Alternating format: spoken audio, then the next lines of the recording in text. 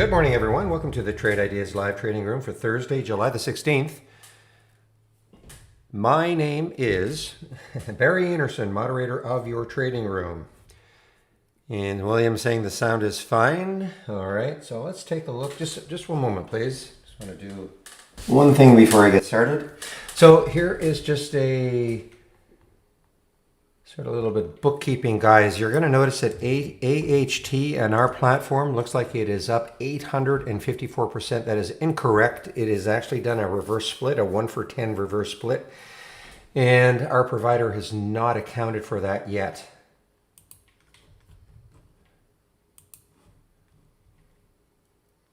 So don't get all excited thinking this one is up $5.21 and up 854%. This is AHT, so they did a reverse split effective today, and it's a 1-for-10. So really that stock is still about a 58-cent stock. All right, let's take a look at some of the other things happening. We have a buyout, INWK, another one maybe don't get too excited about. INWK is up 122%. The buyout is at $3, so it's probably not going to move off that. Foot Squared, FT is up. At least it was up. It's gap. Actually pulled quite a bit back now, almost $1.50 from the highs. Some kind of an acquisition that they did. Big gap down for this bio. TCDA is gap down. FDA news deficiencies. So this is down, wow, 32%. Not huge volume yet. Actually, that announcement is actually after hours yesterday. There's that move area. So it was after hours yesterday. And it's basically holding right there. And that's TCDA. Sorrento, didn't really see Sorrento, SRNE yesterday. Big gap down yesterday, now continuation. And this learning LRN continues its strong move here. LRN. ADPT has gapped down. It's a little bit below the financing. So they've done a financing, 8 million shares at $40.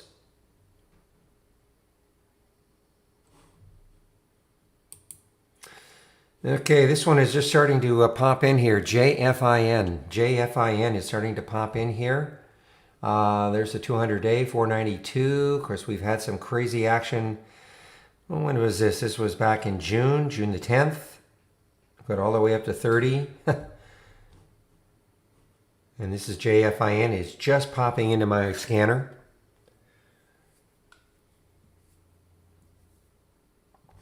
Almost hate to bring this one up, but anyway, it was up. Let's see if it still is up. UAVS, yeah, it's still kind of holding its own. Not really. I mean, it was up to 330 and has dropped back down to 3. This one could be interesting. This is a China Fin. LGHL. Low float situation, 19 million in the float. They did have some news. The official launch of total return swap, etc. This is a Chinese financial company, and well, all-time high. I don't know exactly if this was really an IPO back here. We don't have. See, the only what not concerns me, but our position in lifetime range is not right over. So this may have been a symbol named Switch. But at any rate, when you look at the chart, it looks like an IPO, and it looks like it's gapped way up. So anyway, there's LGHL. BCEL is another one that has done a financing, and their financing is 7 million shares. That's $16 a share, so a little bit underneath, and that's BCEL. It is gapped down. This is probably going to be a wild one today. DVAX. The only issue I have, well, one of the issues I have with it is a lot of resistance right around here, but a virus play, of course, and some kind of a collaboration with Mount Sinai.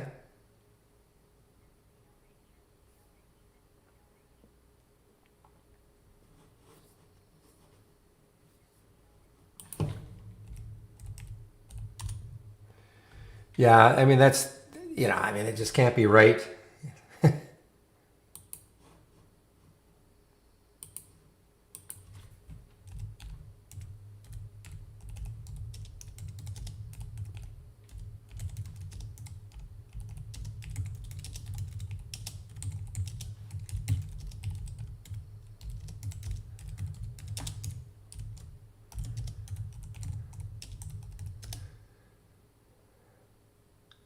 Give me a moment here. I'm just talking to somebody in our tech. INMB, excuse me, MB. That is gap down on a financing proposal. I don't see what the actual price is. Of course, this was a big, well, it was a big winner for a while, 2 days ago. And it gave it all back up and it moved down again yesterday and now it's down again. They're doing a financing. And Alcoa, maybe keep an eye on Alcoa. They actually did do their financing. They released their earnings today. A little bit of a pop for Alcoa. It's a big float, 184 million in the float. You can see that maybe if it can hold over 13, base over 13 a bit and start to move, it does have some room. The 200-day moving average is a 1437.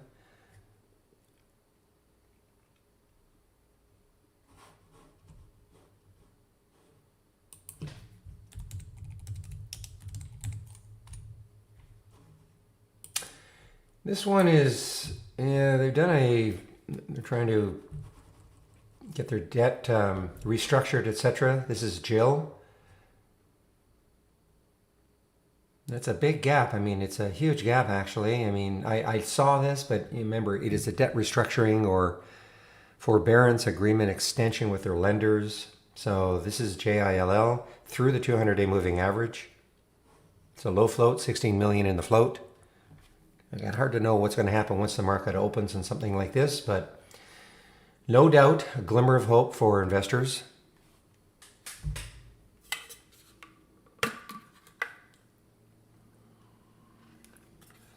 And then, of course, we had a little bit of our Twitter fiasco yesterday. So what is Twitter doing right now? With the hacks on some big notables like Gates and Buffett, and I think Buffett, etc. Elon. So Twitter is down 4% right now.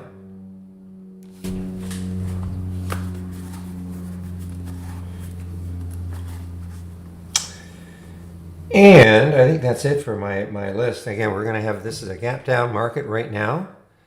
We'll have to see again. Maybe it'll turn into my favorite day. Market gaps down and recovers all day, or for at least a portion of the day. All right, let me take a look to see what sort of upgrades and downgrades there are this morning from briefing.com.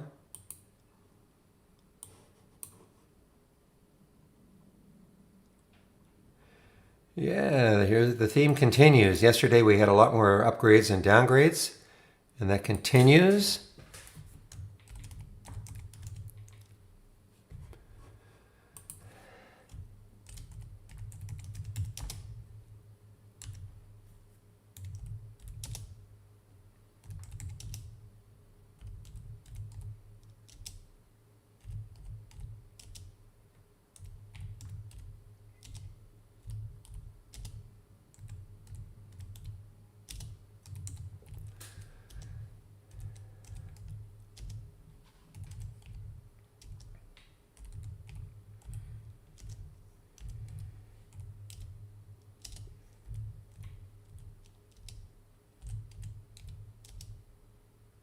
Just a few more to go.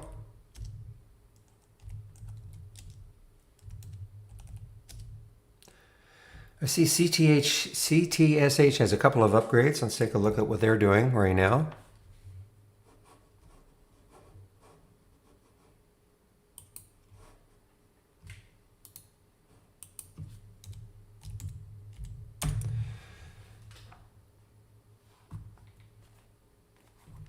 Yeah, well, you've got to have you're locked onto yesterday, Sam. So more than likely, when you right click on the time frame, live during market hours. I'm sorry, live always. If I stuck as live during market hours, I'd be back to yesterday also. So in your top list window, just make sure right click time frame and live always. Okay. Now let me get the downgrades in.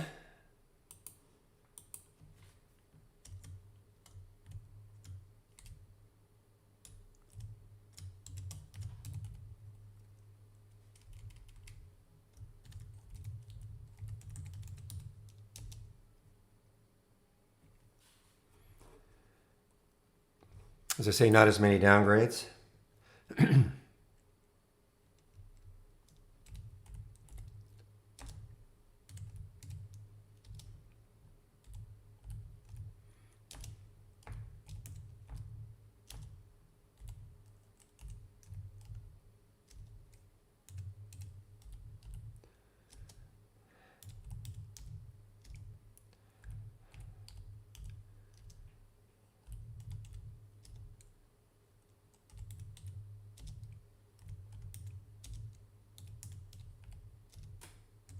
All right, there are the upgrades, downgrades from briefing.com this morning.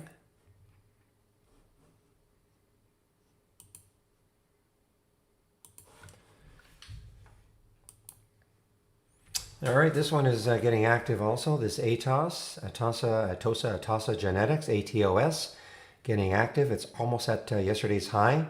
Again, one of those stocks that did not hold their gains. This stock yesterday got up to 469, closed at 396. But it's getting active again. Volume is just coming in, ATOS. Low float, 9 million in the float.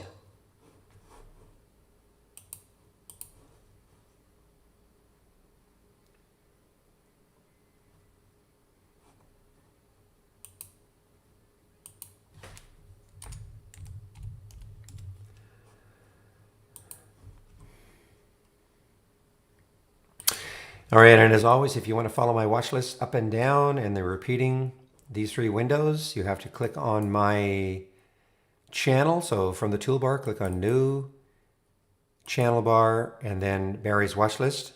And again, everything in the channel bar is a layout. Make sure you save your layout to the cloud before you do anything, because you can only have one layout loaded at a time. So your layout will be replaced, which is okay, again, as long as you've saved your layout to the cloud.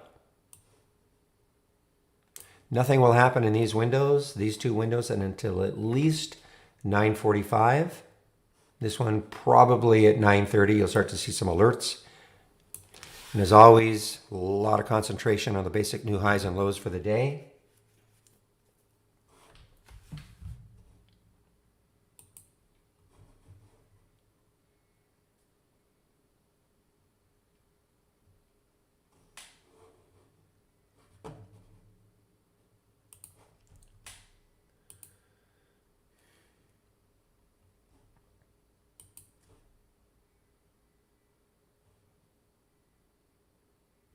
All right, this LGHL.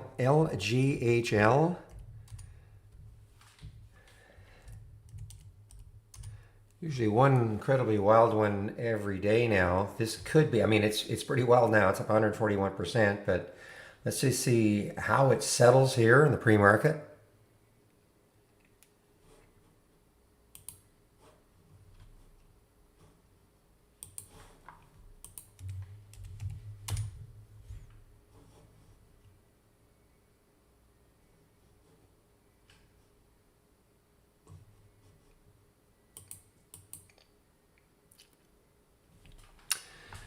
Just checking some of the ones that I didn't really talk about, some of the cheaper ones. There's some volume, ARC, relatively low float, just over the 200-day moving average. Actually, this is not maybe too bad. It's just over the 200-day moving average, but a lot of resistance, not that far away, maybe 20 cents away. So, look at that monthly chart. A lot of resistance around $1.37-ish, $1.37, $1.40 for ARC.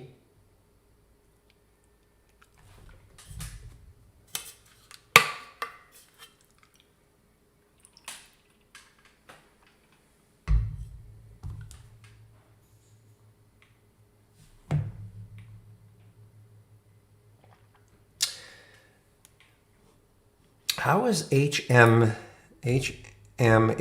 doing? Jotted this down for some reason. Yeah, it's up 10%. Yeah, the reason I didn't like this one because there's a lot of resistance right around 211 or so. What did it get to? It got right to that point. Amazing. Not amazing. We see it all the time. The high in the pre-market was 210, right to this area here.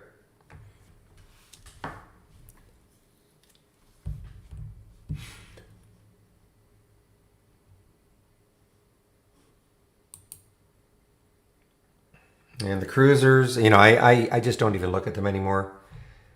Cruisers, airlines, up one day, down the next, up one day, down the next. Just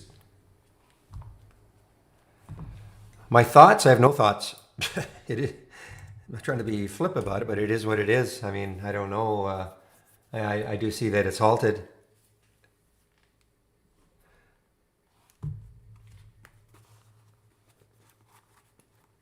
My only thoughts are too bad if people were in this one up here. It didn't bail as it was moving down yesterday.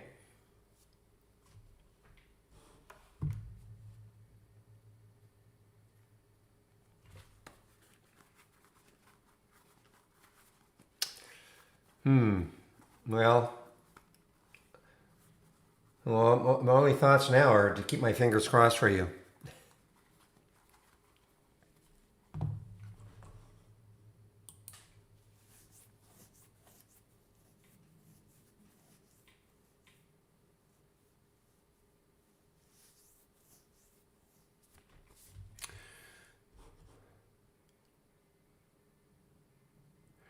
Oh, there are many, many multi-day halts.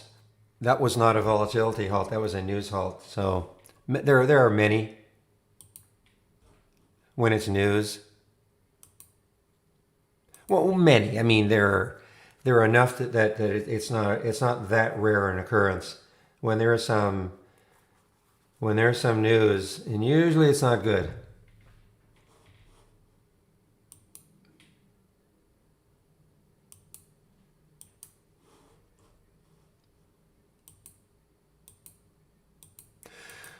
Well, Rick, we have to ask the question, of course. You obviously didn't have a stop because I don't know what price you're in at, but when it was doing this, a lot of opportunity to get out right here before the market closed, even after hours. It appears you didn't have a stop, right?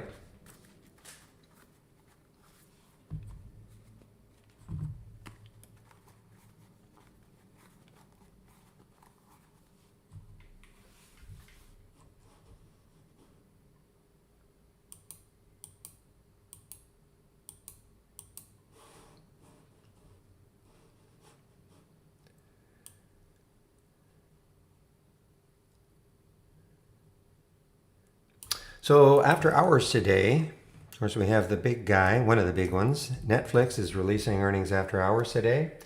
A lot of, no, actually interesting that the market 3 days ago was down on it. But of course, a lot of people expecting a huge increase. Well, not huge increase, but an increase in subscribers.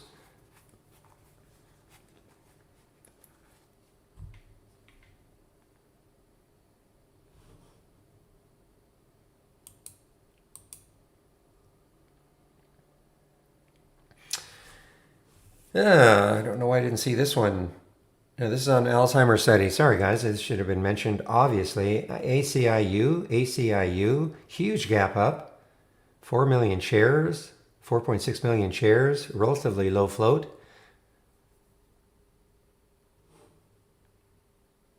This is coming into maybe some resistance around here, but ACIU, wow.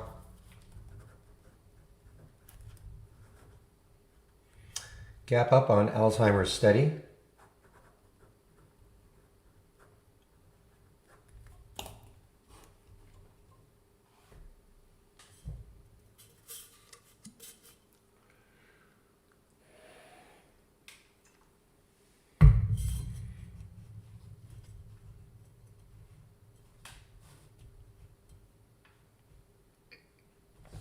I have, if you're talking about BE, I didn't end up swinging it. This is the one I was talking about yesterday. Just didn't like the way it closed, so I didn't swing it.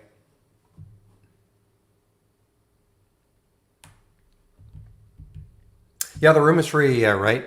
Fiber.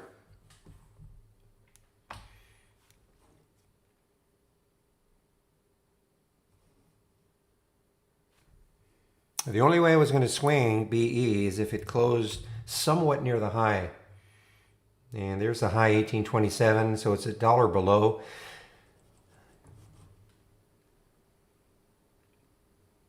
But if it resumes today, you know, it may turn into another trade, that's all. All right, I am going to shut these two down. And as always, I will connect to the simulator.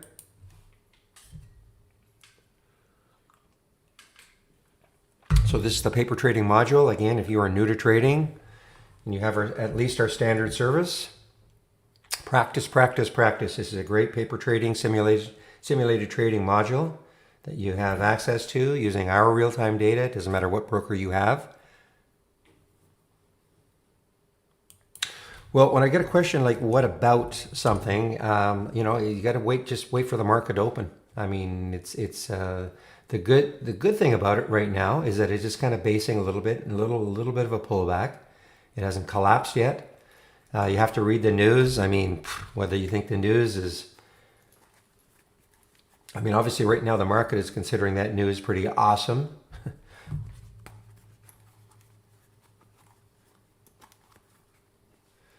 Yeah, I don't know what the float is. I mean, we have 19,000. There's no way it's only 19,000 shares. I have no idea what the float is.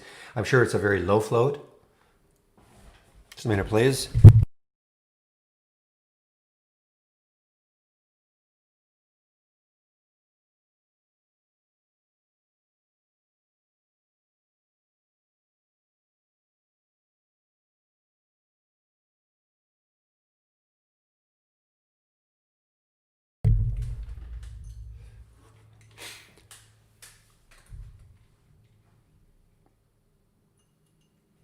So yeah, this LGA, I mean, it's holding. I like the fact that it's holding 8, but you know, the high is 956.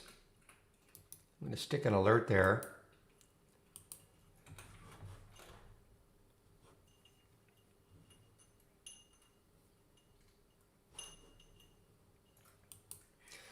Remember the airlines yesterday, how good they looked? Now they don't look so good. Save, UAL, Delta, the cruisers.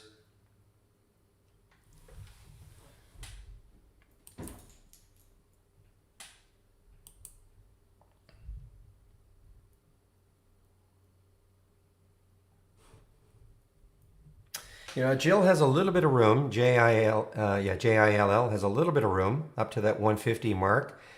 It is over the 200-day moving average now, of course, 102. So it's at 115. Basically, I want to call it debt restructuring possibility.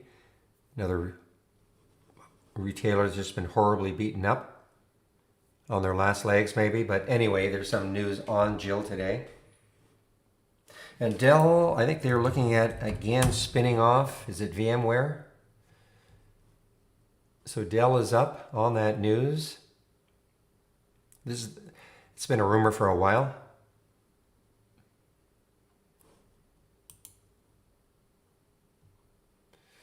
Dell confirms interest in spinning off VMware.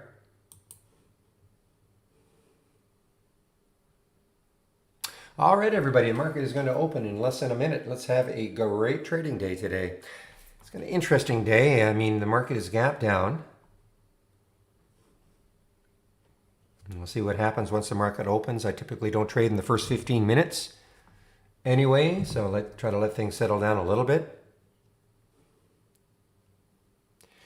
See if we can capture a gene today.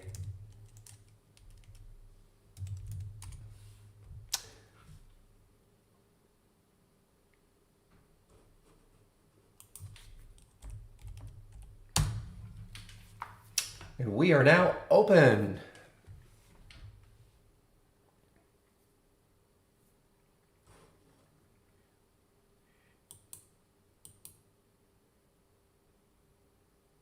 Well, there goes well. I mean, it's all over the place, guys. So listen. You're gonna try this LGHL. Just be careful.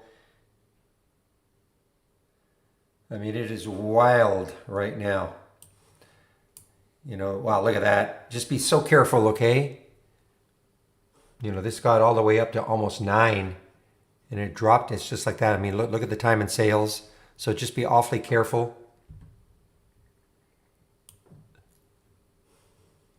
Again, this is Interactive Brokers you see here. Nothing to do with trade ideas.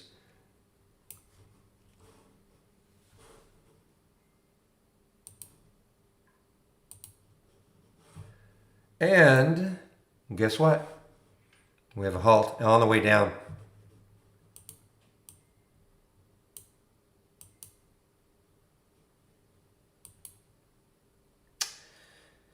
Well, Jill is still on the move here, guys. As I said, there's room maybe up. No, sorry, not on the monthly chart. Maybe up to that 150 mark for JILL.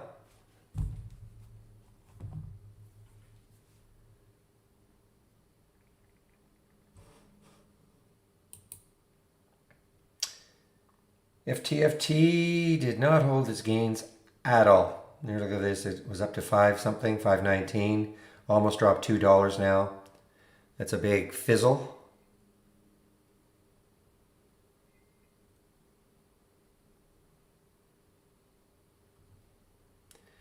And so the market is gapped down. All the indices are down.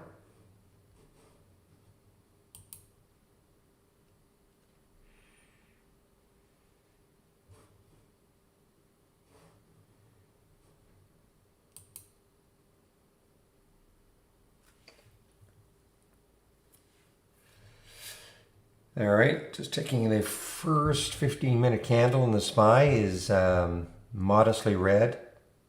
Let's see what happens on that first 15-minute candle.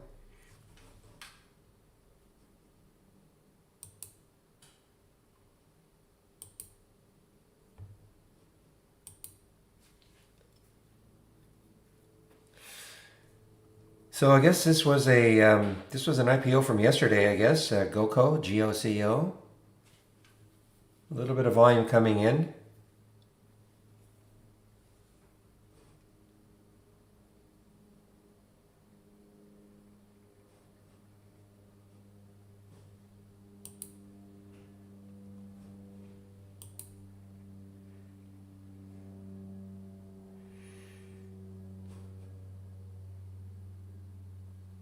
Yeah, look how whippy this one is. ICIU, not man, really whippy. It got up to 1153. In the first 5-minute candle, 1024 the low. One reason I don't like to trade the first 15 minutes, it's just too many stocks do this.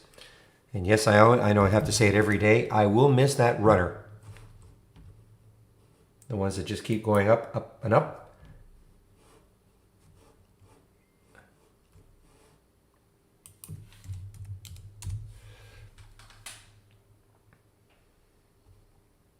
Okay, so I did mention this one. I think there's a lot of resistance right around here for ARC. So it wasn't that attractive to me. Now listen, if it takes out this 150 area, then it's got more room to 2. And it might. I mean, it's only got 35 million in the float, and obviously the volume is huge. 1.14K times normal, so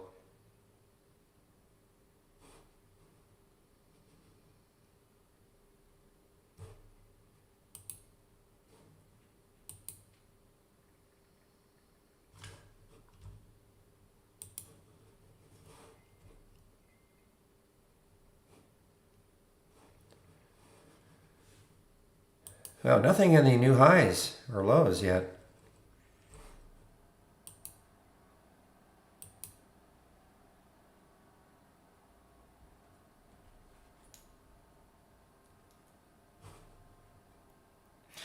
Okay, so NBRV, I suppose, I mean, it's not a low float. 131 million in the float for a dollar stock. That's a lot. So the next high looking left is 120. I suppose if it could take that out, then it might have a shot to get up to this 150 level. And that's the NBRV. But there's the 200-day moving average also. So it might, there's a couple of struggling areas, and of course right there, the 200-day moving average and this resistance. So I don't know what the news is.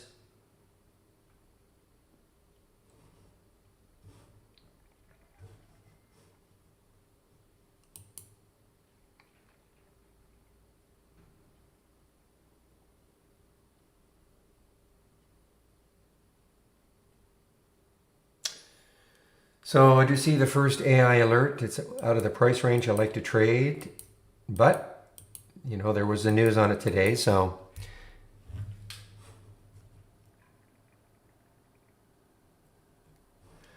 all right, well, it's forcing me to look at it because it has had a nice recovery and a lot of volume. UAVS, was yesterday's high, so it's above yesterday's high. All right, Alcoa. Alcoa, here's the earnings play for Alcoa. 1437 is the 200-day moving average, so it's a little less than $1 away.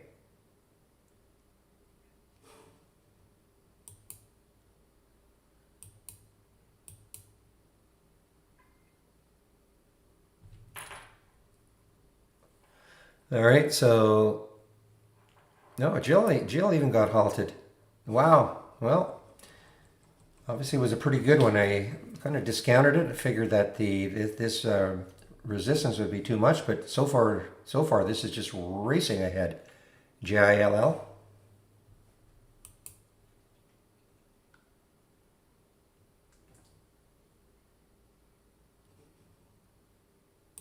All right, Shantha, I'll give you email address for somebody to talk to, okay?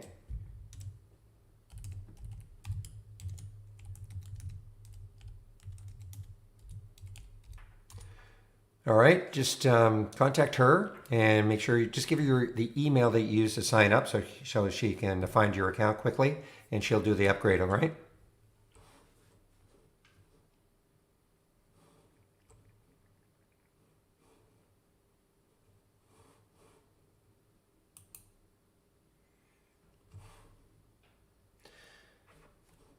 Yeah, crazy. I mean, you wouldn't think that news was so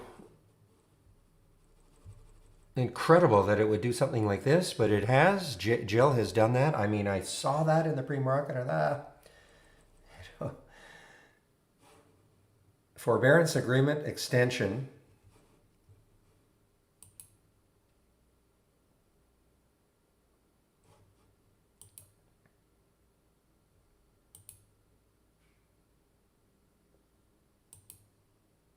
Yeah, so this is just on the way down. Not shortable for me, LGH. LGHL is not shortable for me at Interactive Brokers.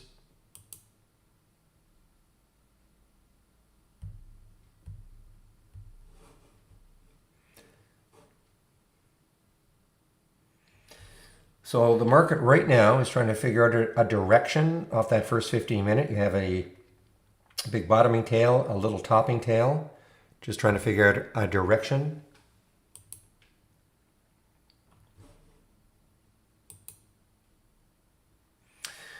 Okay, FTFT is, this is one of those crypto plays, right?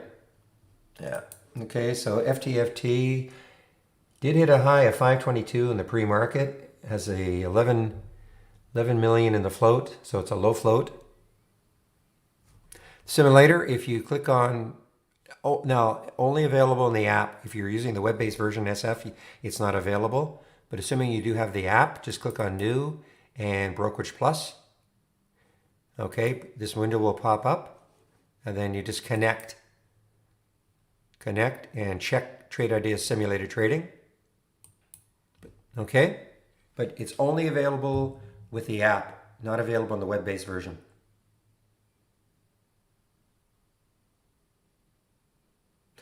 Some big volume has come into RIGL. What's the float? No, it's a big float. Okay, I was going to say a lot of volume came into RIGL, but it is also a big float.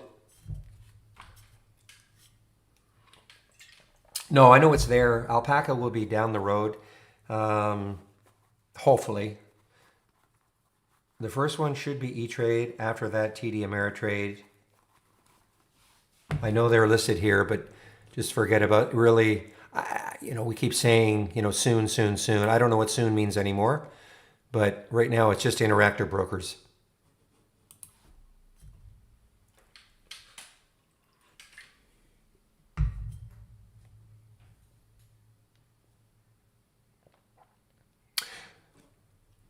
Well, no, if you've got the app, then that's what you want, SF. Don't worry about it. I mean, the web-based version is only for those people who have Macs, or if you did want to see, you had a tablet or something, just browser-based. But if you have a PC, you absolutely want to use the app.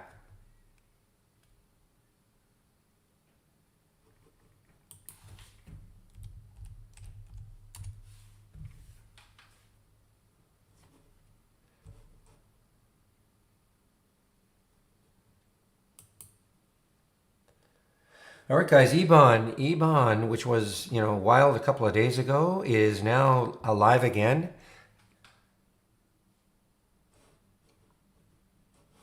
Okay, ACIU. Oh man, missed it. So the ACIU, well, let's see. What sort of resistance is there? Right around here, around 1334. On the monthly, the next high looking left is 1253. It's a relatively low float.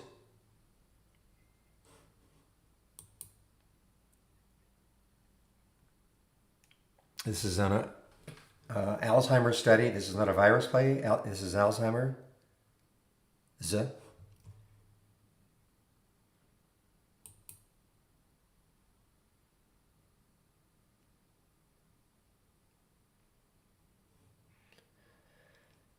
It's too bad this is here, because this would have, I mean, it still may just race right through all this, but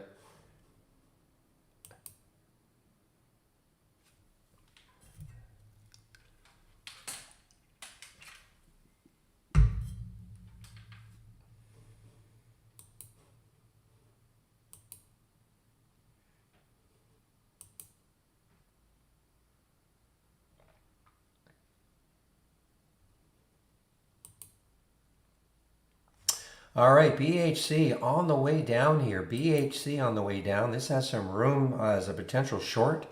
The low looking left is below, it's below the low looking left of yesterday.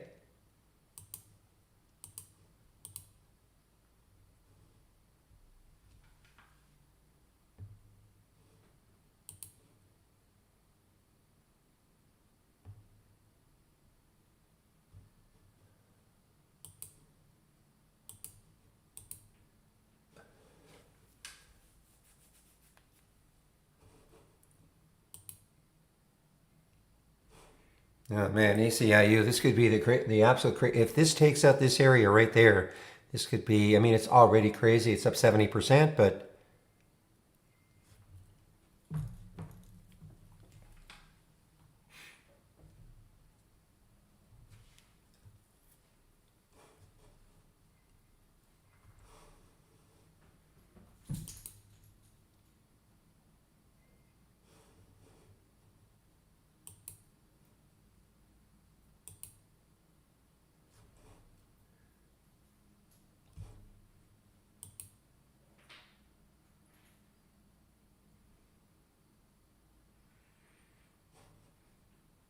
well, this did hit almost 15 in the pre-market. So, I mean, if it does hit 15 again, it'll have taken out all this on that monthly chart. Then there's the high up, way up here. That's probably maybe an all-time high. I'm not sure.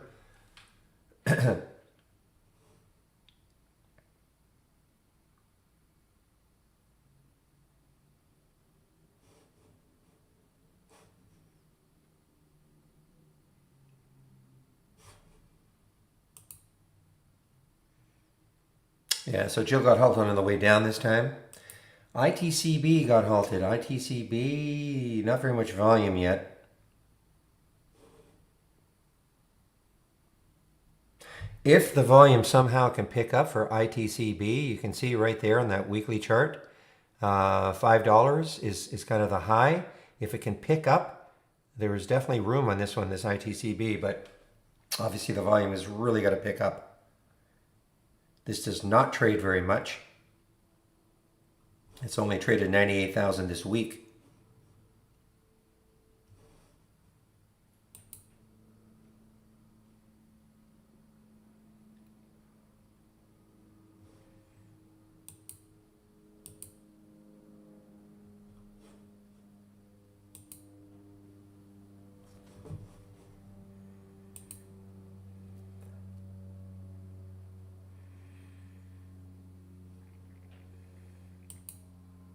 All right, AIM from yesterday. Remember this one yesterday.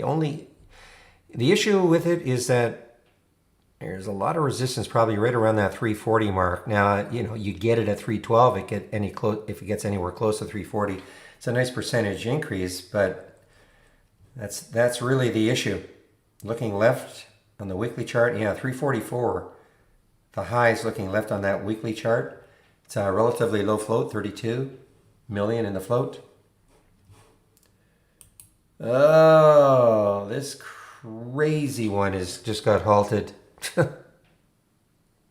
I don't know why they let this one trade. LTRPB.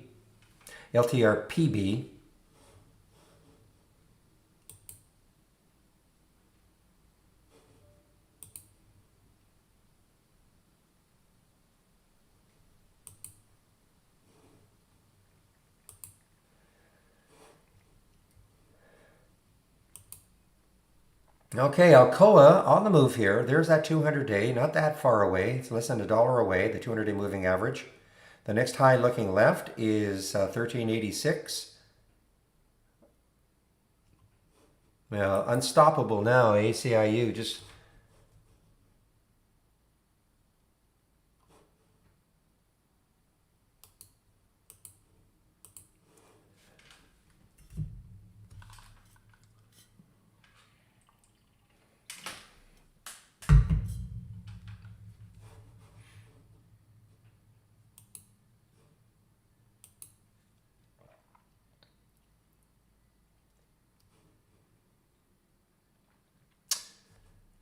Well, if you're into second day IPOs, this is maybe not too bad to keep an eye on. This GOCO, it's just over 20.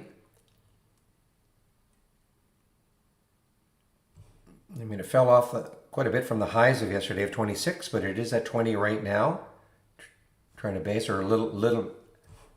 Wow, Alcoa is rippage here. Some nice rippage for Alcoa. AA. Again, there's the next high looking left on the weekly chart.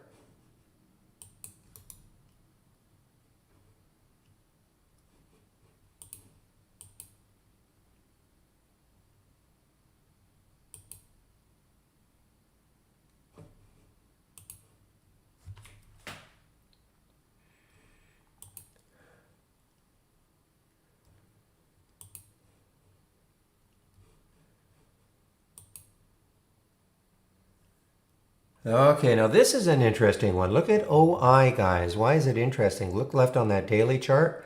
Has a lot of room. Okay, a lot of room. What's the float like? 137 million in the float. It's not an earnings play, so it's kind of just doing this on its...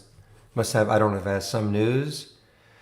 To sell A and Z Business 2 unit for $663 million deal. So that is the news for OI.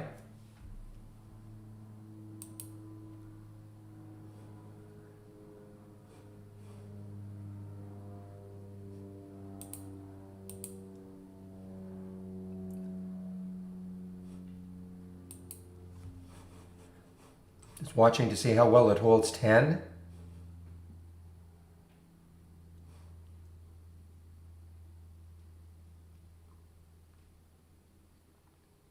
It's through the 200-day moving average. 953 is the 200-day moving average. And just look left though. I mean, look at the potential room it's got. 1010 is the key level. I mean, you look at the weekly chart. You can see that weekly chart. The high is 1010. It's right there.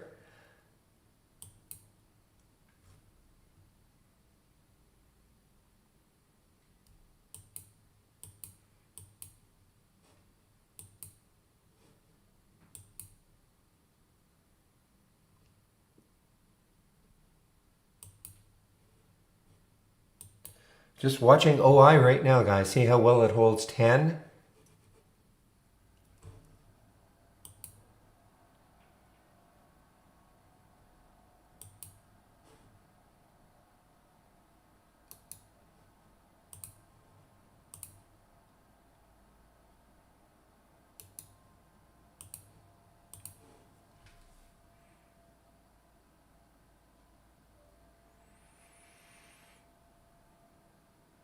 All right, well, I set a price alert A couple of price alerts here for it.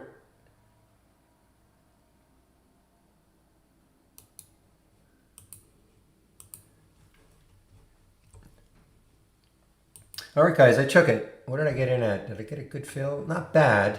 We'll say 10.11. 10.11 for the OI. If it gets anywhere close to 10, I'm out.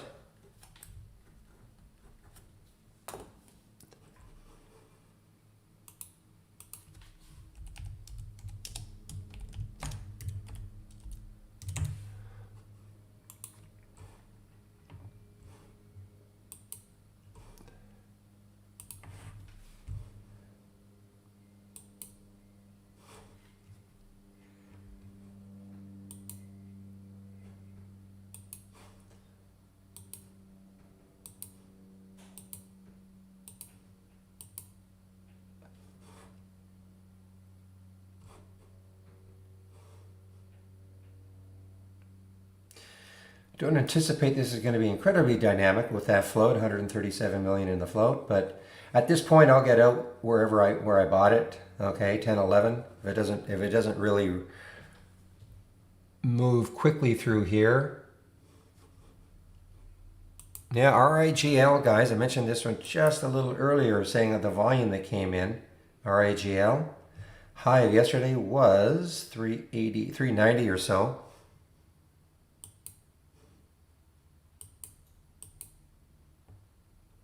Now, guys, I'm out of the OI, basically flat. Had a little scalp in it, but I'll look at it again.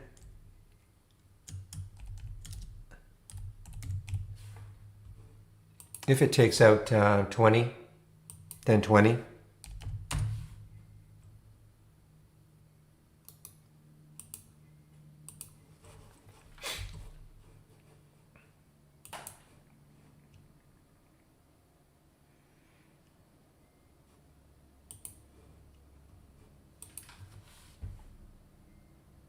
It just means I've posted an alert. Posted up in this section right there.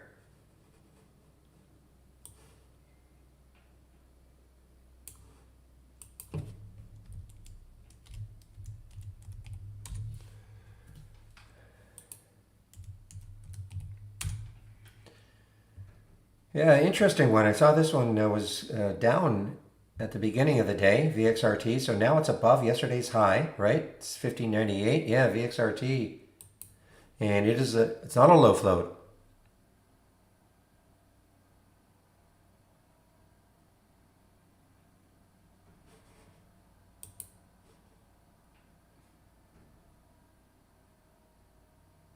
So I'm looking, I might get back into the OI if it gets back into this 1020s.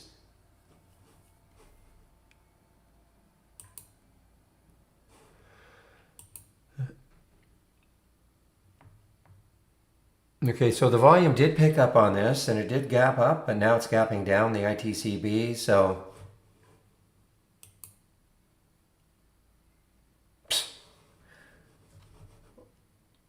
why does the SEC allow this to trade? I'm talking about the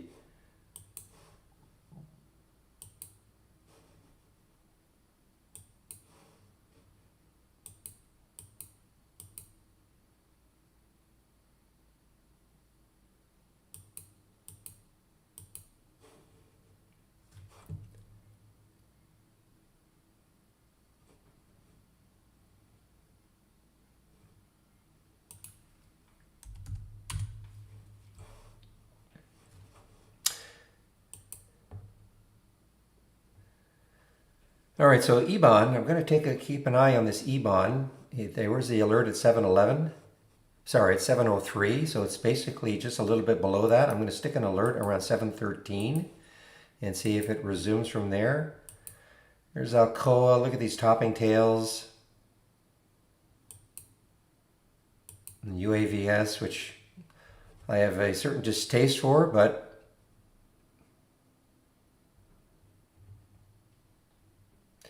it may do something.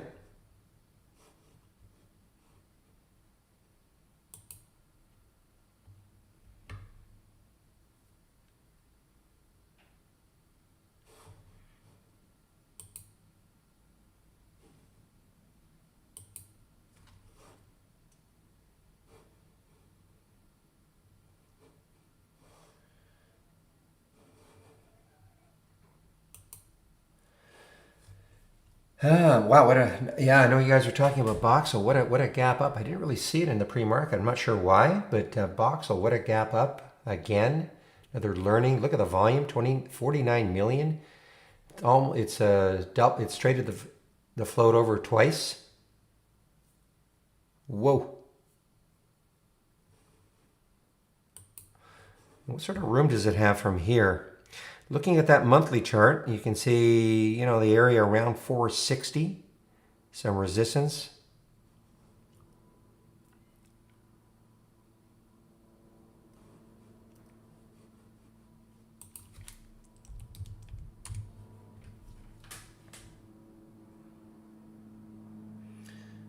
What, to short it? LCI to short it? I mean, it's on the way down here. It's not looking good at all. Not on the way down. I mean, there was a little bit of consolidation there, but that first candle or the second candle, I mean, so I'm not sure what you want to do.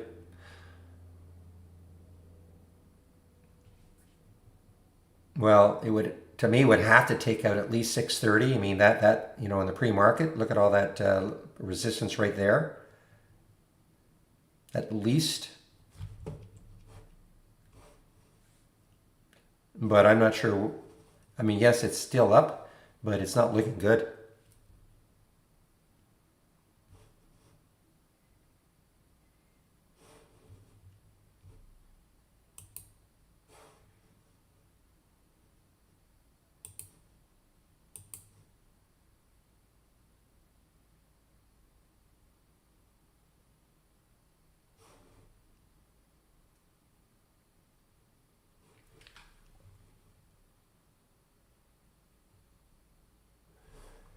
Well, let's see if BOXL can crack 4.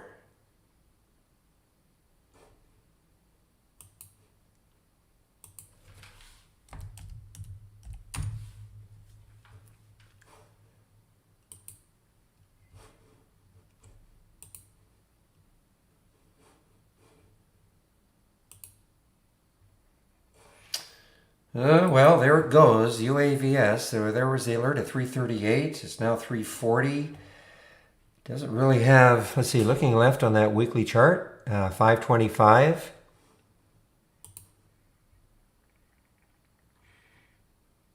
Now, yeah, my position size is nothing. It's not a usual. It all depends on how much I'm willing to risk per trade, Ali. So the position size will be different virtually every single trade.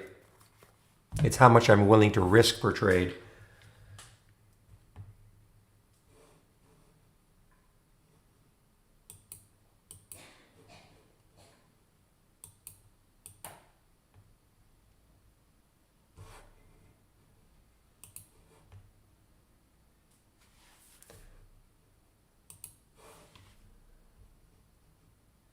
Well, BOXL over 4 now, under 4 now, over 4 now.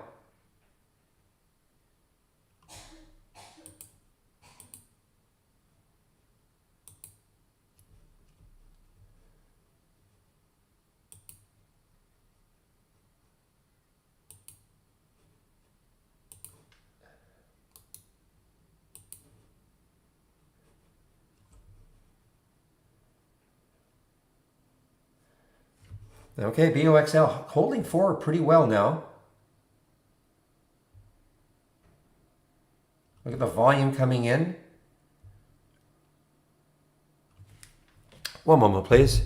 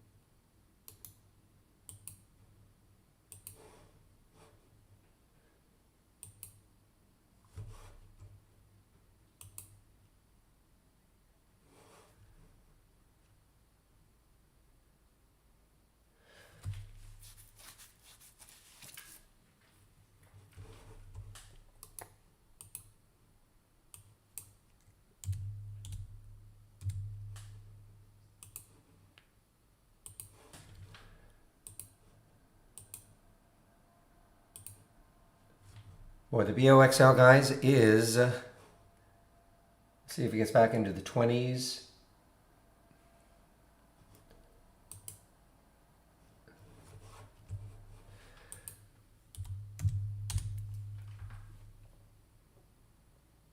Yeah, BE is looking interesting. I mean, it did get over the high of yesterday.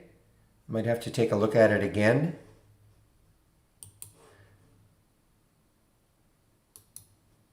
Gets over the high of yesterday. I might take another go at it. Okay, guys, you probably know.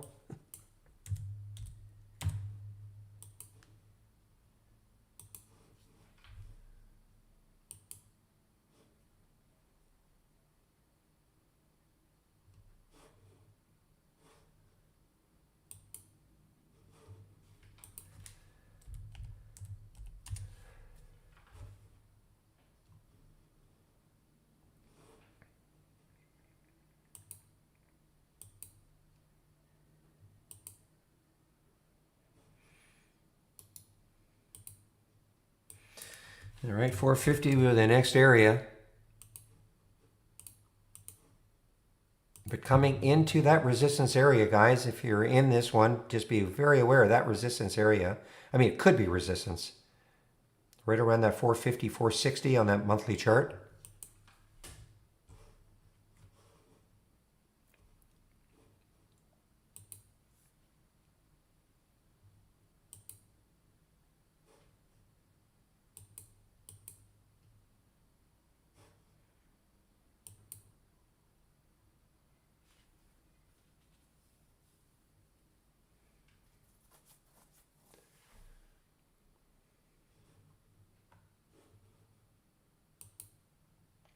Well, easy come, easy go with the Jill. Look at this. It got all the way up to 155 and now it's dropped right back down to $1.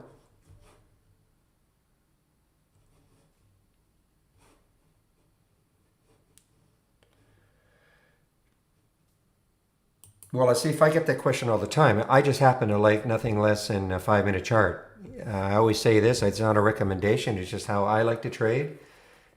If you can trade on a 1-minute chart or a 2-minute chart or anything less than 5, and I know there are people that do that, that's fine. I just don't like, I like to see, not that a 5-minute chart necessarily stabilizes things, but for me a 1-minute chart is just too whippy. But that is not a recommendation one way or the other.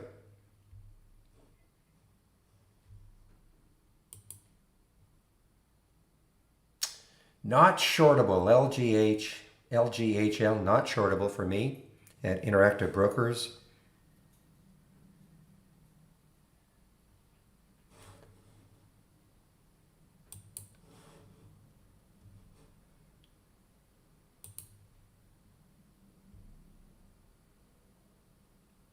Okay, now the market's putting in I'm just watching now, the market is putting in a red bar. This is the third 15-minute candle. We're 4 minutes into it. Market's putting in another red bar.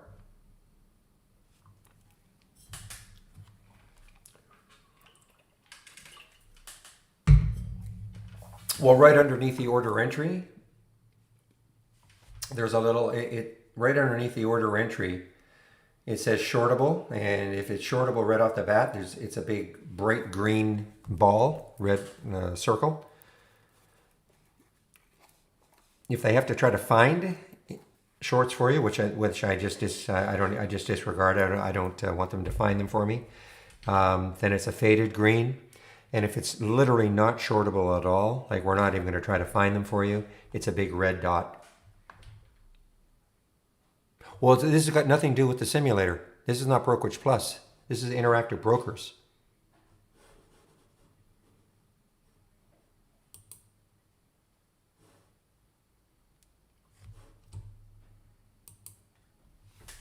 Whoa, BMRA.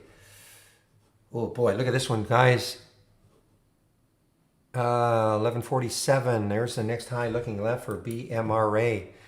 And Boxel, this again, if you're in this one, you know, it might struggle to get through 350, 450. Somebody said it's going to be halted till Monday for Gene.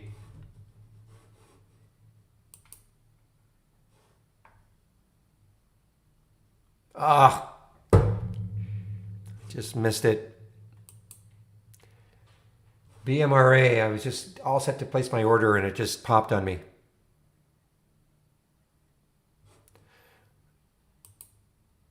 All right, guys, again, I'm sorry, guys, I ticked off. I had my order in for BMRA.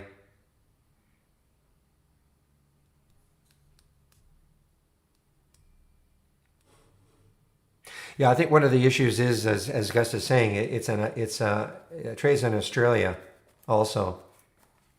So that complicates the issues, I suppose.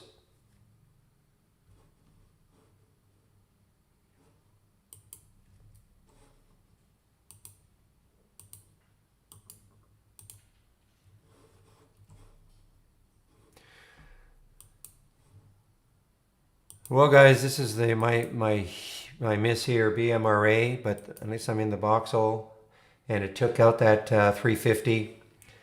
Missed the BMRA.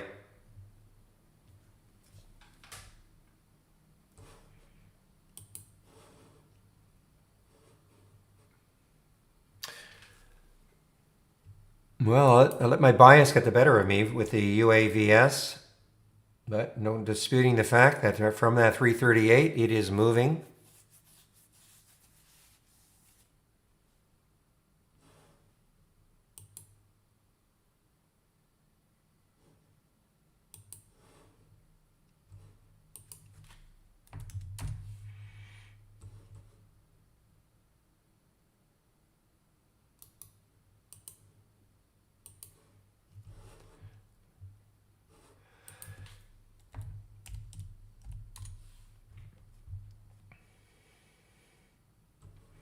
Well, it's still a mini struggle for it to get through this 450 area.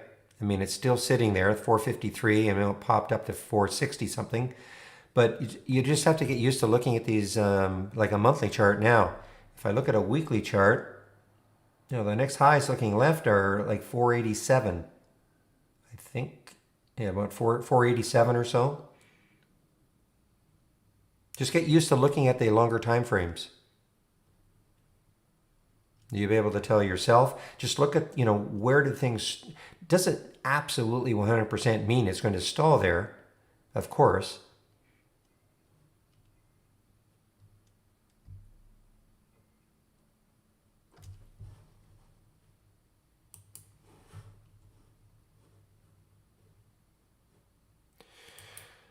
Well, don't listen to me again about UAVS.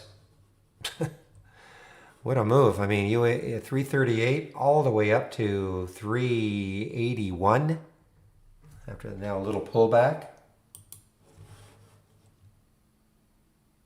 Say, guys, Boxall is struggling, a little bit of a struggle to get through that 450.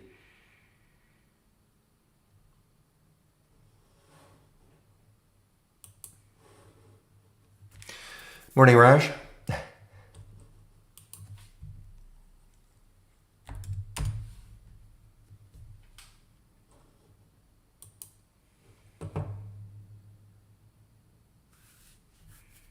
Yeah, well, Smart Stop is just a proprietary stop that we have created.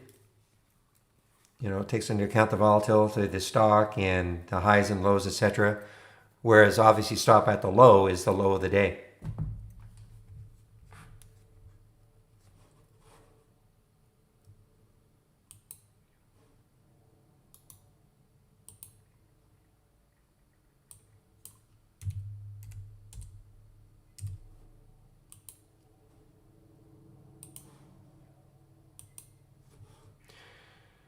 Well, now.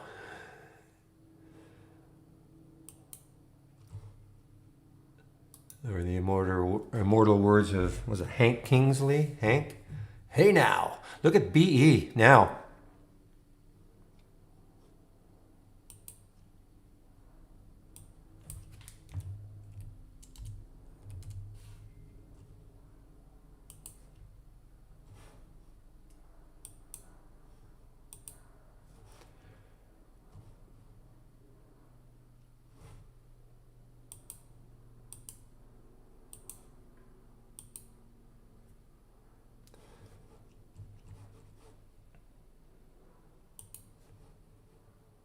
All right, have we had a pullback yet? Not really. BMRA.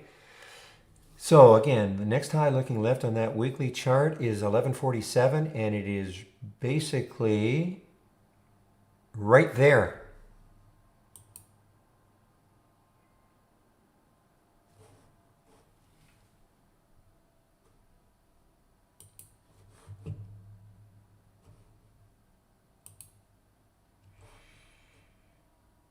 There it goes, BMRA. Okay. Man, it's got a ton of room, guys. Look at this on that monthly chart. Looking left, 2347.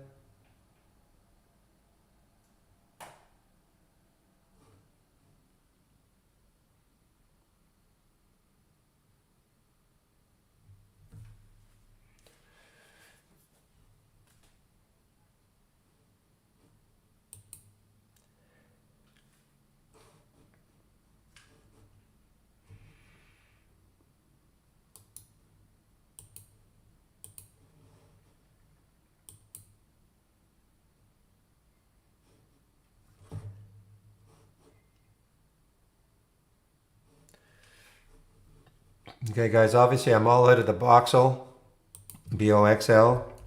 It just struggled to get through that 50-cent level. I'm going to stick another alert up there, maybe later on. Of course, B has no... okay, what's happening with this one, IHRT? Oh boy, another one that's got a lot of room. IHRT, 59 million in the float. Good volume, 1.2 million. How well is it going to hold over 8? It's got room to, this 960 area. I'm not saying it's going to get there, but where's the 200-day? That's far enough away. Oh, definitely keep an eye on IHRT.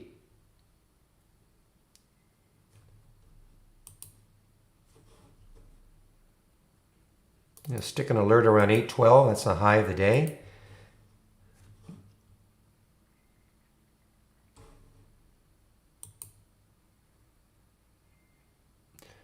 Be thankful, guys, if you took this one. BE.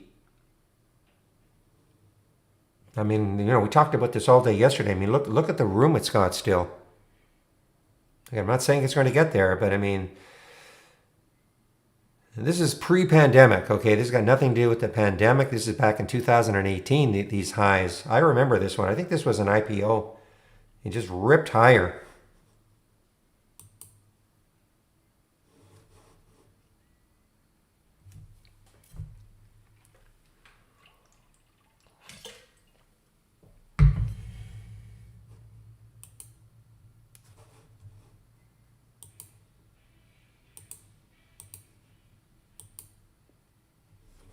All right, guys, I took the iHeart.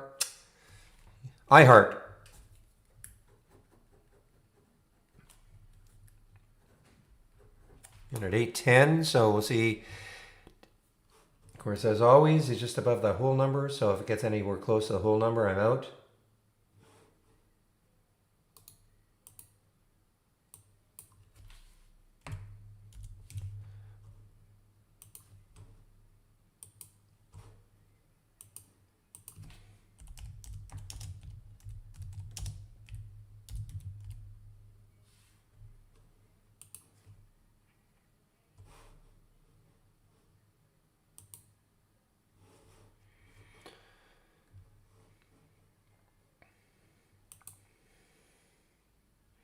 All right, so now we got a little bit of a pullback for BMRA. And what did I say the high was? Was it 47? 1147. So I'm going to stick an alert right around there, maybe around 1152, and see if how deep this pullback is going to be.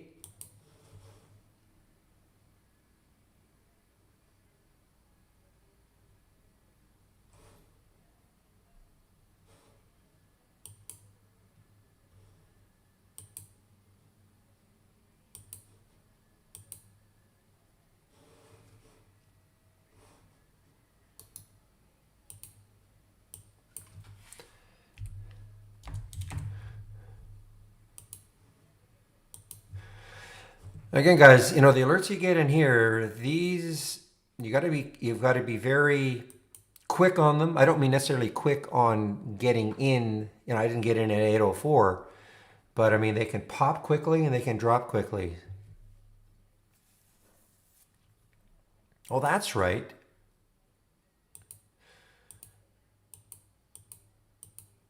Locutus, I've been afraid to even see you. I've been using Prime now, Amazon, for a while.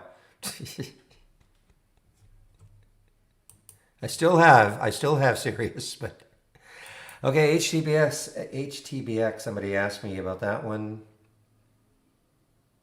All right, well, 2, of course, would be maybe a stumbling block. Also, if you look at the monthly chart right there, around 222-ish.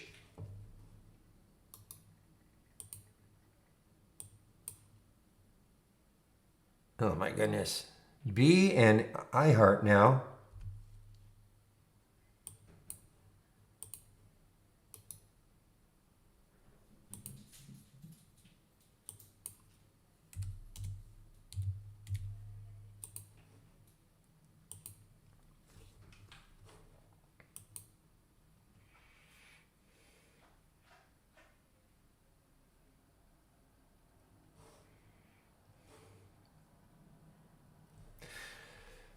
All right, so there was the alert. For my watch list, the alert was at 18.28, so there's $1. Alcoa, I don't think really moved very much. 13.60. Ebon, I still have an alert. Yeah, it didn't really move. This one, 328. It got up to 382, so a couple of nice percentage moves. These two really didn't do too much.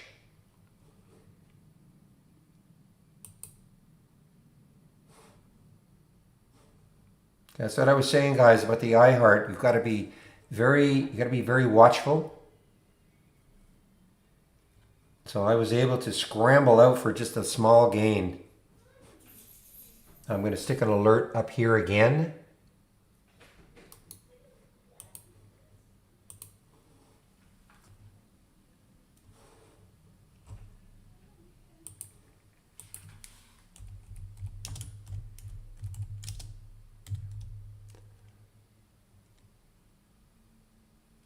Now it's back up.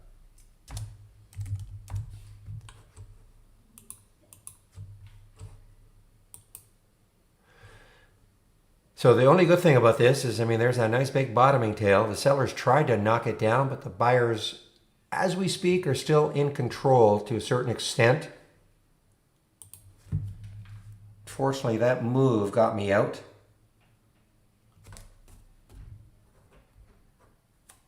Now it's right back up. Oh well. You never know. I mean, this could have continued all the way down.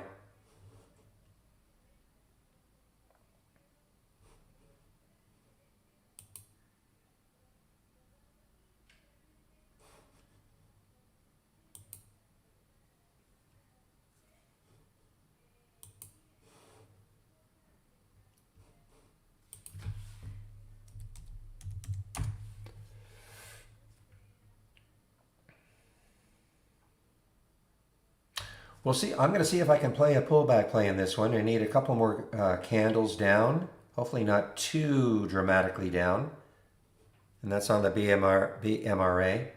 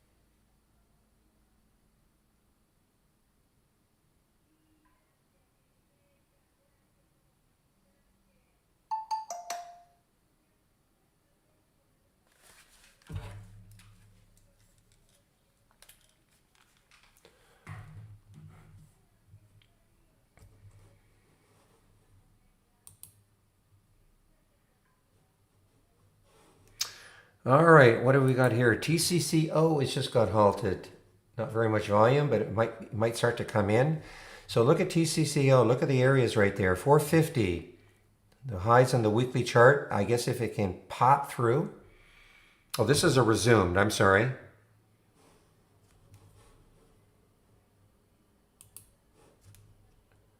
Oh, IHRT, you're going to kill me here.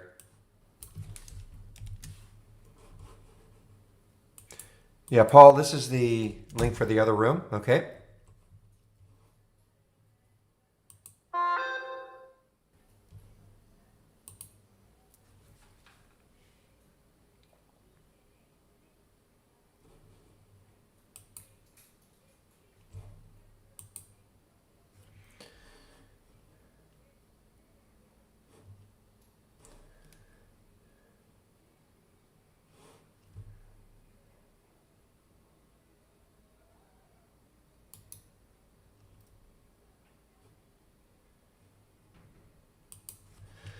Ugh.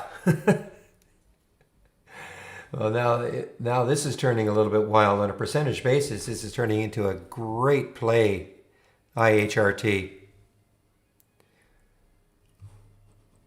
Okay, you guys say all the bad words for me that I can't say on a mic.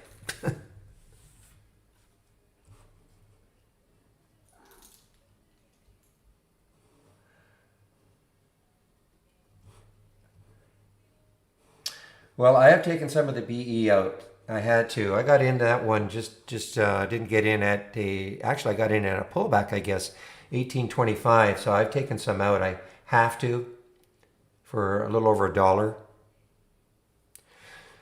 Well, I think that this is it's a speculative play because, as Locuta said, Sirius is maybe looking at them as a potential buy. So I mean that I guess that's maybe those rumors are warming up again.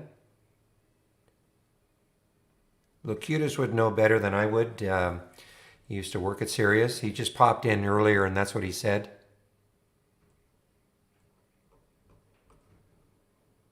Just one moment, please.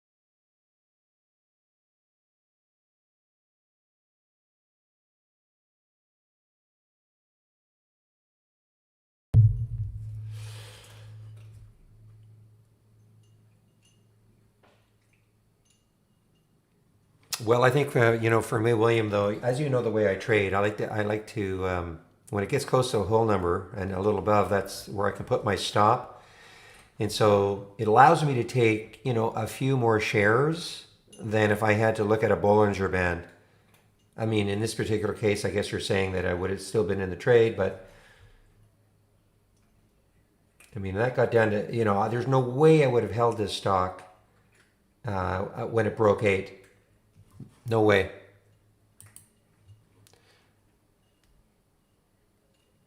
Oh, I see. Okay, so there's Locutus chiming in with his knowledge of what's happening with Siri and IHRT.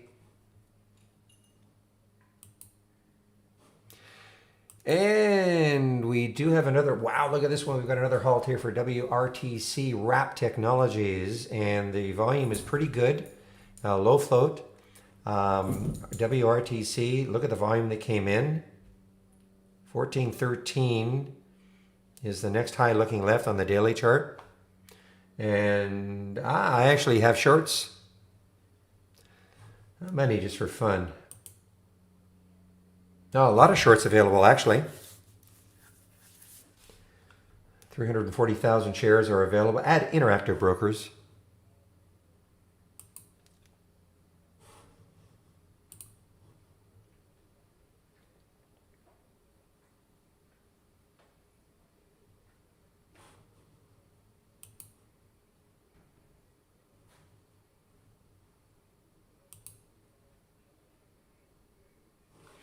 All right, so now we've got this pullback. We have 2 bars on the 5-minute.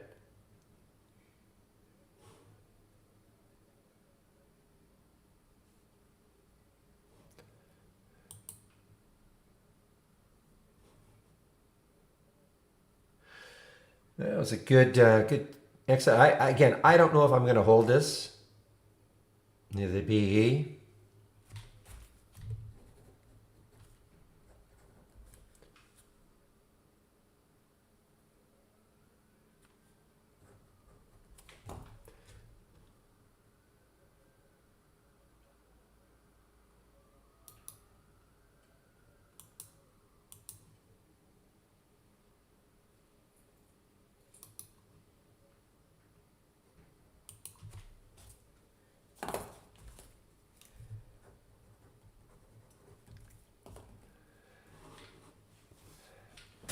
Well, all platforms are different, Raj. Okay, I mean, I have Interactor Brokers.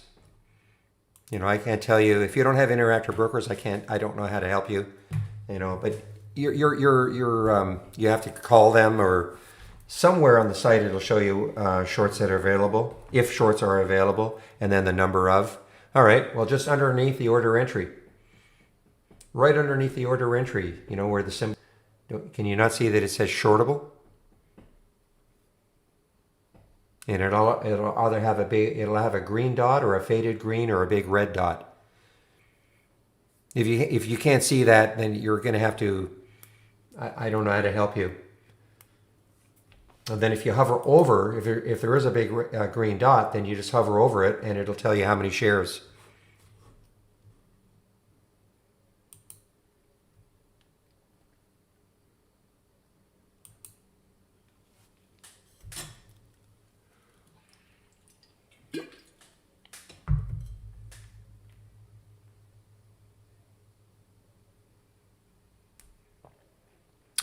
Miko, I think you've asked this question before. I think I've seen that before. I don't know how to help you because it never happens to me. I save to the cloud, I save my work, I save everything, and I never lose that. So I don't know how to help you. I'm sorry.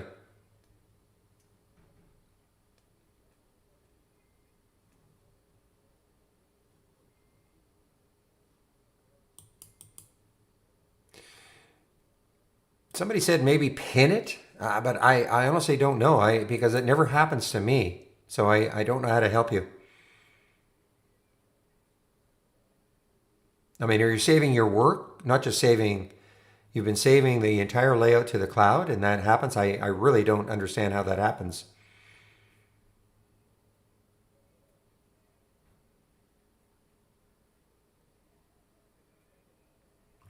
I don't know if there's a steep learning curve. I mean, you can make trade ideas as complicated as you want or as easy as you want. This window right here, as an example, super simple window. But I can, in fact, oh, it's almost 10:30 anyway, so probably now's a good time. But we do have, what I would do is I would take a look at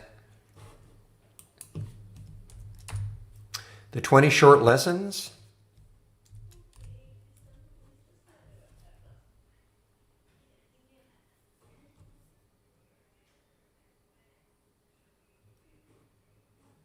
And if you click on that 20 short lessons, you're going to see, you know, how to create a top list, an alert window. A lot of the basic features of trade ideas are all in these they're not videos, they're just very quick explanations of how to do a lot of things. I think that can help. I think that helps a lot of people. And then in the training, that link is also there, but there is a little bit more. We have something called TI University and a lot of good videos on there. And then if you're new to trading, great introduction to trading, back to basics. Nice little video series.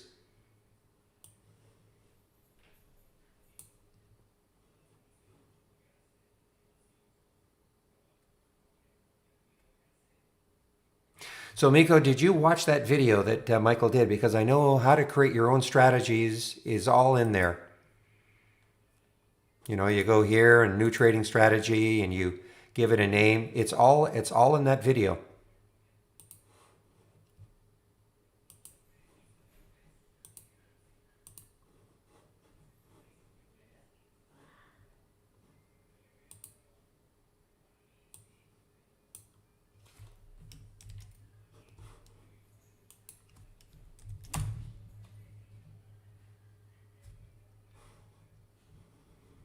For, well, I mean, it's all there. I mean, you go to the strategies tab, you right click, you can load from cloud a strategy that you've got, that you've created, or new trading strategy and, start from scratch, give it a name and, fill in all this information.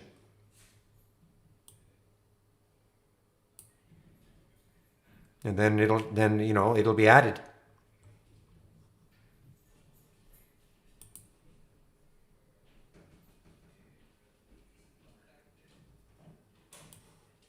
So just above, okay, just above, can you see my screen? 20 short lessons.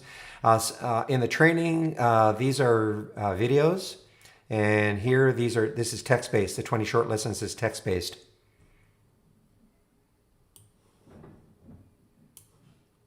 This is not Decmar Trades. Okay, well, again, Miko, I don't really know. I have no idea why that's happening. It just hasn't happened to me.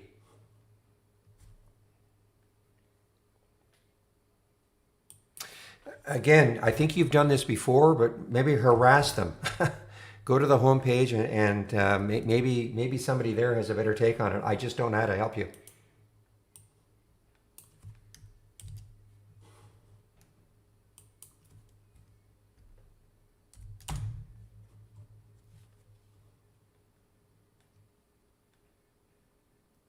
I do apologize. I just don't know how to help you. It just doesn't happen to me. I save everything and everything saves the way I want it to. And I don't know what I'm doing any differently from what you say you're doing.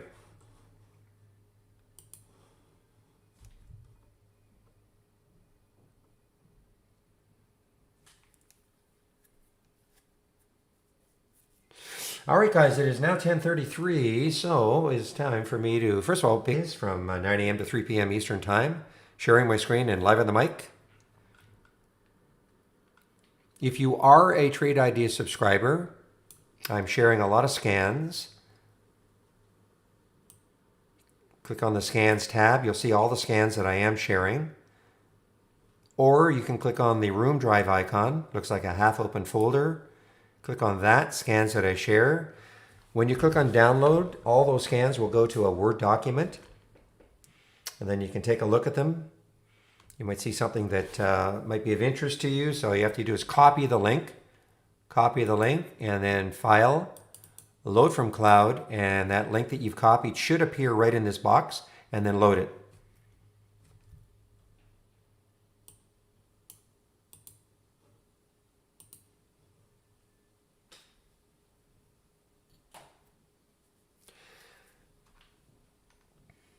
Well, all you have to do, we have a position in yesterday's range hill. That's what I'd do. I mean, the position in yesterday's range and put at minimum of 100. So that would mean the stock is trading above yesterday's high.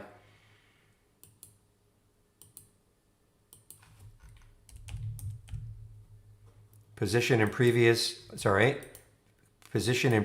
day's range. Use that filter, add the filter, and just put 100 in it. That's what I do in this one, actually. And so now, all the stocks you're looking at will be above yesterday's high. Okay?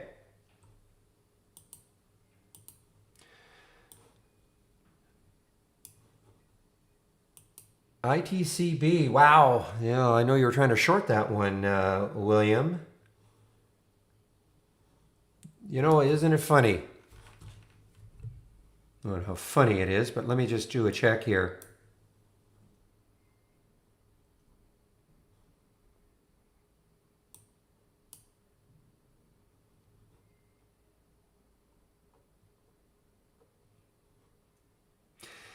So when ITCB first got halted, I remember I said this, well, it's very low volume. The volume was 28,000 shares when ITCB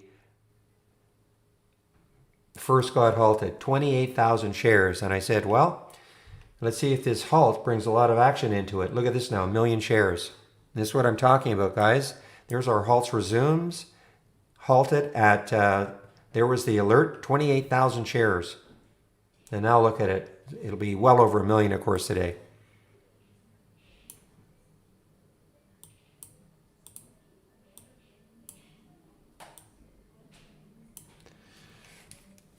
Miko, again, I don't know how to help you there. You seem to be having issues. My platform has been very fast today. If it isn't, I certainly let our development guys know, but so I don't know how to help you.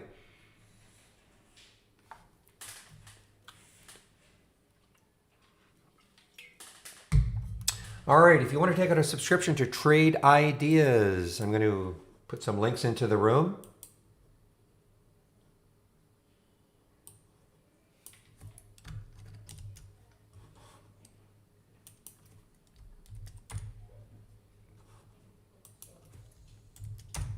Only thing I can tell you to do is, again, go to the homepage and ask them if you're doing, if there's something going on. I know that for my system, and I haven't heard, I mean, in the other trading room, nobody's talking about the system being slow. So, I mean, from time to time, our charts really bog down, and we know it's a server issue, but certainly I've had experienced nothing like that for probably at least a month now. But it happens every now and then, but certainly not today. Believe me, I'm not shy about screaming at at development when this happens. All right, subscriptions.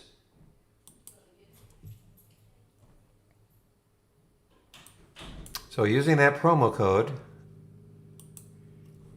they use the promo code Barry for Alpha, all in capital letters. Excuse me, basically, we have four plans. A premium yearly is $22.68 a year minus the 15%. The standard is $10.68 a year minus the 15%. The reason you'll be getting premium, if you want premium, is because you want access to our AI, which I'll go over in a little bit. You don't have to start off with a premium account or an annual account. You can just try us out for a month. Standard monthly, $118 less the 15%, or the premium, $228 less the 15%. Remember that promo is only, or the discount's only good for the first month. But if you decide you want to upgrade, say from standard to premium or from monthly to annual, you do it within 30 days, we'll honor the promo code.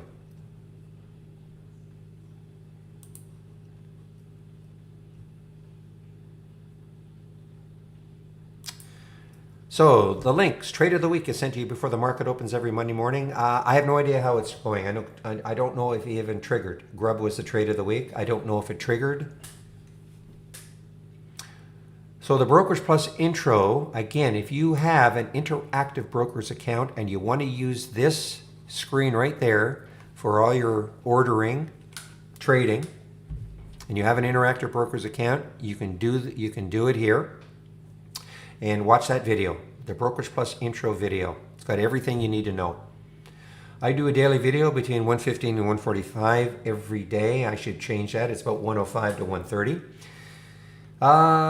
Let's see. I've already gone over the 20 short lessons. Great primer. So if you're new to Trade Ideas, or even if you don't have the program, just to see, what we can do, some of the features, the basic features of Trade Ideas.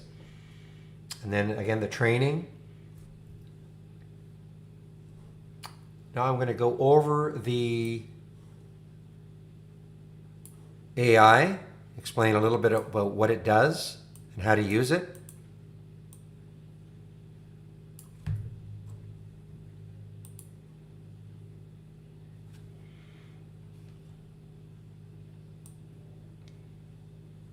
Well, you don't have to buy B Plus anymore. You don't have to buy it anymore. So there's the promo, the 15% is for the standard or the premium, but you don't have to. We don't charge for B Plus anymore. Only charge for B Plus if a person wanted to auto trade the AI, but that's not the case anymore.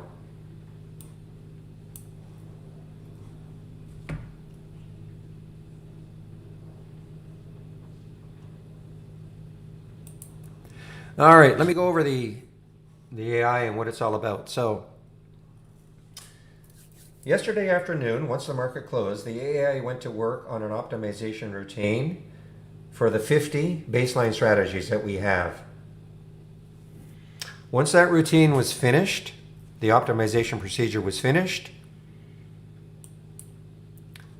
Now, if you remember yesterday, the AI, there were a lot more strategies that made the cut, but these are the strategies that made the cut today based on last night's optimization procedure with all the strategies. Okay, these are the strategies that made the cut. If you have the AI, then all you have to do is click on New, and then AI/Holly Strategy Trades window. And this window will show up. You can incorporate that window as part of your layout. And basically you just wait for the entries to pop in. And obviously there's an entry price. It's a real-time entry price. You have a stop price, and you manage the trade as you see fit. I mean, it's really that simple. I don't display what's happening in the AI all day. Not fair to those of you who pay for our premium service. If I get into a trade, typically what I'll do is, I'll say, well, guys, I'm looking at, the trade at 10.22. I like the ones under $20. And that's about all I'll say. I'm not telling anybody to buy it.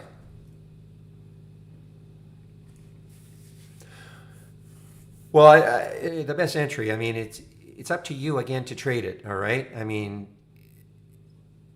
like if this were an AI strategy, this is just looking for new highs and new lows for the day. Whether that's absolutely the best entry, I mean, that's still, I would always look at the charts, the daily, weekly, monthly, to see whether or not there's any resistance nearby. So I don't know how to say if it's the best entry.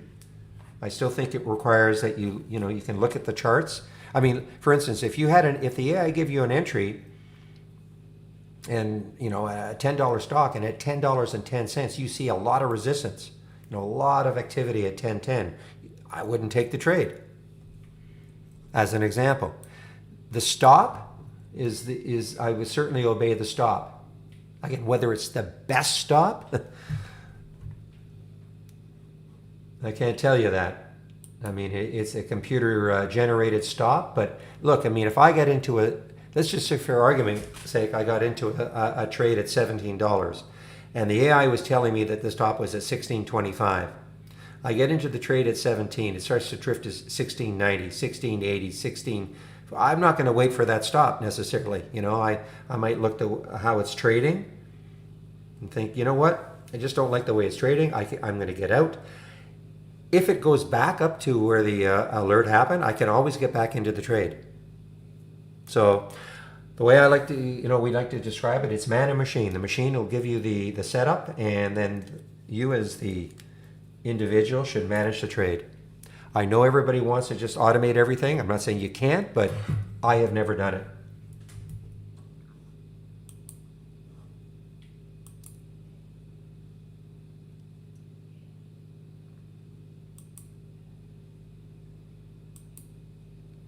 So now I want to talk about Brokerage Plus. Brokerage Plus, again, if you have an Interactive Brokers account and you want to trade using this screen right here, you can do so.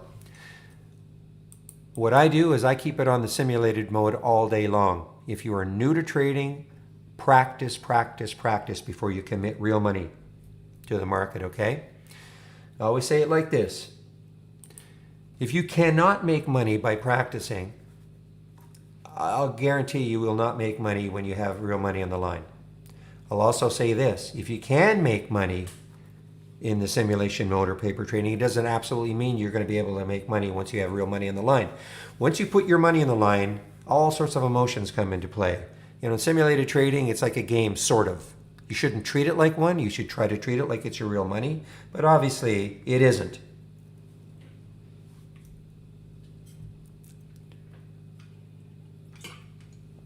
So, you just don't go in and say, well, I'll take 5,000 of this and see what happens. All right? It's a matter of, why are you taking a trade? What does the setup look like? Look at Lumber Liquidators, by the way, after the couple of upgrades it had 2 days ago. So let me take a trade just to show you how you can do it. I've connected. So first of all, you just have to click on new. And again, this is only available in the app. Brokerage Plus is not available in the web-based version. So click on Brokerage Plus, the window will pop up, and then just check simulated trading.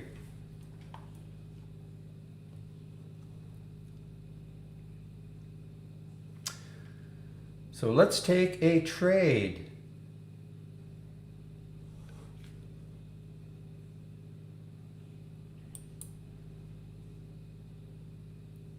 I'll take the B. It looks like it's settling down here. Again, I'm just, as a demonstration. So so you see how when I clicked on BE, the symbol appeared. No, simulation trading has got nothing to do with IB. Nothing to do with IB. Simulation trading is using our real-time data. It's got nothing to do with IB. Doesn't matter what brokerage account you have. Okay?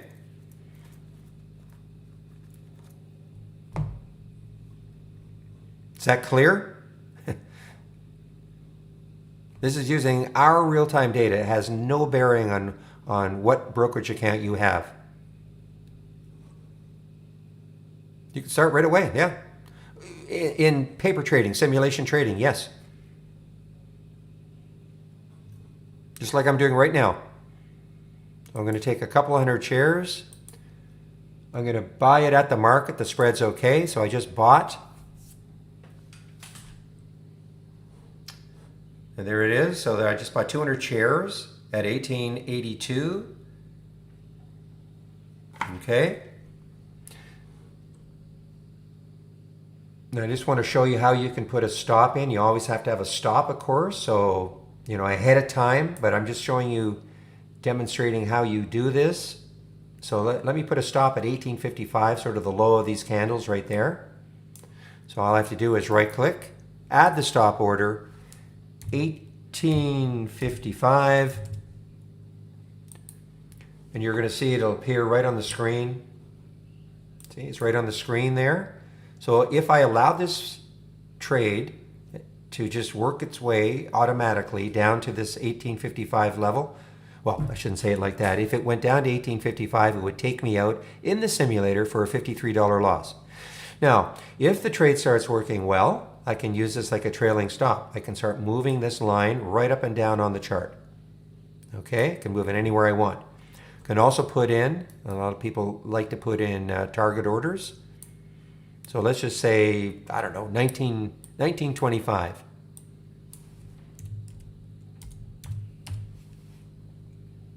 Put the target order in. And that'll appear on the chart. Here we are. That'll appear on the chart. So again, in simulation mode, if I just let this run its course, if it went down to 1843, I would lose $77. If it went up to 1925, I would make 87. Again, these lines are movable. So, if this, again, if couple things, if the trade really starts to work, you could use this like a trailing stop. Or if you're getting closer to that so-called target, you could move it. You move it anywhere you want. Or if it seems to be stalling, it's not getting close, you can move it down. So, it's very highly flexible. Very visible to do all this on the chart.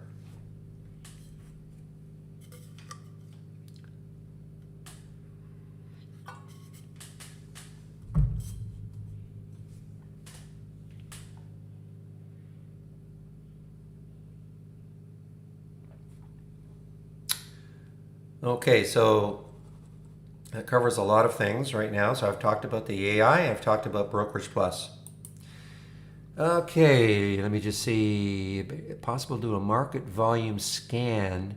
Okay, we do not, you can, of course, do pre-market work and you'll get the volume, but that volume is added. Once the market opens, it doesn't differentiate between pre-market volume and call it normal market hours volume.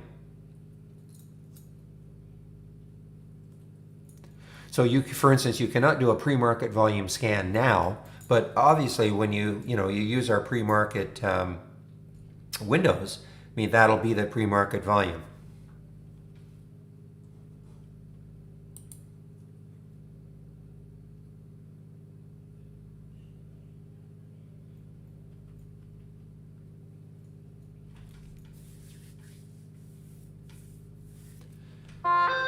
Okay, so click on, you have to check Trade Idea Simulated Trading.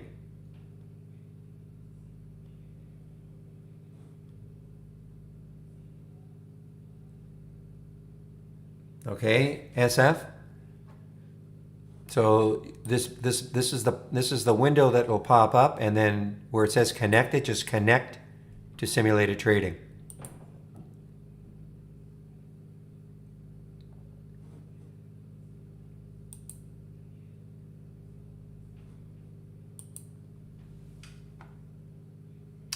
Ah, there's your collapse, William.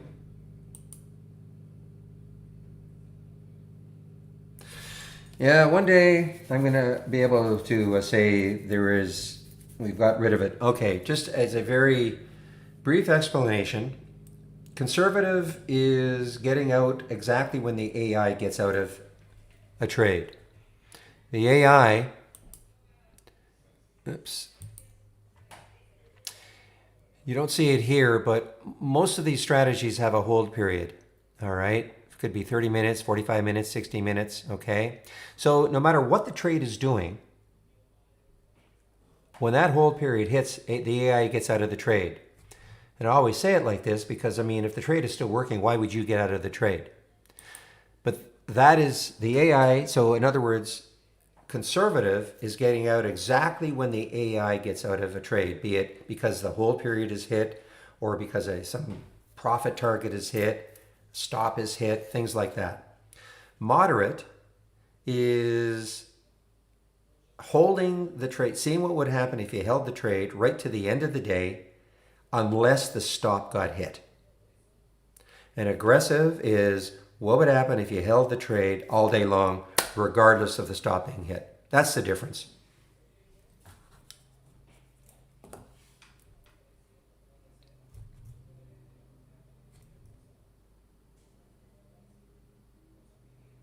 So Darren, I would be very careful. The question was, switching back and forth. I will never do this, switching back and forth to, interactive brokers. People ask me, well, how am I actually trading? Well, I'm trading within my interactive brokers account. I'm not using this, okay?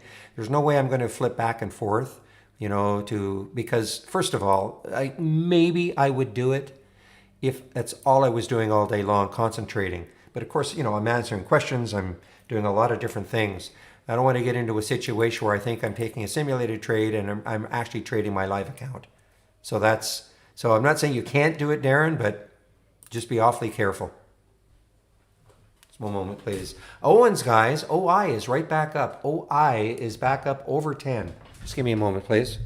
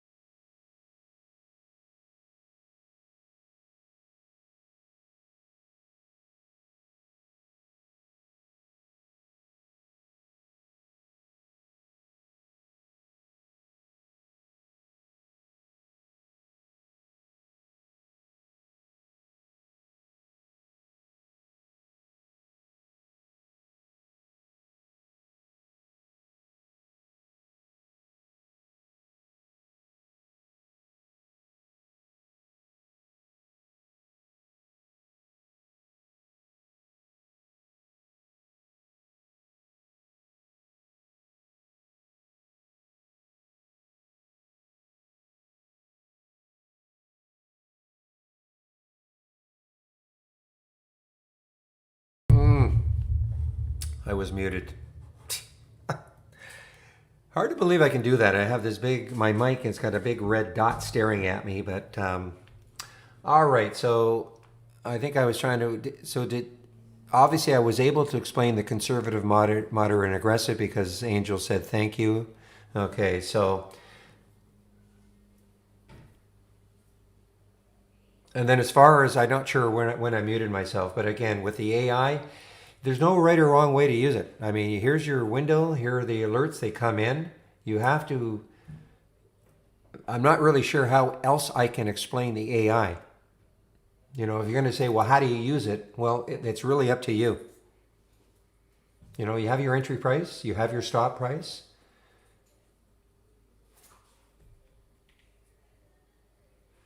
Trigger all price alerts window. Yes. So basically, it's fairly simple, okay? You just have to say click and just highlight. Just go all the way down. I don't know how many you've got. Once you highlight them all, just right click and delete. Okay?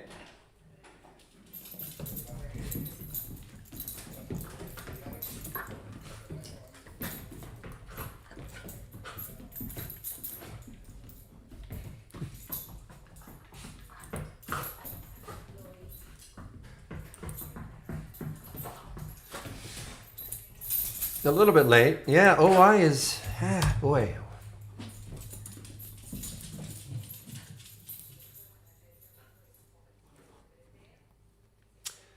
Well, maybe it's settled down a little bit now. I mean, it's 137 million in the float. I still don't see any specific news. Oh, that's right. It's selling a unit. Another Australian deal, $663 million.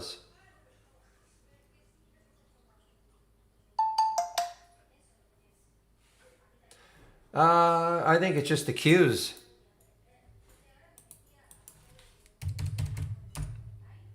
Or 3 queues. I can't remember. Yeah, just, okay, just 3 queues.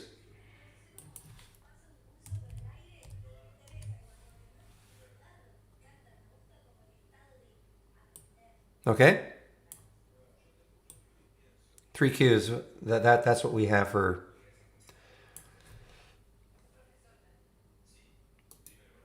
Okay, so there are only 2 options with our charts in terms of linking. So how I keep it, why it doesn't change, is because if you right click on a chart and go to properties, say only 2 options. There's symbol linking checked or it is unchecked. All right, well then just, you know, load another chart and make sure you uncheck the symbol linking. Uncheck the symbol linking. So obviously these 5 charts, I've got symbol linking checked. This one I don't. So that's why when I click on an alert, these 5 time frames will change, but of course this one doesn't. Okay? So just make sure when you load your Q chart, just make sure it's unchecked.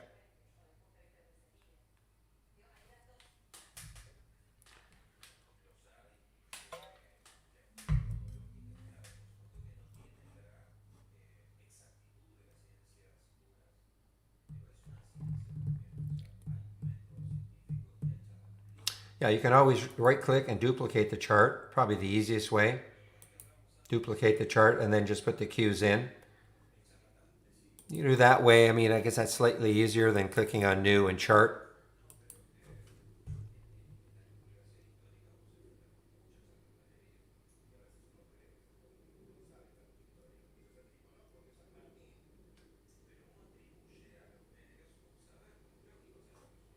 And remember, when you've done things like that, make sure you save your work.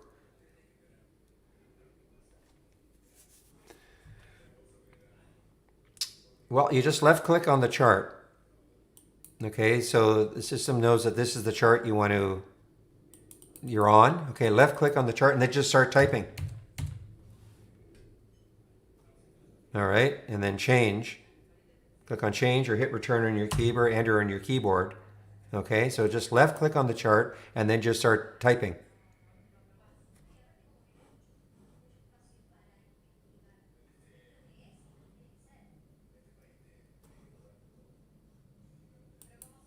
So you notice how this got stopped out. I let this happen, okay? Remember I put a stop in at 1843 for the BE.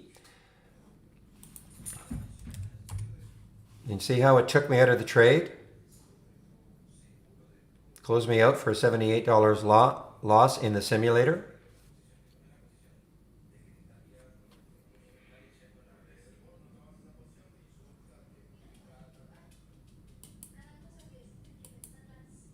How do you sell a stock quickly? Just press, I don't know.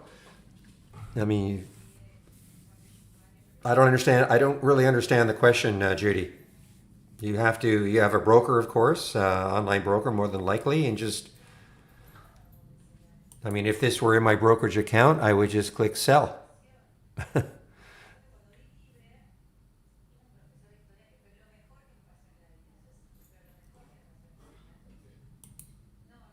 Okay, BKYI is, yeah, I know other people are talking about this one and the other. What do we got here for BKYI? Well, looks like there's a lot of resistance not that far away.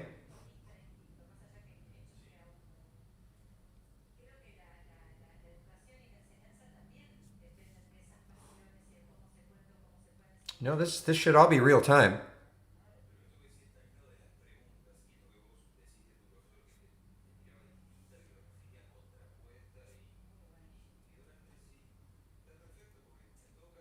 This is all real time. I don't know why you're saying it's 15 minutes behind.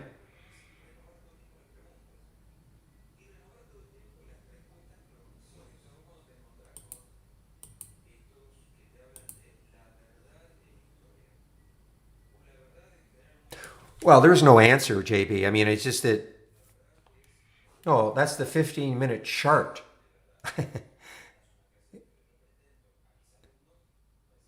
It says SPY 15. That's the 15-minute chart.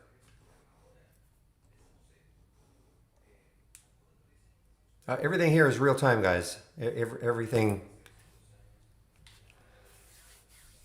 Yeah, again, it's all emotion. Once real money is on the line, I mean, other things take effect. You know, it's when it's in the simulator. I mean, no, oh well, I lost $78. It's in a simulation trade, big deal.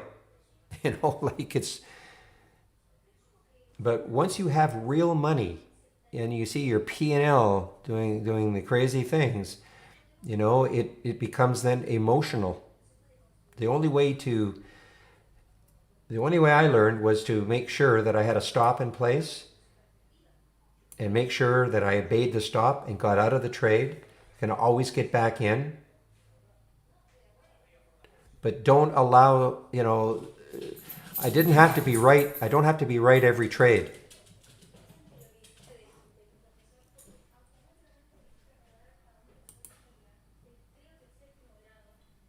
All right, this crazy one again. JRJC, which did this yesterday.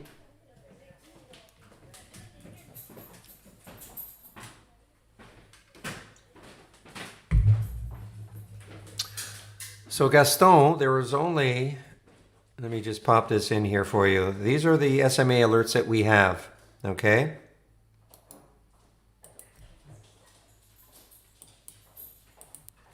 We don't have the 9. I don't think we have the 9, but here are the SMA alerts we have. So Gaston, if you just right-click on an alert window, configure, search, and type in SMA, and then you'll see them, okay? And this is what we have. So you want 9. These are intraday. So if you're talking about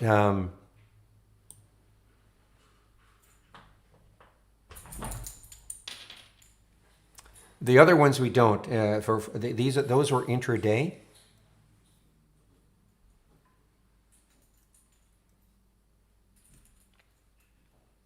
Yeah, we don't have crossings like that. No, sorry.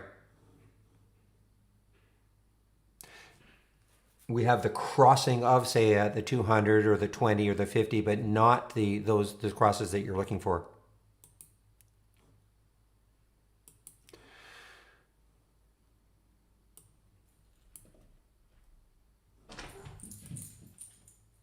Yeah, wow, did this ever get halted? Look at this move.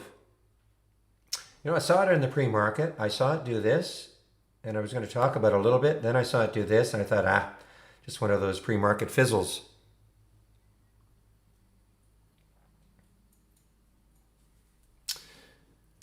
So are you talking about the volume, actually, or how to create a sound alert? Okay, so just right-click, properties, actions. You've obviously done this because you've set up a sound alert, then set up the sound, and then this is just a slider, a volume slider. Okay?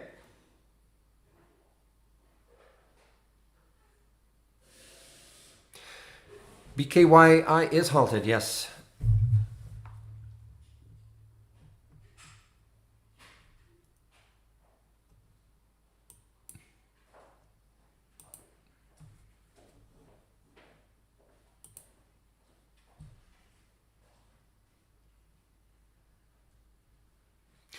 No, not across, Gaston. You can show ones that are close, but formulas are filters, okay? So they're not alerts.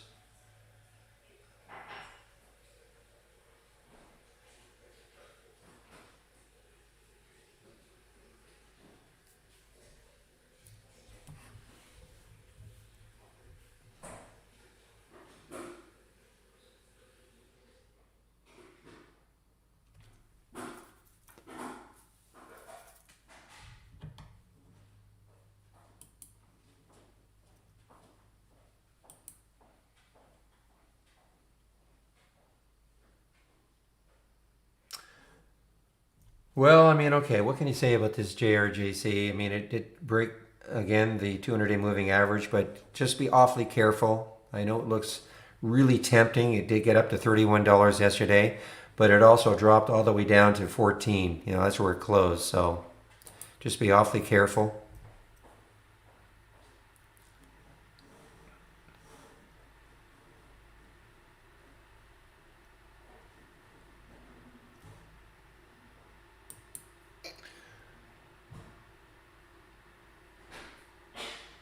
Well, okay, my thoughts on you know, I would wait.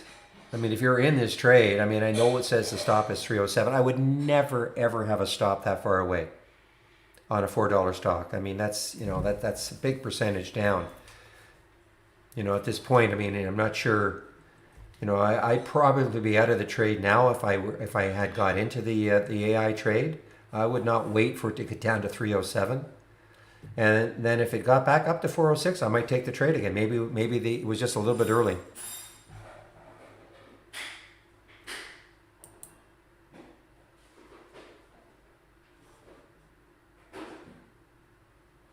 Good for you if you took it.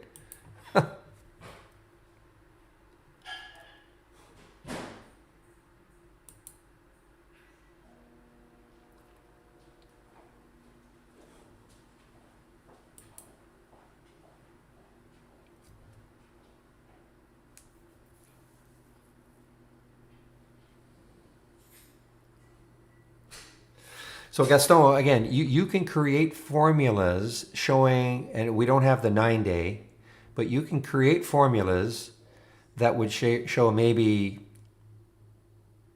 I don't know which ones we have. I think we have maybe the 8, 20, 50, and 200, something like that. Show that they're close, but not the cross itself.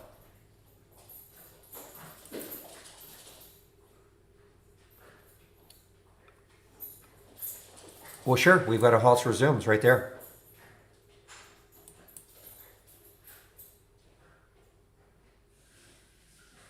One of the scans I'm sharing.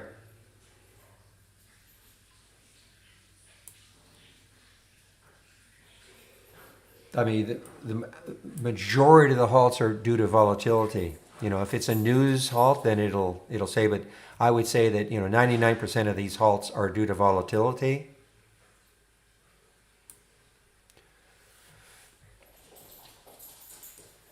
Well, you just have to click on Room Drive and scans that I share download.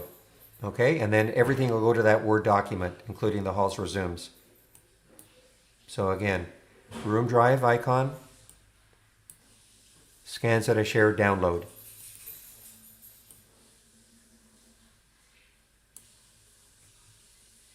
Or, I mean, you don't have to do that. You could go, you could click on scans and find it here and just click on it.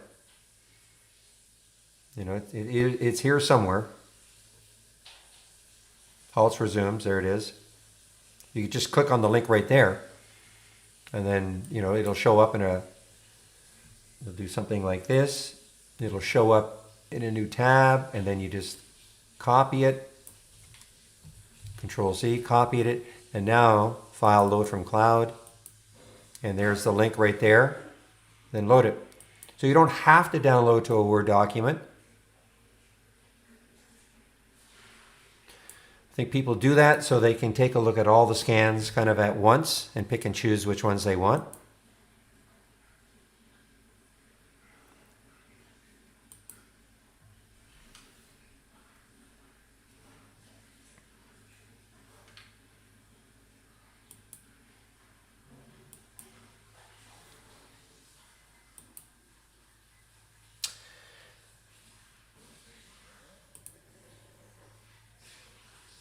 It's been halted by the, I guess, the Australian ASX. It's been halted.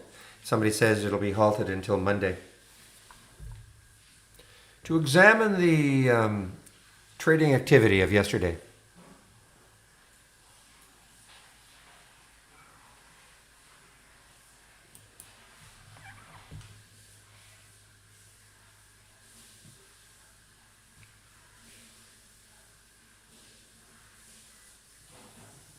Now, PJ.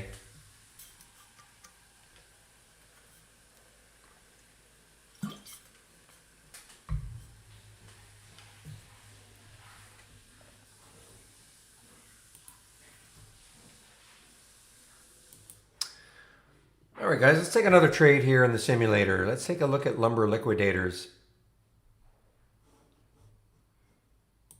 So I'll take a couple hundred shares. I can go in at the market. The spread is okay.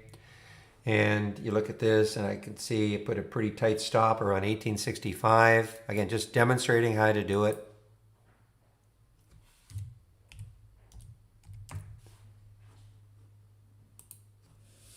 Now, of course, you can use the simulator for swing trading also. What happens is if you don't exit a trade at the end of the day, it'll carry over the next day. So, I mean, you can use it for swing trading. If you exit the trades during the day, then tomorrow this will be a blank slate.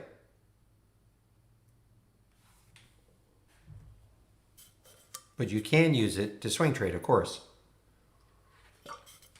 You start off with $100,000 in the account.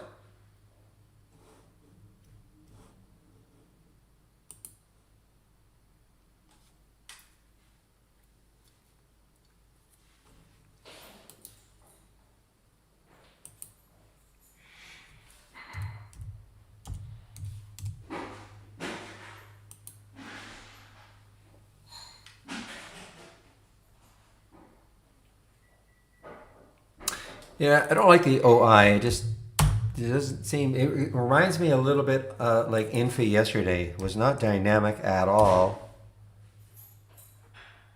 And Infi's up a little bit today. It's not above yesterday's high. Had earnings, looked pretty good. Just didn't do anything.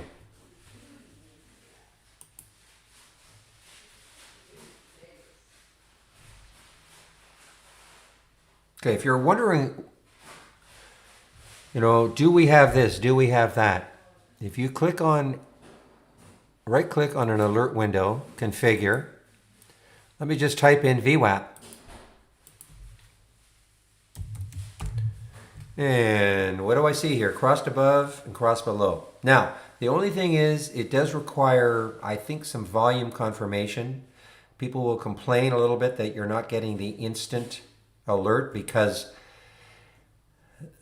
I mean, the problem, I'm not sure what the answer is ever going to be on this, but the reasoning behind it is that, you know, the price can go up and down right at the VWAP, so you could go crazy on the alerts, but try it anyway.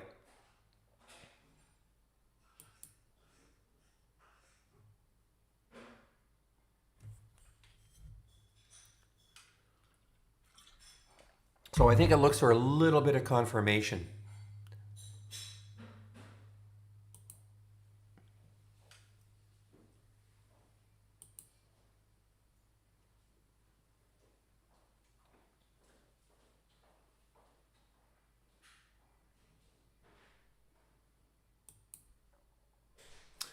All right, HTBX. Now, I remember looking at this earlier. Looks like it could have some resistance around 220 or so. It has to get through 2, obviously. I mean, this could have a tremendous run though still. What's the, well, it's not a low float, 79 million in the float. But you know, there's the difference. I mean, Gene, the crazy one yesterday, only had 4.7 million in the float. One of the reasons why, you know, a stock will do some very strange things. Whereas this one, I mean, I'm not saying it won't keep surging, but I mean, look at the difference in the float.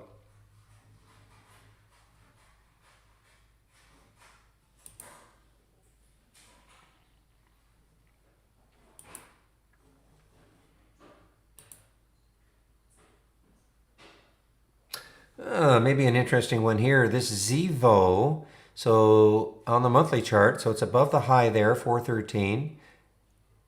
425, it's just above that high right there. This could be an interesting one, guys. Zevo, look at the volume, little volume pop.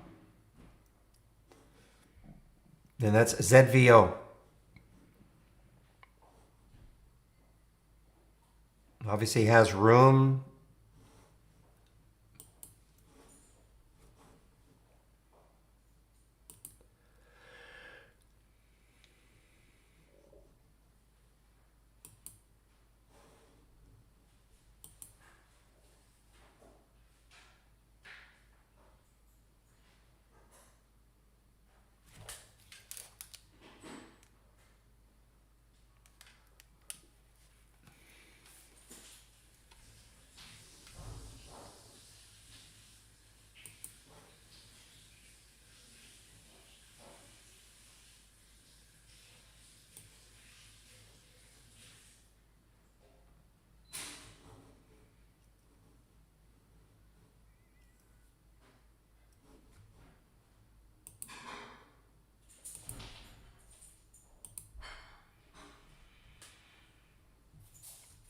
Just checking out some of these earning plays. Now, Alcoa's been inching, but again, I don't know how dynamic it's going to be. A lot of shares in the float. I mean, it's up 6%. The next high looking left is getting a little bit close to that whole number, 14. Actually, the next high looking left on the weekly chart is 1386, so it's getting close to that. The 200-day moving average is 1437.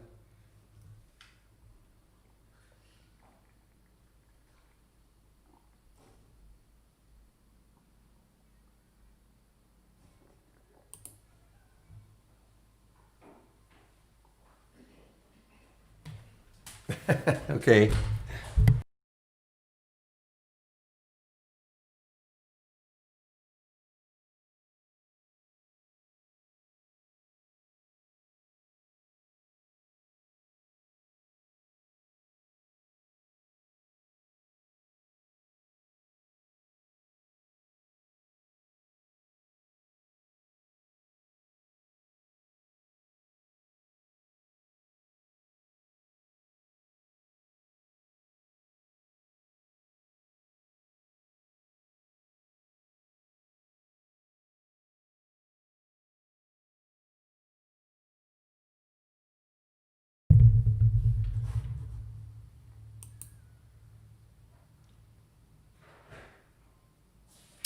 All right, so this INWK is fading just a little bit. There's a buyout, $3 buyout for INWK. That's why that had popped up.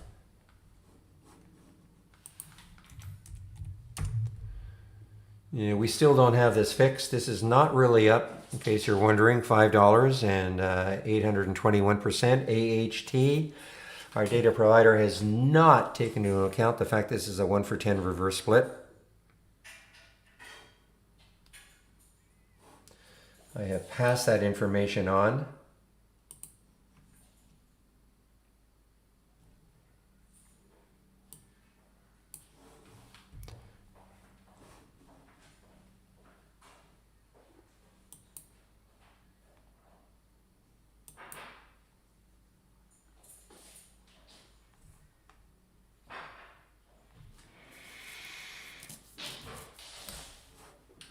There's a website that I go to, a reverse split website. I mean, there's probably out there. I'm sure there are a lot of them out there. I can pop the link in here if you want.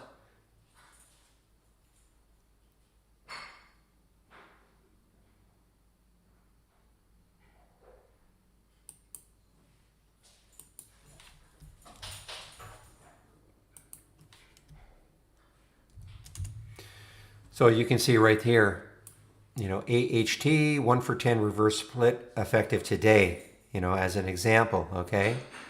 Now, why did I think to look at it in the first place? Because it just seemed too suspicious to me when I see, you know, this stock up $5 and I couldn't see any other news on it. So immediately it triggered something in my my brain, thinking, I wonder if this is a reverse split. So that's when I checked the website and found that it was.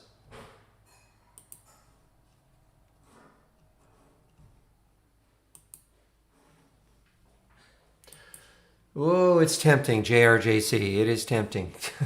But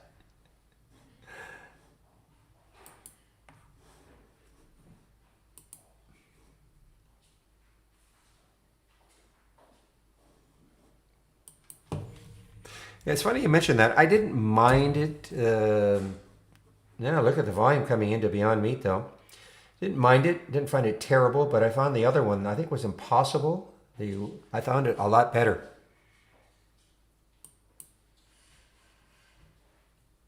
Well, you don't have to. No, you don't have to manage it at all.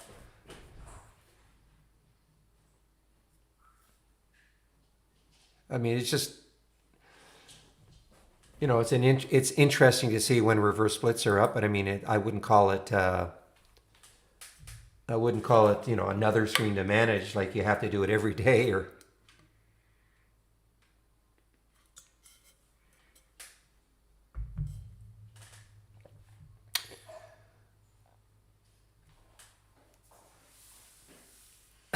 Mike, you're a funny man.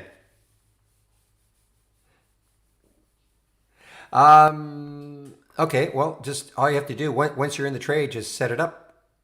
Just left click on the symbol, and just add the stop order and add the target order. Okay, so I mean they're already set here, but you know I can start moving this LL. Okay, I mean that's all you do. So once you're in the trade, then just right click on it and then add stop order, you know, and obviously type it in, and then add target order, type it in. Okay.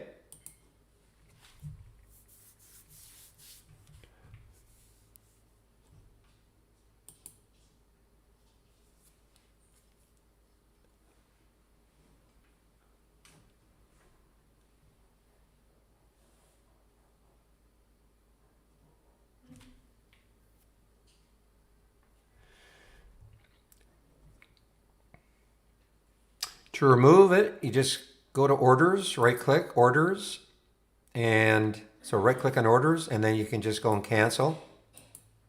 Just right click again and cancel. So you have to have the orders tab.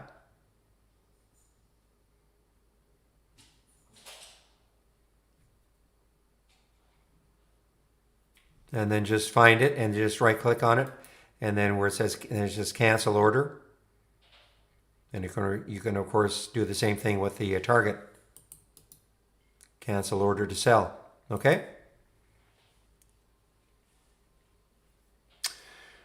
So Gaston, are you talking about in the AI?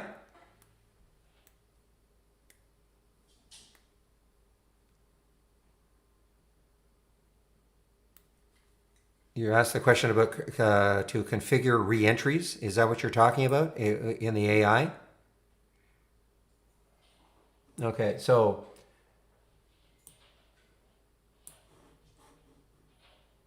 man, look at space, man. Oh man, what a choppy trader though. Wow. However, I have to admit, this is a big area for it to break out of. All this. Okay, so basically just go to your header, right click, and where it says columns, and just add it. These are all, sorry, it's in alphabetical order. Okay, so make sure, so just add the columns, reentry price. If you want to add the stop price and the time. These are the two key ones, the time and the reentry price. So just add the columns. And once you do that, then here, you see I've got them here. And in fact, let's just take a look here.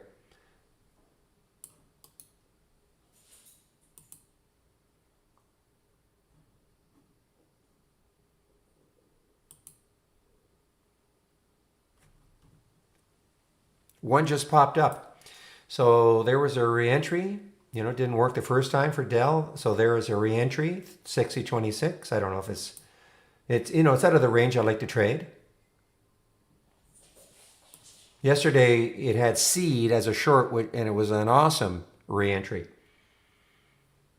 You'll only see a reentry if you see the time here. All the reentry prices are fixed ahead of time because it's just halfway between the entry price and the stop. So that's, you know, just they're all fixed unless the stock actually hits the stop at some point during the day and then comes back to that halfway point, you will not get a signal. And you can tell if you have one because you'll see the time is there. And this is also a sound alert too.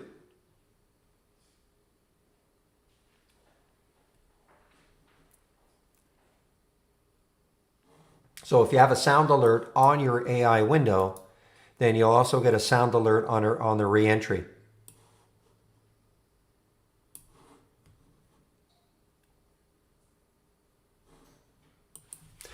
You know, I almost took this. Now, okay, so look at the BOXL now, guys. Now, I looked at this on that 4-bar pullback on the 15-minute chart, and I guess 382 might have been an area you could have got in.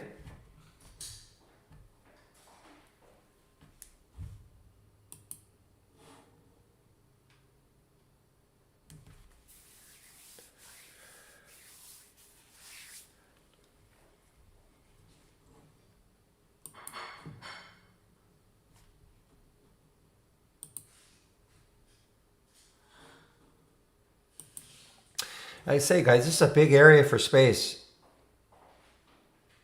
And it's been just chopping around for weeks, you know, in this area. And now if it can break out, I mean, remember that crazy several weeks starting here all the way up to $42.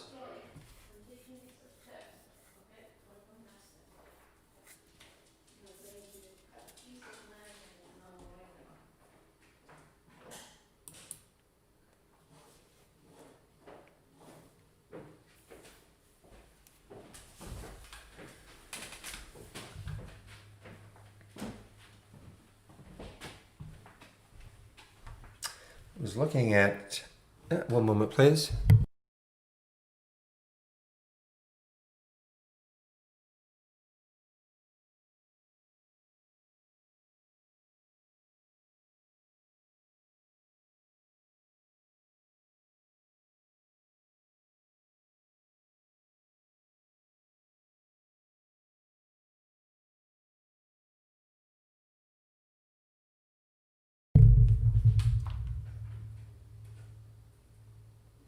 All right, I am back.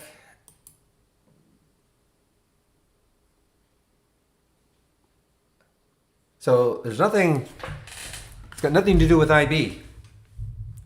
To activate the AI, just click from the toolbar, click on New, and then AI/Holly Strategy Trades window. It's got nothing to do with IB.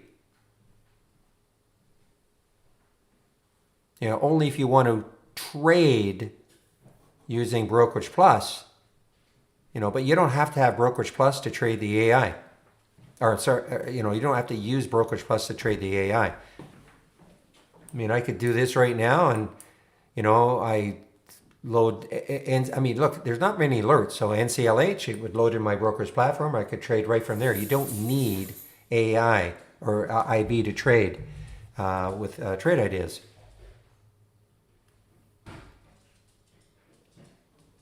Does that make sense? So, you know, to activate the AI, just New AI/Holly Strategy Trades window.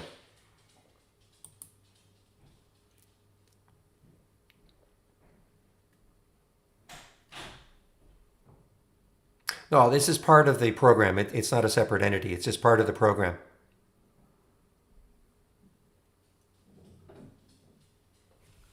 It's like, you know, single stock window, part of the program. Brokerage Plus, part of the program. Well, this OI may make a, let's see.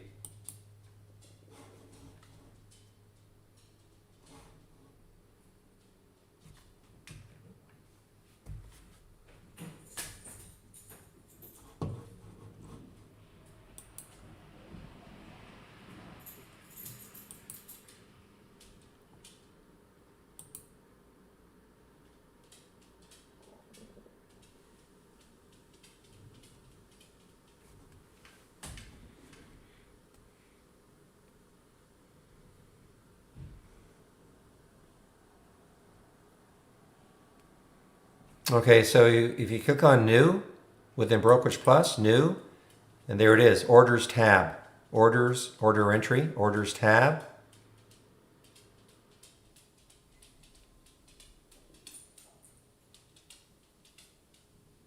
Okay. So you click on within Brokerage Plus, click on New, and there they are, Orders tab, order entry.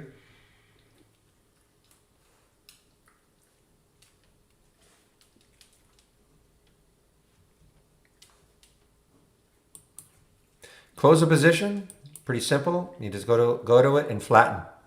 Highlight it and flatten it. Flatten is sell.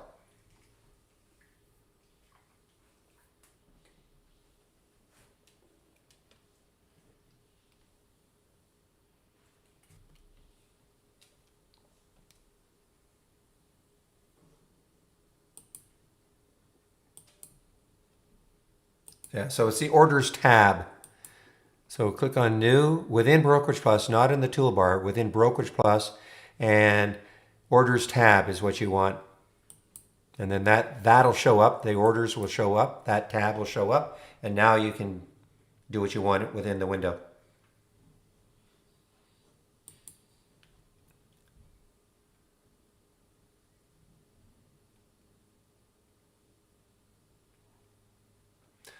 Which colored button? Do you talk about this? Okay, flatten is selling. Get out of your position. Half, getting out of half your position. Double, you can double your position.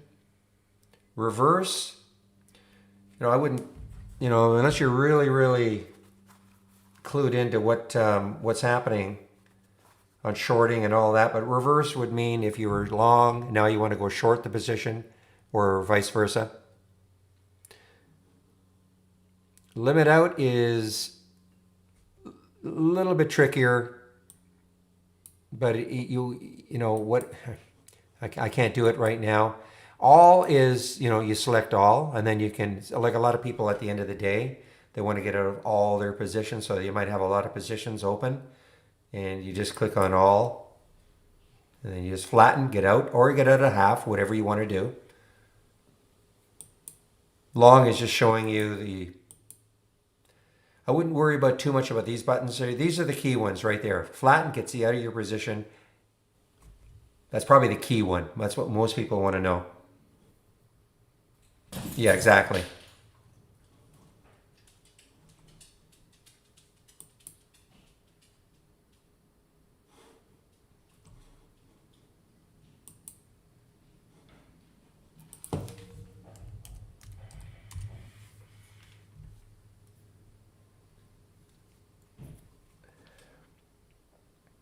Yeah, just at yesterday's high now.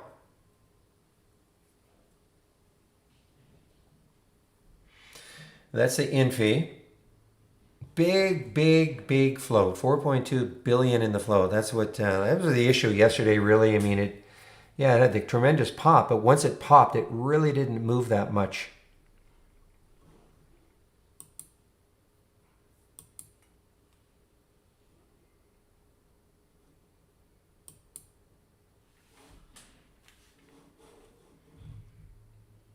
No, I mean this one does have room.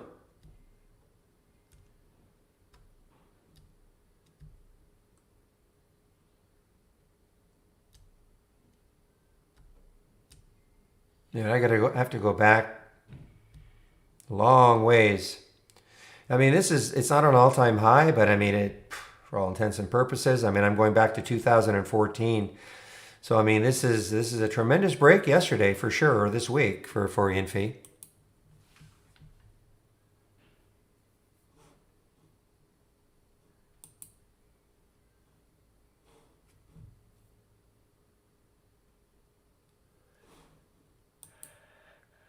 But I just don't like that float. It's going to take a lot to move it.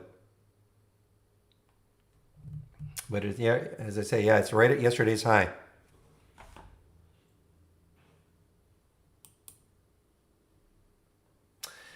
Some of you have been talking about this digital ally. I find this another difficult little trade. I mean, look how choppy it is on the weekly chart. But look at the volume that just came in.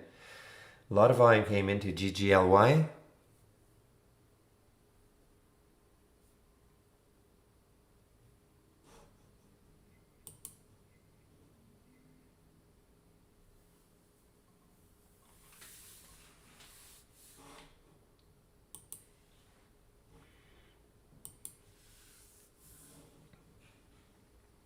I mean, it's got room, guys.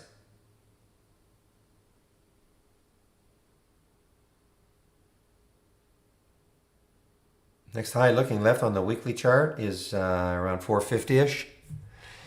I just find it a difficult intraday trader.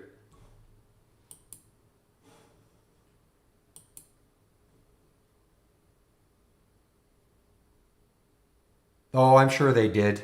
You know, I mean, they've been. How much? What was it? How much?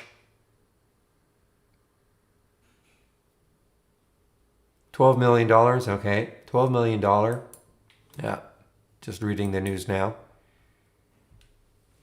Oh, it is. Yeah, I mean, it's the cameras they're supposed to wear.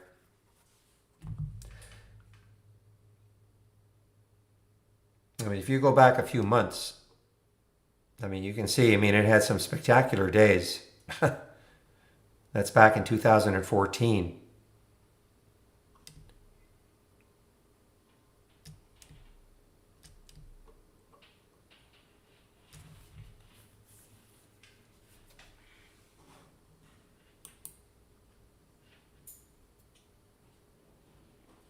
All right, guys, maybe an interesting area for HMHC. And now the next high looking left is 225.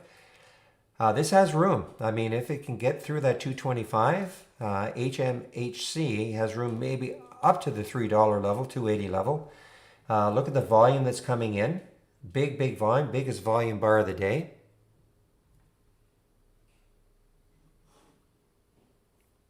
How many countries is? I have no idea.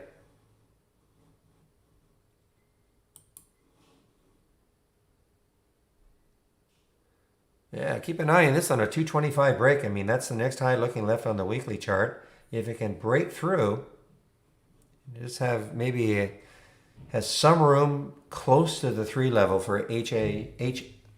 It's a big float, 124 million in the float.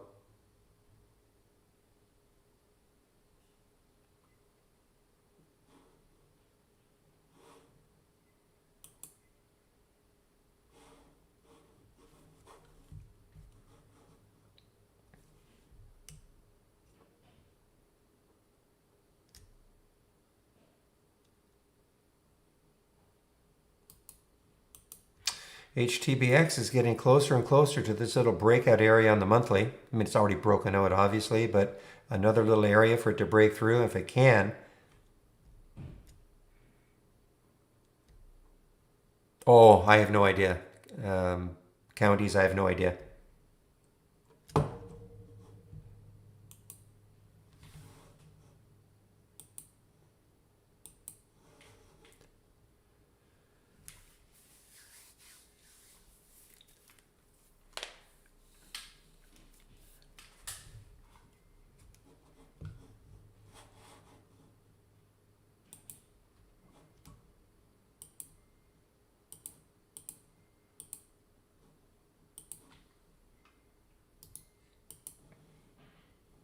Wow, it's really moving here, guys. HMHC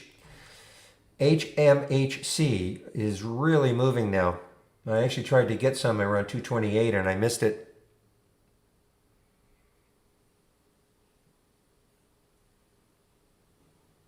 Look at the volume coming in. So again, if you're new to the room, this window here can have some really exciting alerts. Let's say from 1:30 on. What happens is a lot of times, some of these ones that are really active early on in the day, they kind of rest for a while. And then later on in the day, traders sort of sit up and take notice of them again. And when we see something like this, like a huge volume burst, they can really get those moving again.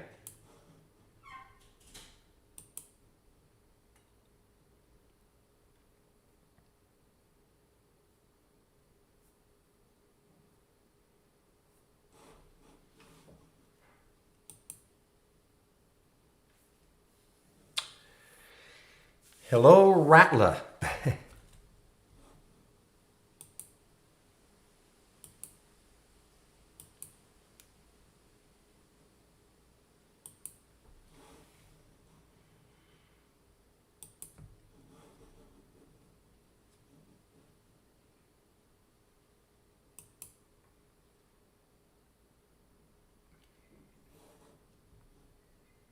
Ah, well, I just missed this one at 220. I think it was 227. I was trying to get it at 227, 228.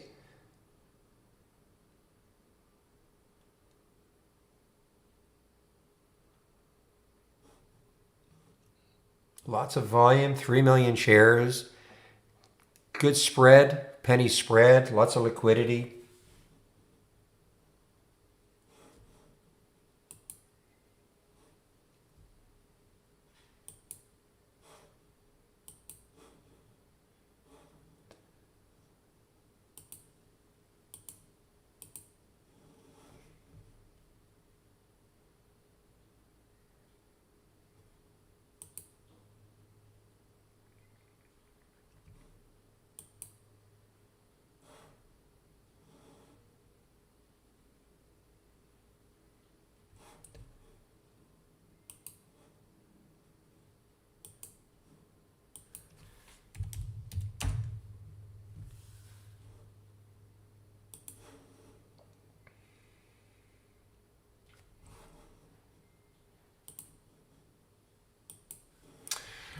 All right, guys. Well, I'll be taking my break pretty soon. Jamie is going to take over the YouTube feed at about noon, 2 minutes before, he said. So I'll be taking my break in about 10 minutes.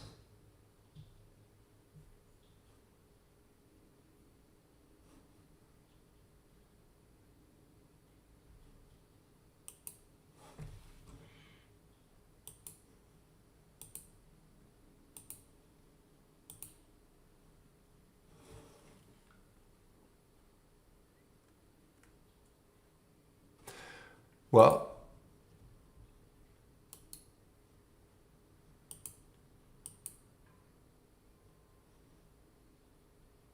well, it shot up yesterday. I mean, I don't know if it's held. Just look at the chart. Look at the 15-minute chart. There's where it shot up. This is after hours the day before yesterday. Okay, and then there's yesterday's trading.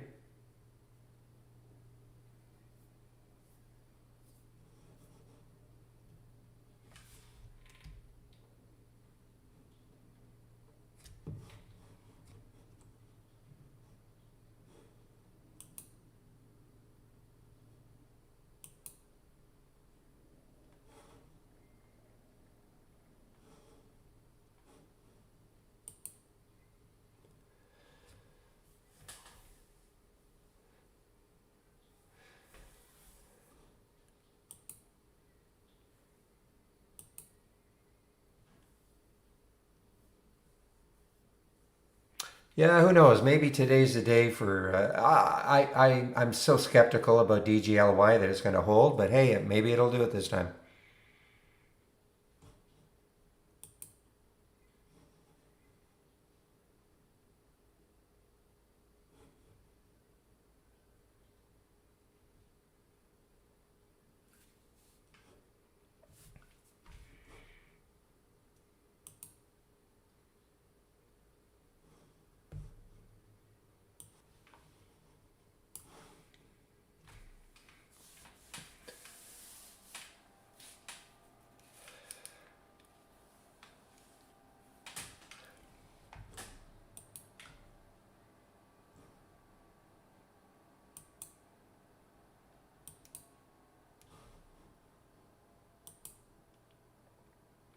Well, AA is creeping up, getting closer and closer to the 200-day moving average, and also that high looking left, getting closer and closer.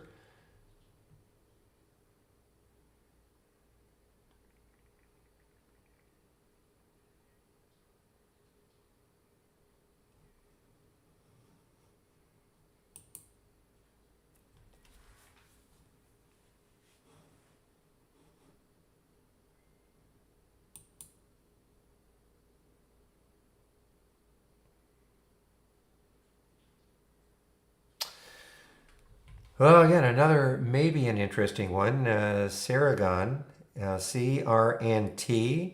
It's getting close to the highs, looking left, that 250 mark. It has room maybe to 3.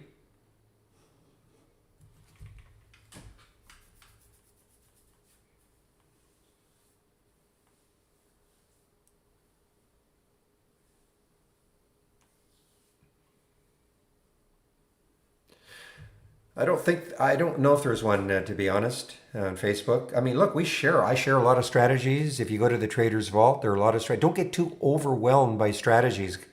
You know, I mean, that's my only advice, really.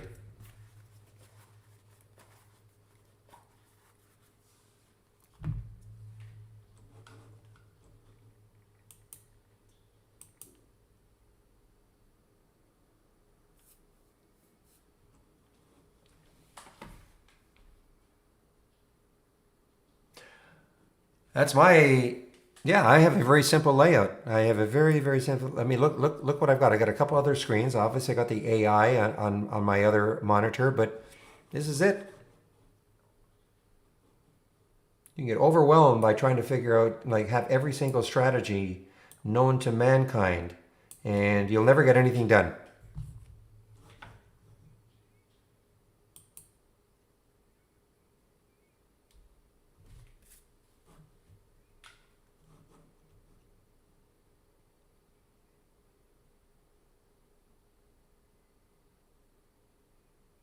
You know, this voxel is getting more interesting here with that, maybe the red bar ignored right there. I mean, it had a tremendous run, so keep an eye on it. You know, maybe taking out that 410 or so, I could get it running again. I'm going to stick an alert around 413.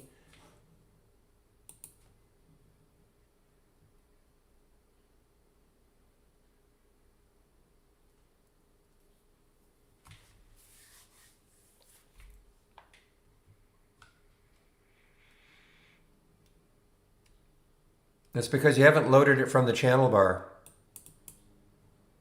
You probably had it saved from before. I change the symbol list name every week. If you load, just see something here. Just want to make sure I've got all my windows.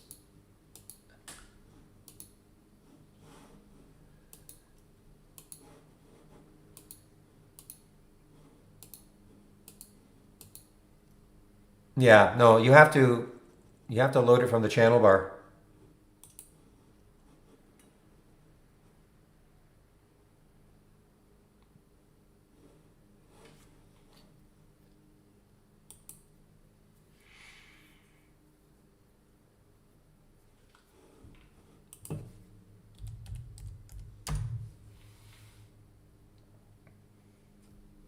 All right, well, here is a 3-bar pullback on the 15-minute chart. So in theory, in theory. There's probably other factors, but if it took out the high of that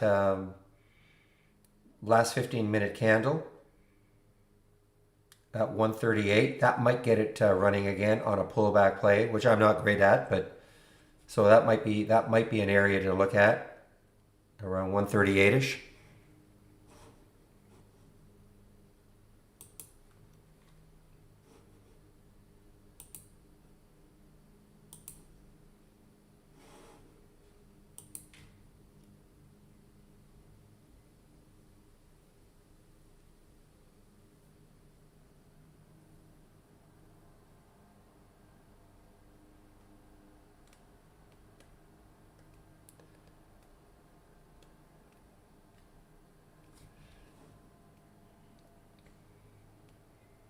Wow, O-Wings is moving, guys. I'm not in it.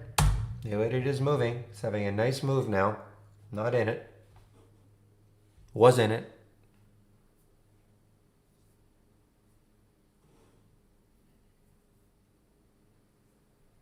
I'm really interested in this BOXL. You know, it was an early haul AI alert. Didn't work, but it has come back to the price. I just think it has to get maybe clear 413 or so. Remember, it hit, what did it hit? To hit 465 or so. But look at this, it's right underneath 4 again.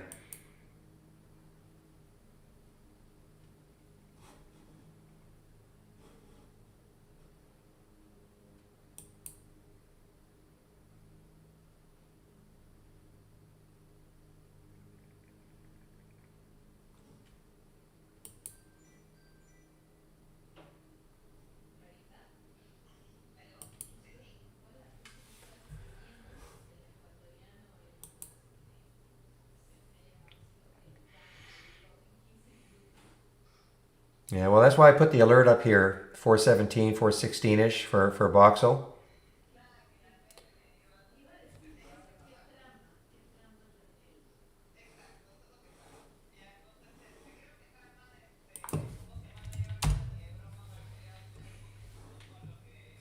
I don't know if I'm going to swing this. I mean, depends how it's going to hold, the BE. I know I say that every day, but about swinging. GSV got halted. Oh, it doesn't matter. Got halted because of news. All right, guys, I am just going to stick this in here. Let you know that I'll be taking a break soon.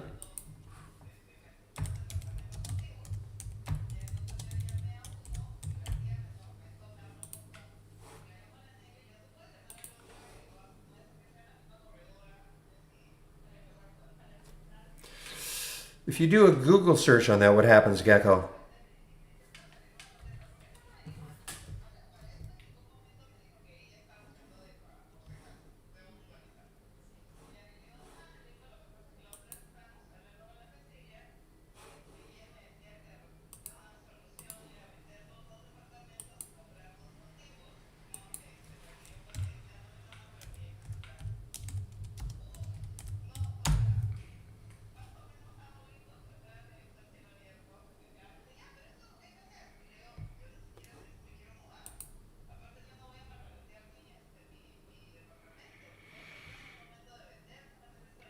So, for instance, I just did that. You know, here, I don't know if these are the best ones, but here are some. Just do a Google search.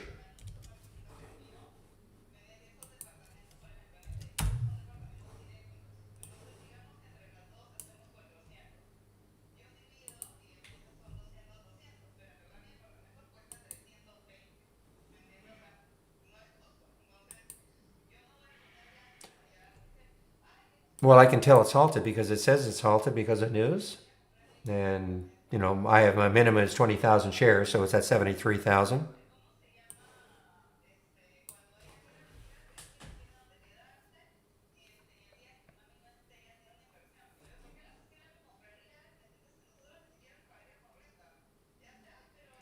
So, Ahmed, are you a TraderDia subscriber?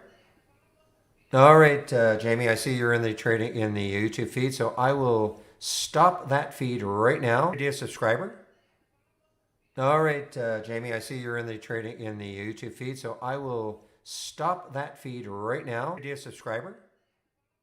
All right, Jamie, I see you're in the trading in the YouTube feed, so I will stop that feed right now. Dear subscriber.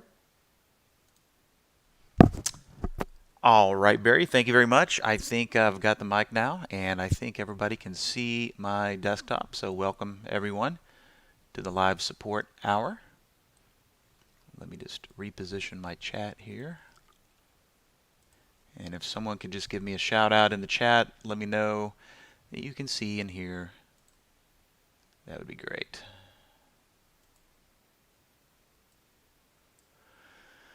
Thank you, Mike. Thank you, Otto. All right, we're good to go. Hope everybody's having a nice little profitable day today.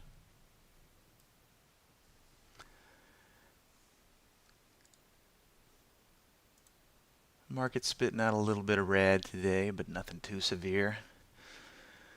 We'll gap down and just kind of some sideways chop action.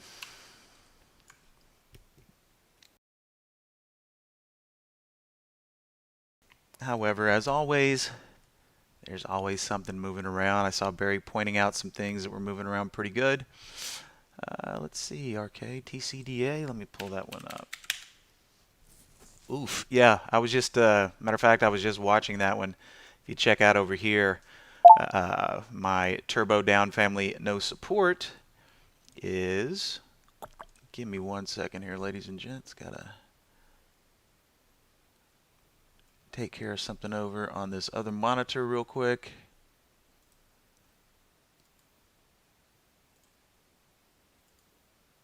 And there we go. Okay. This window right here, Turbo family down, no support, meaning exactly what we have going on over here in TCDA.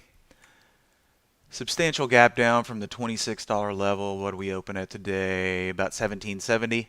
Put in this nice little, consolidation right here. And now we're heading lower. I looked at this one several times today thinking, yeah, you should probably go ahead and get short there. Just never pulled the trigger. Been a little distracted, but it appears that it'd be working. Wouldn't be in the money a whole lot, 16.29, and we're down here at 15.95, but plenty of time to get short in there with some pretty minimal risk.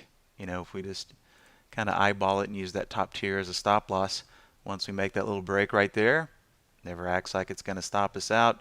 Big volume going on at TCDA today as well. You can see right here, relative volume of 16, and still just going pretty crazy on the lower time frames here. 47, or yeah, if we divide by 100, we'd get 47 times the normal 5-minute volume.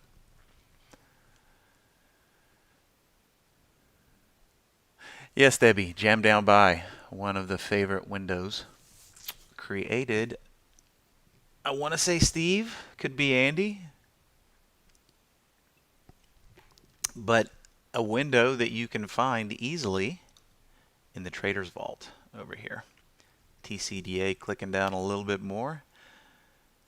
When we say no support, we mean exactly that. Here's the daily. We're down here in the abyss. This was the last area right here that could have potentially acted as some support, but failed to do so. Back out a little bit here. Look at the weekly as well. This is the entire weekly history that we have, and we can see TCDA is definitely in trouble.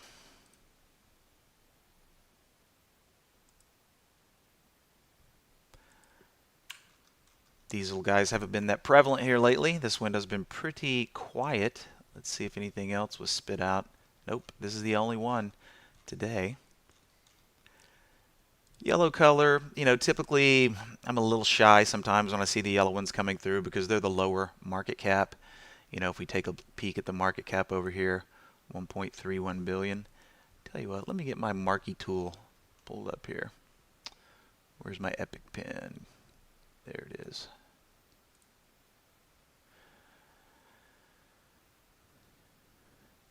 So remember, ladies and gents, this is the live support hour. So if you have any specific questions about anything TI related, by all means, don't be shy. Get your question out there.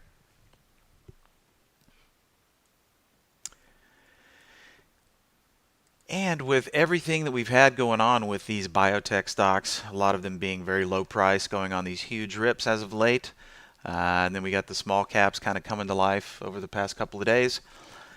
What I've done here is I've modified my traditional turbo brakes up and down and just kind of went a much simpler route. And what I did is I eliminated the 1 minute variable here and just said, you know what? I just want to see them if they're hitting highs and they're doing relative volume of 7 or more, and they've at least kicked out 100,000 shares on the day. So I've been getting some pretty interesting things come through here. As you can see here, I don't know if Barry was talking about HTBX earlier. I know he was talking about a few of the ones that have come through here, let's see, JRJC. This was a little gap down. Boy, it pumped up nicely from this $12 level, heading all the way up to the 16 area here. Nice and controlled. What was another one that came through here today? PSTL.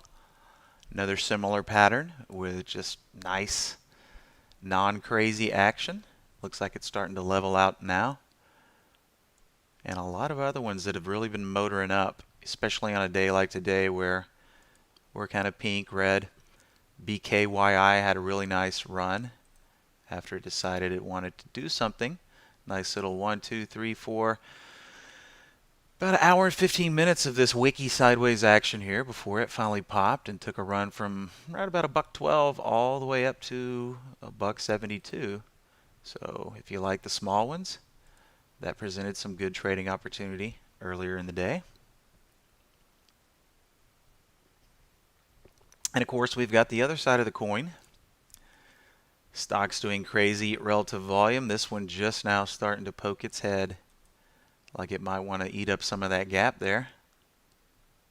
Broke that level just in this candle here. Of course, we were pecking at it right there. Just taking a little bit of time to make up its mind. What do we got going on over here? Gap up. And not at all-time lows, but could get flirty. This area acted as the support on the gap down. But it looks like the sellers still might be a little more in control than the buyers there. All right. See your question, Hugh. Just checking out Debbie's. Give me a second here. For day trading, do you have an alert you would suggest when looking for pullbacks on ideas that are too extended to enter immediately? Well, the one you were just talking about, that jam down buy, Debbie. Also, too, check out what Holly has spit out here recently. Dell not working too, it's just kind of flopping around. But notice Dell was originally triggered as a breakout at this level right here.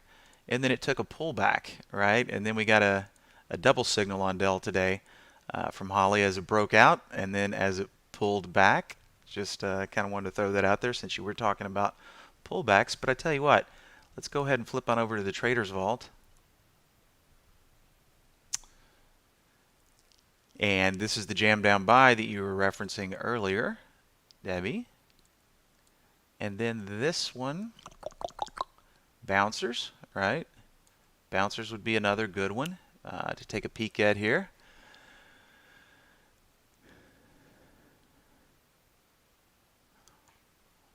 Just kind of perusing the channel here. I haven't looked at the chart pattern here. This is Let's Go Fishing. He's also got the revenue fishing window as well. Don't know if it's in here.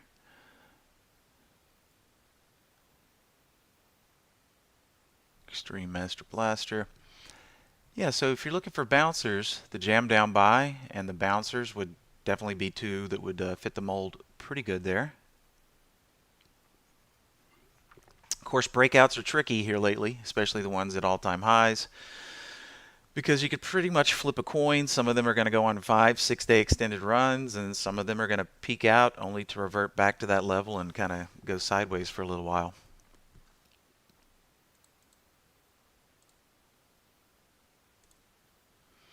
All right, Hugh, let me check out your question here. How to sell a position using B plus? Sure. I think my B plus stayed up there. Let's see here. All right. So here we are. I've just been mimicking Holly in auto mode in B plus today. Looks like, oh yeah, because Dell was a duplicate, I don't have it set up to take the duplicate entries. So we're only going to have 3 positions as opposed to 4 since Dell was the duplicate. So NCLH, working, short, okay. But as far as selling or covering a position, let's just say, well, let's just put a new position on here real quick here. Let me just click on something at random. Hitbox. Okay, so I'm going to buy Hitbox, buy 100 shares there. So now I've got the Hitbox on the blotter there.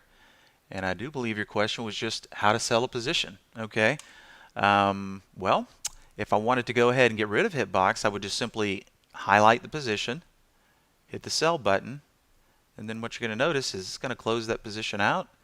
You're going to see the open P&L disappear, and now see the closed metric populate there. So if I wanted to sell Dell right now, I would just click on it and I would hit the sell button. Now that is selling, and that would be selling at market. We could always put a limit price in here. If Dell, say if it popped back up to the top of that little range there, 60.37, well, we would just pop the desired price in there if we wanted to hit a limit and then hit sell. Okay, and that would put a limit out there. But that is the most obvious way to sell positions that you have on your Brokerage Plus plotter right there. Of course, we could always just click on something and we could use these buttons over here. We could just say flatten. Flatten will close the position out. 1/2 will sell half the position. Or let's say you're in a position that's been working and it's hitting a good level that looks like a lucrative buy area. We could say, you know what, let's double up that position. Reverse the position. So forth and so on.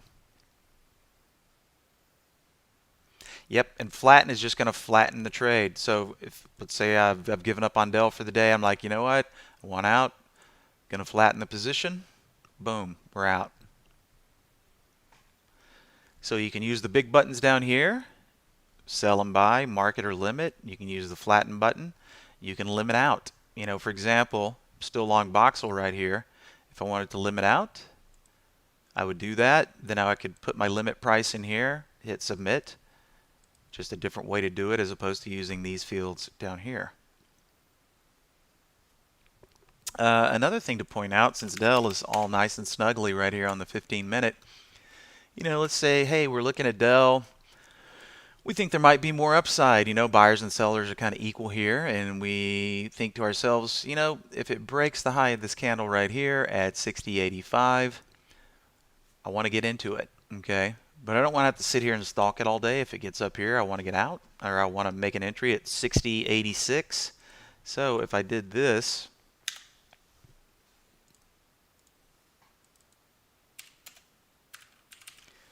and I used a limit, a stop price limit, and went buy,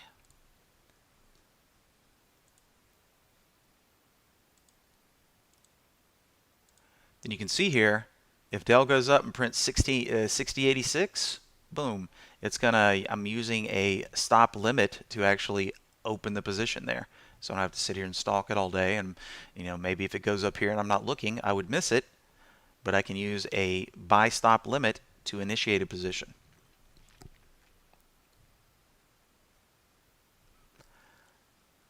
Okay, Hugh, if you don't wish to see the trades anymore, let's do this.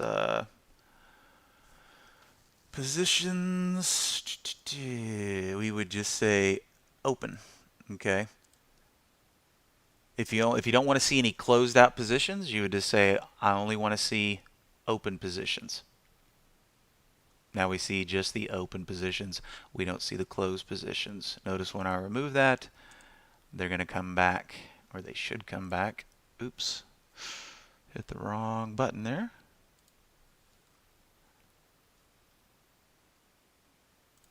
Where'd you go? There we go. Okay, so we'll just try. I was going to hit a refresh there. Okay, and now you can see the closed positions have come back. Now keep in mind, let's say you're doing a bunch of paper trades, whether it's Holly or manual trades. At the end of the day, you'll see them stick around, and then the system will eventually get rid of them for the fresh trading day.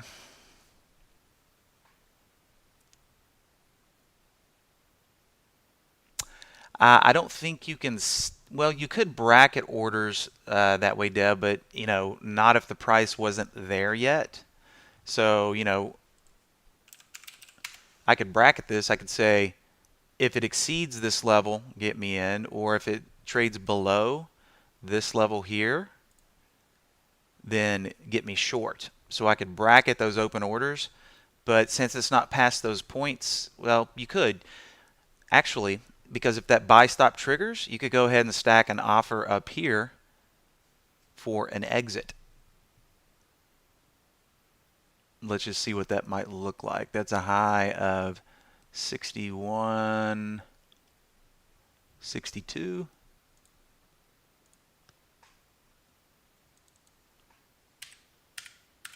We'll just put 64. And we'll say sell.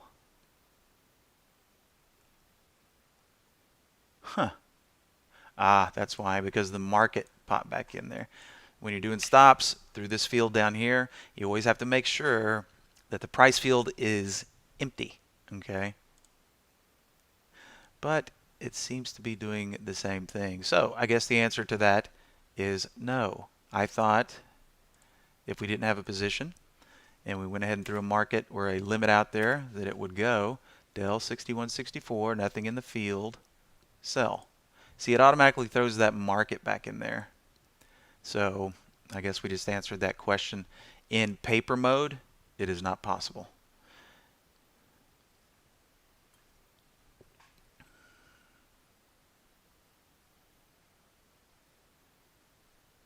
Well, I was just saying, if I got hit here, that would be a target limit, okay? If I got hit down here, it would be the opposite way. Set my stop down here. Same logic is going to apply, though.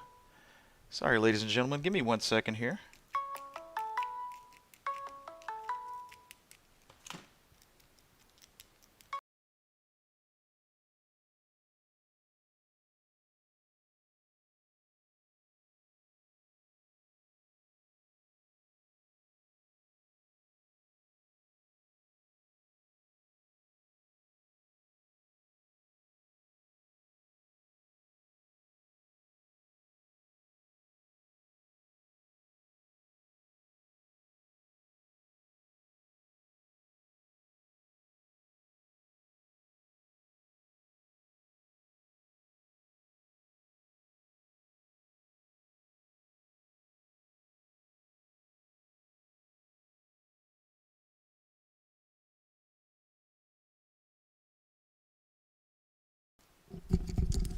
All right, sorry about that, ladies and gents. That was the, well, it's been really hot here in Texas, and so that was the AC guy coming out to check out my system, make sure I don't just incinerate.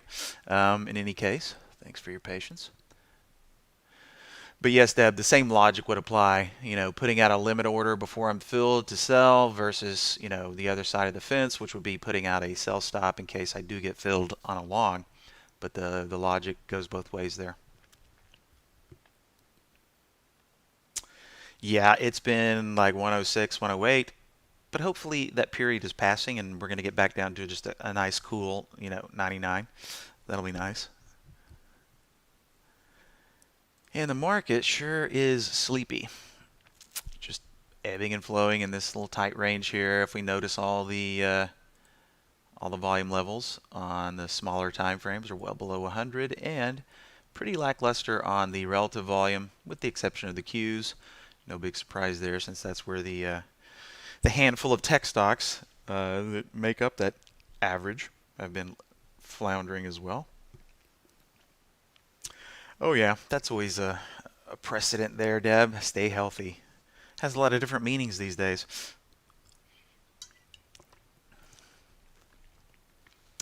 All right, so we still got a nice little crowd in here. So if you're sitting on a question, the questions panel is empty.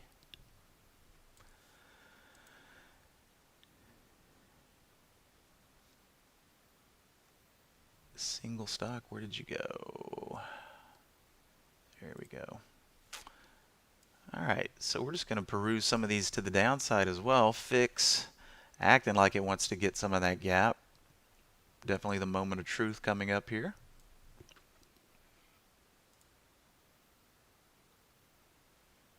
This guy kind of setting up the same way.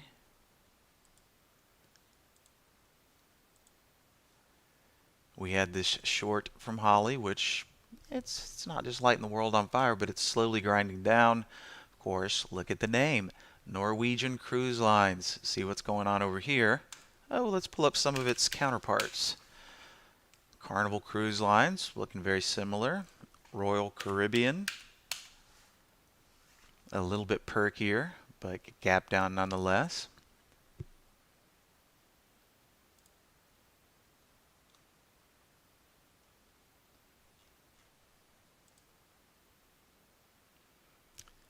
ETTX, boy, that was a nice little lift. We got about 1, 2, 3, 4, 5, 6, 7, about an hour and 45 minutes in. And actually, this was the first little peak right here. Just took another 30 minutes before it finally got up and boogied. And we can see, is there volume? Yes, 19 on relative. Big surprise. Biotech stock.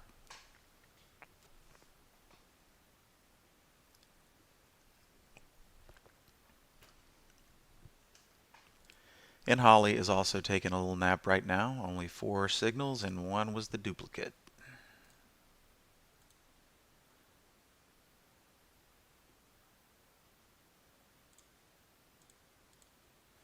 Tell you what, let's just take a peek at some other windows here. Let's take a peek here at the jam down.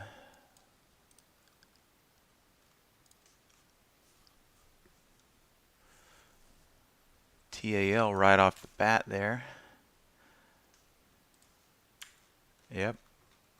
Right down through the 10. A little bit of bounce from, what was that price right there? 73.03. Yeah. Of course, you know, if you're trying to jump in right on the open, that's these wicks are notorious. But just kind of wanted to see what that looked like. Wait about 30 minutes. T-Doc, no, that one's not so perky today either. SGen, hanging in there. Of course, I'm more apt to pay attention to these when when we're more in a uptrending market, not so much red.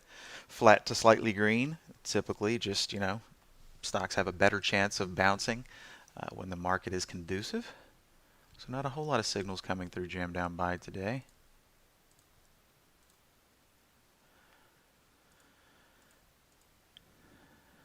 This looks like a good day to look for some bouncers on. Let's just see here.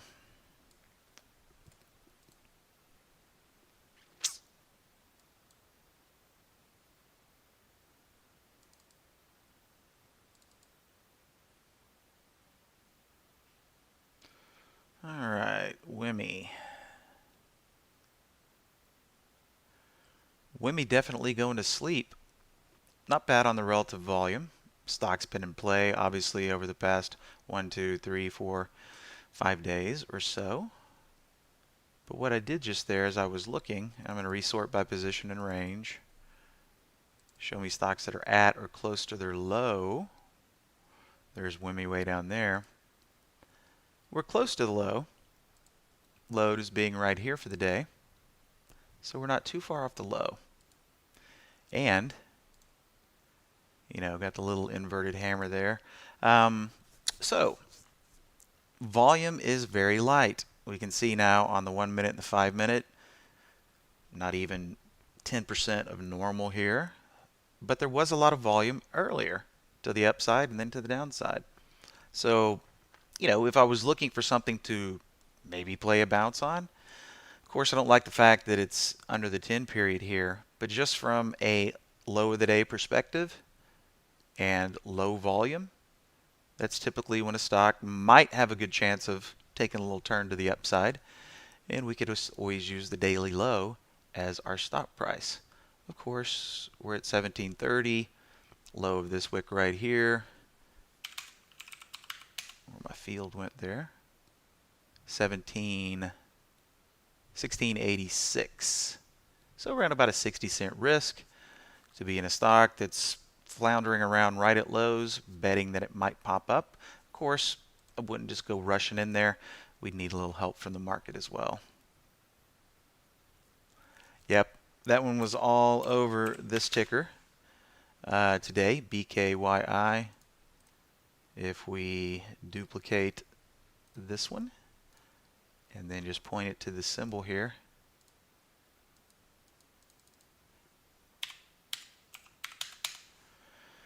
and take a peek at the history, it was all over the place today. Let's go back to the very first one, see when it first reported. All right, so yeah, BKYI right off the open today. And just, let's see, when this broke occur, when this little break right here was at 9:30. Yep, there we go. BKYI right at the $1.14 mark, and then a nice move up to $1.71.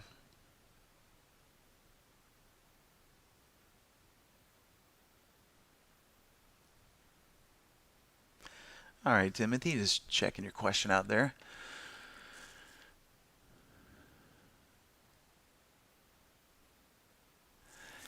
Yeah, and Timothy, that's kind of just basically, once we're looking at Holly plays and seeing if they might present themselves as good swing candidates, we're just going to be paying more attention to the daily, trying to identify, certain areas of support and resistance. Now, what I'm going to do here is I'm going to drop a name into the chat here. All right, Chicago Sean. That's his Twitter handle. Okay, he's one of our team members here, fellow trader trainer, expert with the software. And what Sean does is he takes all of the Holly plays and he checks them all out for swing trade potential, and he curates a very specific list of plays that Holly spits out on a daily basis that look good from a swing trade perspective to him. So if you go ahead and follow him on Twitter, you can stay up to date with all of his curated intraday generated Holly plays that he thinks have good swing trade potential. So that's one resource that you can make use of. And of course, you can do it manually yourself because, what looks good on a swing trade basis varies slightly from trader to trader. But that's a good place to start. Now, having said that, all of the modules that you see currently active in Holly, 1.0, 2.0, and Neo, they're all still geared around intraday hold times. Now, we've had a swing trade version of Holly in development for quite some time, and we're still trying to put the finishing touches on it, but it's not quite ready yet, but we're all chomping at the bit for the swing trade version of Holly.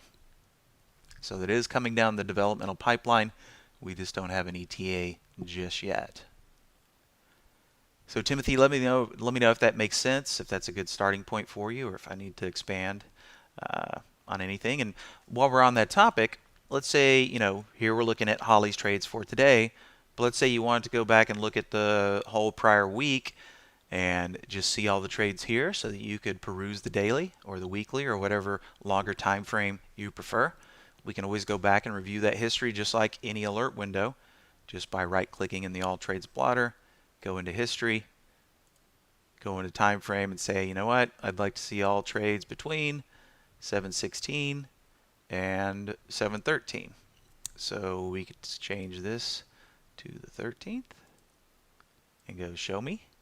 And now we would see all trades from the 13th to the 16th, or as many weeks or months back as you'd like to go for a full round about 63, 64 day trading day history, which is roughly about 3 months on the calendar. But, here we are looking at all the trades for this week. Just going to go ahead and sort by moderate profit. Got our stop outs just like any trading system would have, but just eyeballing it here, we can see more green than red, and that's what we want to see. Whether it's a statistically based model or a manual model. Nice green to red ratio with a little bit left over at the end.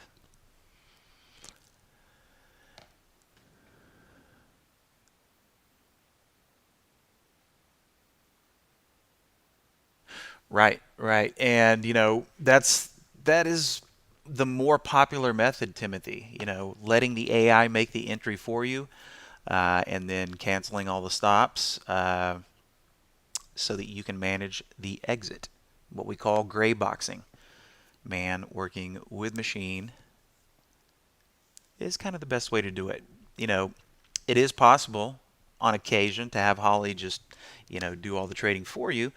But those days are few and far between. It's just like, if you've been in the business for a while now, a lot of traders say, you know what, I make most of my money on 3, 4, 5 days out of the month when the volume is there or the very specific setups are there. And on the auto trading side, yeah, it'd be nice if we could just turn Holly on every day, come back, count our money at the end of the day. But unfortunately, the market is very efficient. And sometimes that will work, but it's only a very few select days out of the month. How are we going to know what those days are? We don't really know. We don't really know. So the best way to interact with Holly on the auto side, in my opinion, is letting the entries be automated, because she's still going to be a lot faster than we could be. When we see a symbol, check out the chart and go, yeah, it looks really good. Now let me find my order entry panel, put my price in. Okay, I'm filled. Okay. Now, depending on the person trading, that might be 10, 15 seconds. Whereas when Holly automates the signal, boom, it just appears on the blotter, and then we can adjust that position or, manage the risk accordingly. But the exit was sent again from Holly to IB through API, even though I canceled the exit order. Okay, yeah. So keep in mind, if you leave Holly active, let's say you were. Let me just find my Brokerage Plus here. Let's say you had some open orders and you cancel those open orders, but Holly was still connected, and then a timed exit came up. Then you are correct. The interface would send an exit signal even though it's not in the form of a stop loss, right? If you canceled that, then it would still send the timed exit. So to make sure that nothing is messed with, you would have to basically turn the strategy off as well. That, or very closely monitor the timed exit so that you could deactivate the interface at that moment, but that might get a little tricky.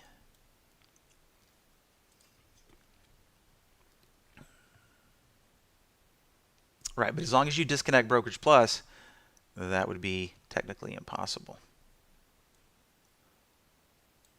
All right, let me squeeze this back down here. Put it back on the old real time there.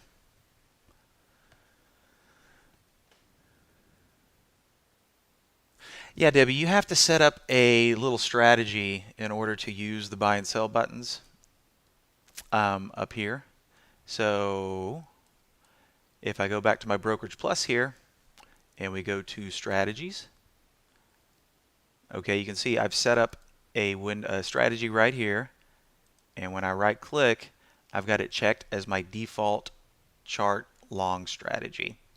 So just like any strategy, we can go in here and edit it and say, you know what, I want to use limits. I want to use a negative 0.08 for my delta, so that once we activate the strategy,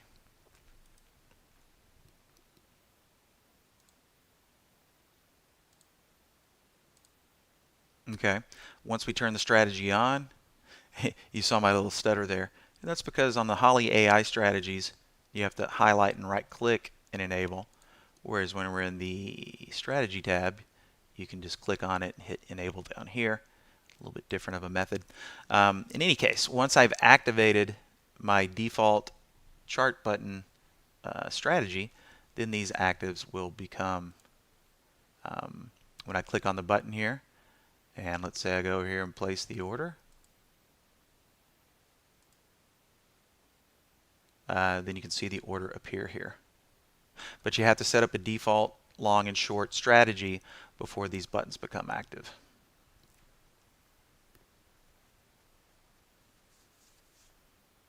I mean, we call it a strategy, but it's really just a set of orders, right?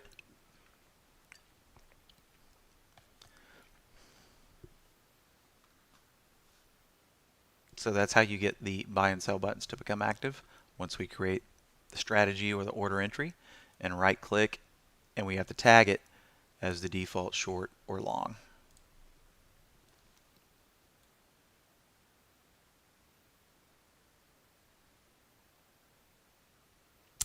Oh yeah, Timothy, the pattern day trading rule is a pain in everybody. No more than 3 trades a week, really, if you're subject to the pattern day trading rule. Boy, just think how much more active the market would be if they eliminated that silly thing. Well, Deb, if you've already activated a strategy as your default buy and sell button and it's not working, then you would need to send in your logs and let us take a look and see what the potential problem might be. And just in case anybody's ever wondering how to do that, you just go to your toolbar, click on help, I believe. Yeah, there we go, and send files to support.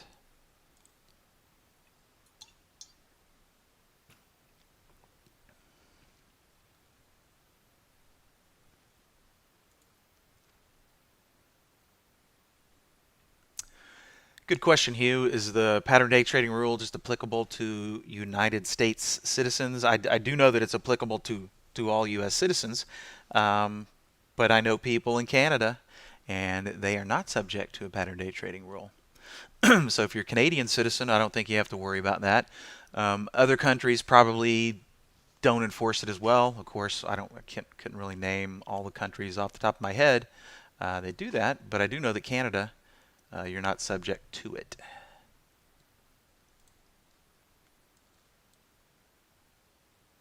Yeah, you would just have to check with your broker dealer there, regardless of the country.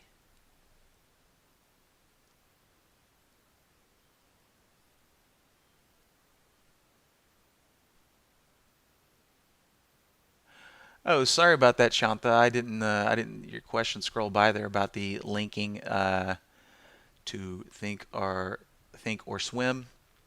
That one's always been a little bit punchy.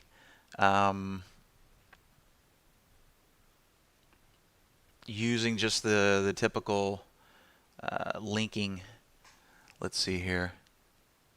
Otto was chiming in there. Obviously, you got some experience with there.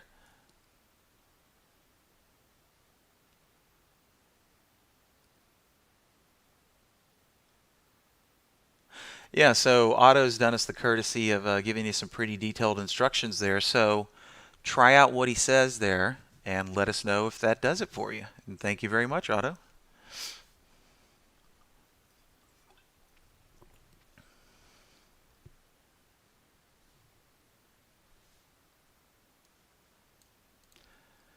NTCDA, this is very typical when you have these big gap downs. They'll give a little bit up, but not much. Wouldn't be surprised to see this thing gap down again tomorrow. Having said that, I'm not really willing to put any cash on the line, but I bet that's what it does. This little guy, I'm still kicking myself for not getting long learn. Yeah, back here a few days ago, I saw it as it opened up that day. I was thinking to myself, oh, that looks good, and I hesitated, and of course, just been going up for the past 3 days, hitting all-time highs as we broke out of this little level right here. LRN having its day in the sun. Educational support services.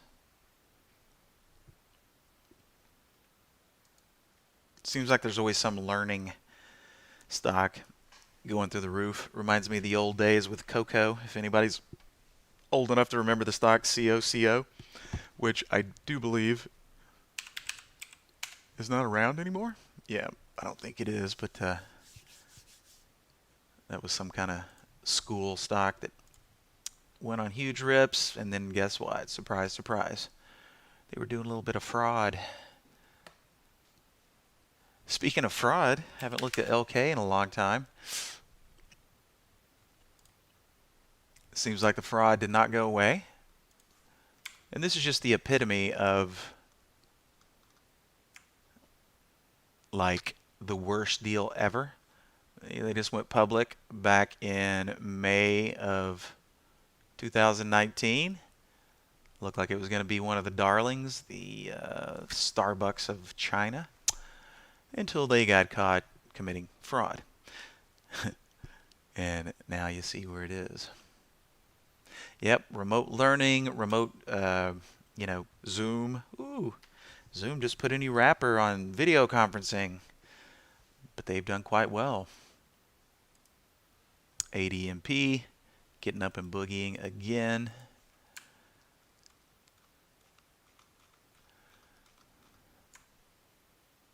Not a bad little lift after the opening 45 minutes there. Taking a break and then deciding it wants more.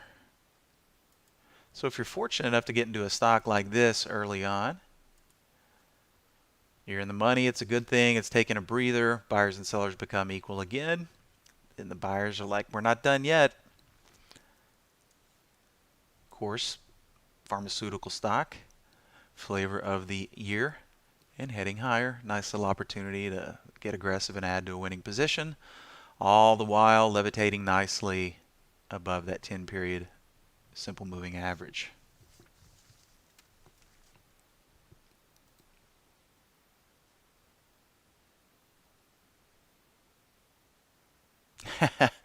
Good question there, Hugh.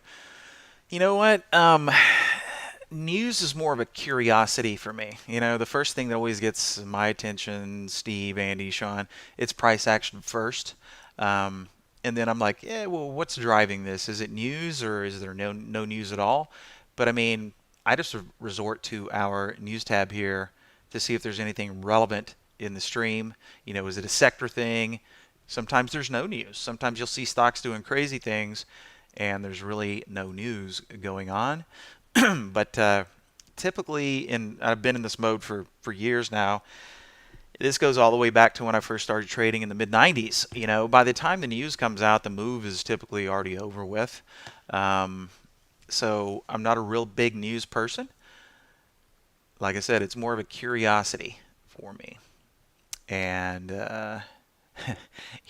as far as determining what is fake news and what is real news, man, that's in the eyes of the beholder. You give somebody a certain set of information, they're going to perceive it as truth. You're going to give somebody else the same set of information, they're going to perceive it as not truth, right? All kind of depends on your perception. Hey, no problem.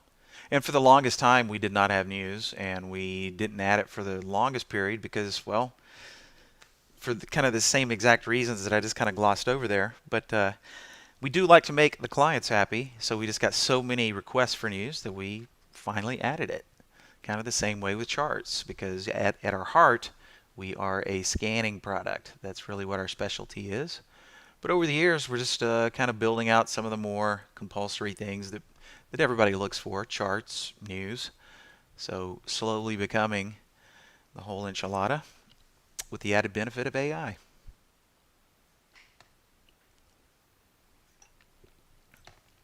And man, it is really sleepy right now.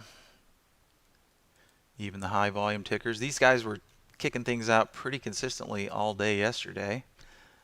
But seems like we're getting finally a little bit of a taste of a summer market halfway through July.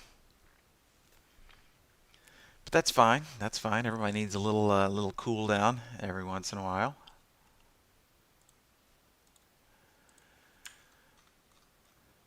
Not too long ago, the Qs were breaking out to all-time highs. Interesting what's playing out right now.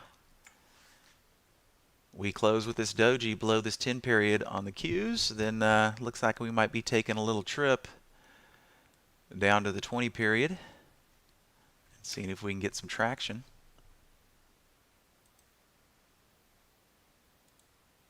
And if we do take that little trip, I would think that anywhere between there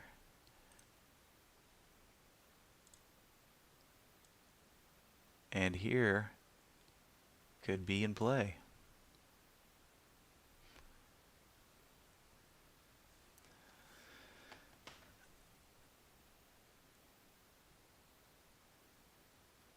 Yeah, Hugh, I don't mind giving you a little bit of background on how I got into this business. I started off as a stock broker trainee back in, I guess it was December 1992. That was how I got into the business, became a Series 7 licensed broker. Did that from, well, we'll just call it all of 93, 94, 95. Worked my way up the ladder, very reminiscent of a boiler room type atmosphere, because those were the old days. Things like that still existed. But after about 3-4 years of that, I was just like, you know what? I don't really enjoy this anymore. I was always drawn to the trading side. So stumbled onto the tail end of the SOS Bandit era. Stumbled into a trading office there in Austin, Texas in '96, which is where I met Mr. Dan Merkin, the guy that started Trade Ideas. So between myself and Dan, Brad Williams here at the firm, who's our Chief Technical Officer, Steve Gomez, Andy Linloff, Sean McLaughlin, we all started pretty much in that same era, getting to take advantage of what was beautiful at the time in the form of the small order execution system, the SOS system, that really gave us a fair shot at taking money out of the pockets of the big boys. And it was a great run from, say, mid-96 to about the end of 2001. It was Trader Shangri-La paradise. Of course, it still wasn't easy, but compared to the markets that we have today, it was probably the closest thing that we ever had to a fair and equitable and level playing field. So that's how I got into the business. Pretty much tried every technique, been on every software platform out there since that point in time. But, as they say, there's no substitute for experience. The more information you take in over time is really what defines you as a person, let's say. So we've seen and done a lot of crazy things in the trading business, all the way from the brokerage side to the trading side. And here we are. The main theme, though, is change, right? You either change or you go by the wayside. And in trading, that is definitely applicable. It's just that the change comes a lot faster in this world than it does in a lot of other aspects of business. The market has changed rapidly, and it's just like strategies. The only guarantee that you have in the market when you're trading is that whatever you're doing at some point in time will probably stop working. And then when that point in time comes, you have to adjust. Maybe you just have to make some adjustments to the strategy and then it continues to work. Or maybe you have to wad it up, throw it in the trash can, and find something completely different. Things can work for a very long time, but eventually, the luster will fade. Now, having said that, I'm sure there's some people out there that, if they're lucky enough to have been trading the same strategy for 8-10 years and it's still working, well, then more power to them. It's just that most of the time, tweaks have to be made, adjustments have to be made in order to have a longevity in the marketplace. All right, what's going on with DKNG there? Nice little sustained uptrend today. Boom, boom, boom, taking its first little break about right here, but not for very long. If you got into it down here, you know, there was a little bit more risk, but once it shows its hand, definitely buyers in the stock, then buyers and sellers become equal. And then we got this nice little breakout right here around the 34.20 area. Could have used this little level right here as a good stop loss. Prior 15-minute candle, 34.23. Yeah, not quite a point, so a lot bigger than it looks here. About a point risk from 34.22 up to almost 36 though. So good risk to reward playing out thus far. And where might this one go? Okay, eyes are just kind of immediately drawn to this level here. So looks like DKNG has a pretty good chance at getting on up here to possibly close to 37 bucks before this area might act as some potential resistance. We're already through this little level right here, so this area is definitely in play. DGLY on the verge. Let's take a peek. Yep, kind of doing the same thing, you know. Of course, this was the cherry opportunity right here. 1, 2, 3, 4. About an hour and 15 minutes in, we get that nice little snap from there. 257. That one would have been really choice. Doing 427, 4.27 on the relative volume there.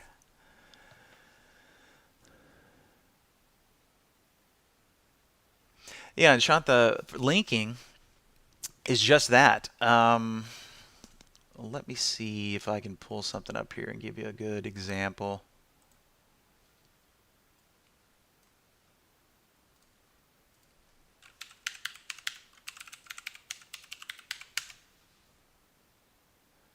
Okay, I'm just going to pull over a web-based charting platform here, and we're just going to see if we can link to it.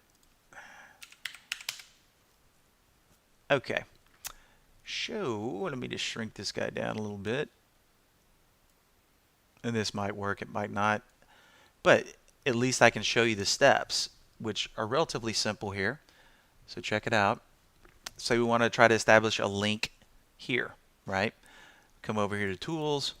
I'm going to hit External Linking. I don't have any links currently set up. But once we hit the Add Link button, all I do is I drag my pointer over here. I don't hit any buttons whatsoever until I get my pointer over the field I'd like to link to. And then I just quickly tap the Shift button. Okay. And now we can see I've got that link. Now will it actually link? Let's try it out here. Okay. I just clicked on HMHC and you can see it populated the field for me. Okay. Verb. Okay. What it didn't do just then is it didn't get rid of the prior symbol before, but it should do it this time. Okay. Verb, popped it in there. So that is how you do the linking. So it should be the same with Thinkorswim. I just do know over the years, for some reason, Thinkorswim is it's a very finicky platform to link to.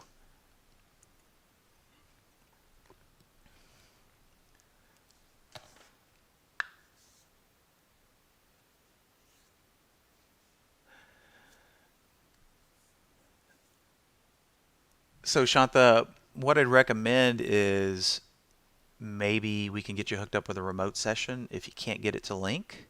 After the support session is done, if you can't get it to work, let us know, hit us up on chat, and we'll try to help you figure out what the problem might be with your linking.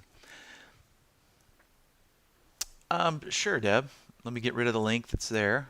Just by clicking here, we're going to hit delete. Okay, so we'll just get something pulled back up here again. Oops, wrong field. Okay. All right, so there is no link currently. So just starting from scratch, we just go Tools, External Linking. Box pops up. I hit the Add Link button. Then I just move my mouse over here, and all I do is quickly tap the Shift key. We can see the link has been established. I click OK. We can see the link. Now when I click on Verb here, you should see it work over here. And there you have it.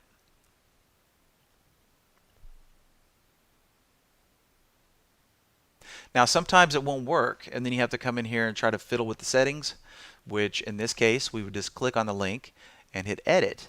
And then you'll notice there are two checkboxes here. So by default, neither is checked. So if your linking didn't work initially with whatever you're trying to link it to, well then try, there's only 4 possible combinations. Neither is checked, both are checked, or one is checked but not the other.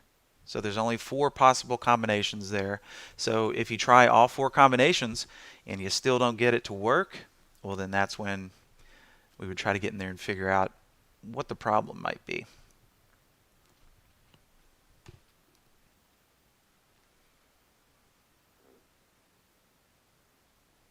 And Yahoo, if you signed up for the standard subscription and then later on you decided you wanted to upgrade to premium, you would just contact someone in our support or billing and they could easily facilitate that for you.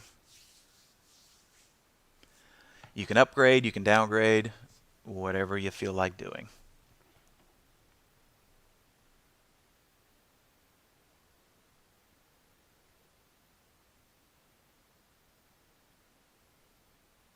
And they would work with you on the price there.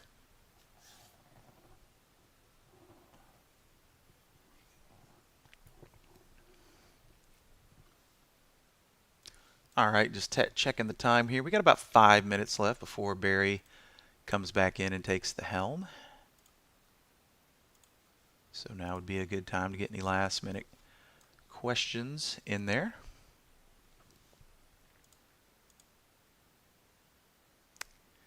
Dell's not exactly lighting the world on fire today, but it's definitely looking bullish. So if it doesn't move today, it might be a good one to keep an eye on for tomorrow. Just trying to look back to that little area right there. 62.30. What do we get up to today? Didn't quite get up there, but that would be the area I would keep an eye on moving forward. Might be one to keep an eye on tomorrow. Hugh, no problem. Glad you could come. Have a great rest of the day.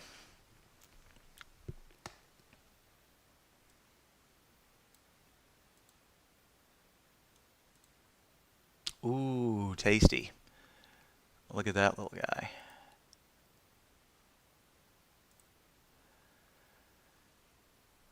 Yep. If you're a range break player, this is like the Mona Lisa. Really, really small risk. Of course, this is a $2 stock before you get too excited, but it's all about that percentage move.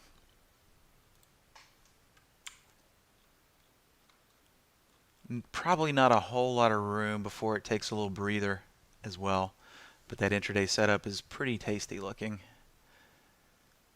Note when I see it stream through here, I've got this column over here that says next higher low. That tells me where the next area of potential support, how far away it is.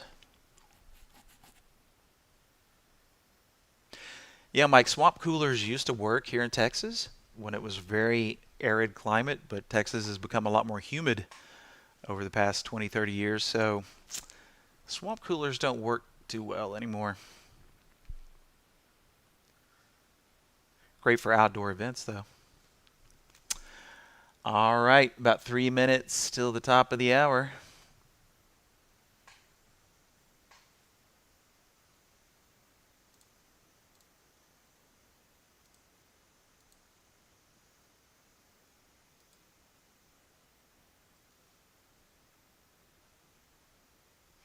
Notice we have the big gap in play here on the ACIU. Let's see, 985 down to this level right here. Notice the large value in the ACIU. If this thing gets cooking, which it's already started its journey into the gap, and hey, relative volume's only 769 on this one. So this one might get a little steam, into this gap here.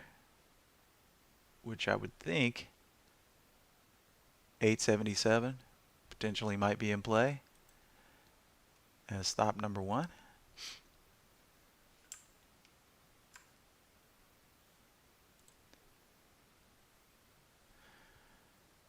All right, ladies and gents, we're 1 minute to the top of the hour, so I need to tell Barry that I'm going to stop streaming here in just a sec. All right, ladies and gents, thanks for popping in. Barry's about to take the helm again, and I hope all of you guys have a nice, profitable rest of the day, and we'll see you tomorrow. Happy early Friday. Be somewhat enthused about it.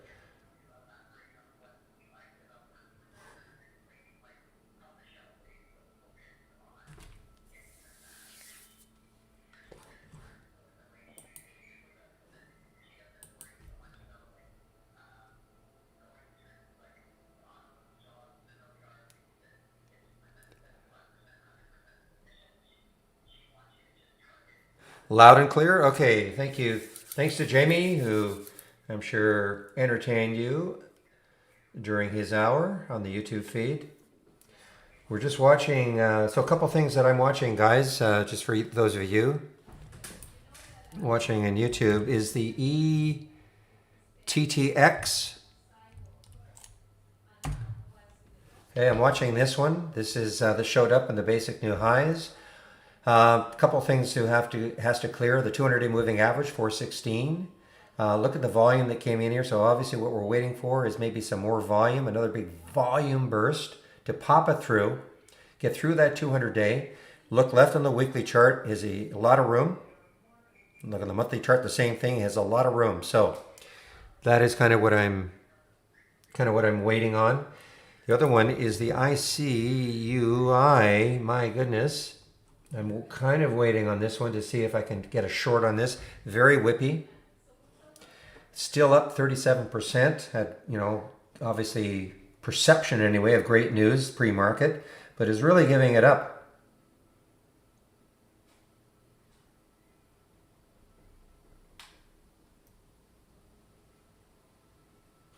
But I'll be doing my video pretty soon, so probably won't be able to act on either one of those. So my wish list is that EFFX just kind of holds, ETTX, just kind of holds in this area for a while. I mean, it's basing nicely, and then again, just get a nice big volume bar, pushing it through the 200-day, and maybe starting to fill in this void. I mean, it may not happen, but that's all I'm basically waiting for. So I have a price alert set for about 419, and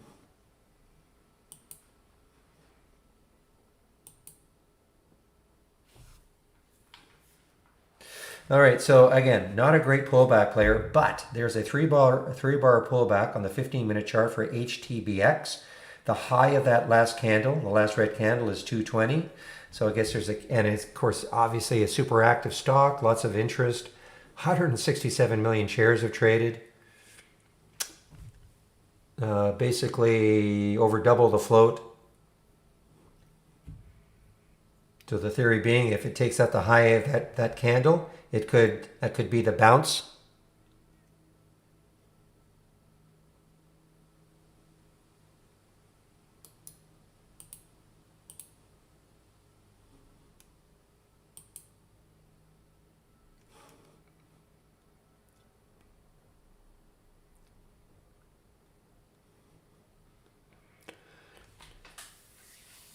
A third of the cash you have in your account. I will second and third and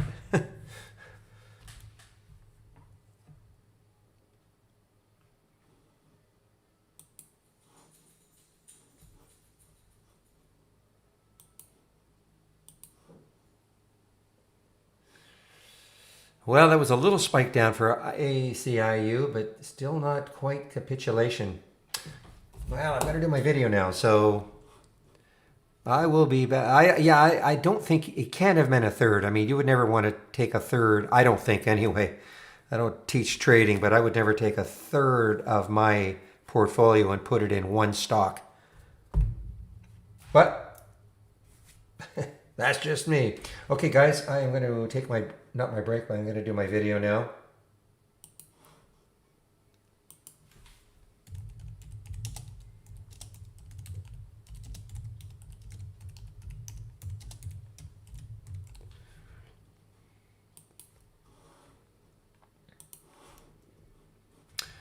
All right, so putting myself on mute here and in the YouTube feed.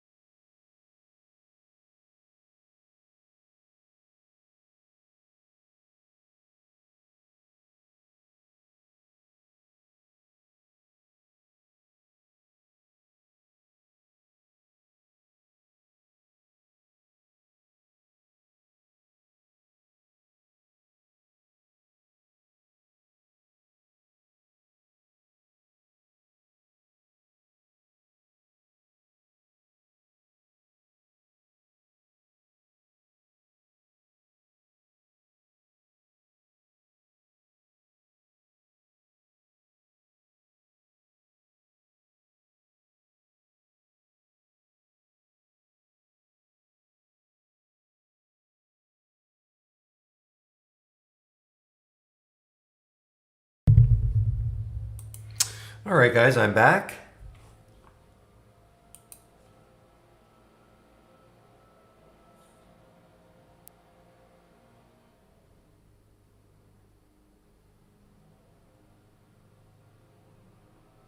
Is there a pre-market day candle in TI? No. You can see, not a daily candle. You can see the intraday time frames, yes, but not a daily candle. There was a question from the YouTube feed. All right, guys, so while I was doing the video, well, unfortunately, I don't know if anybody took advantage of this ACIU shorts. William, you should have. Awesome. Excuse me, but well,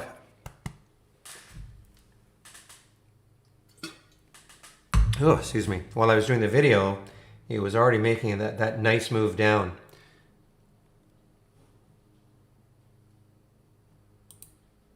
Lots of shorts available. 200,000 at Interactive Brokers anyway for ICIU. So tell me somebody took it.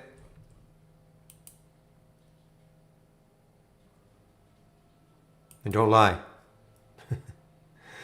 Okay, here's the, oh, it's so beautiful. Look at this base now for ETTX. It's just got to have the volume to burst right through that 200-day moving average.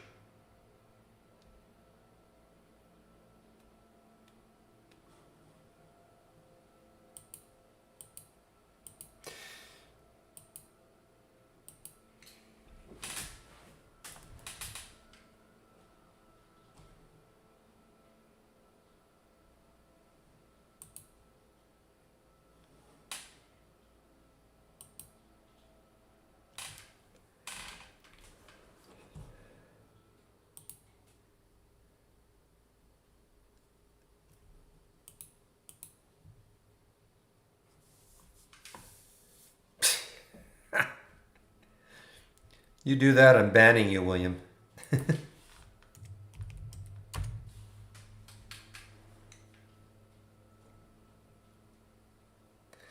definitely interesting. What's the spread like right now? Actually, spread is good too. The spread is tightened up, 403 or 405.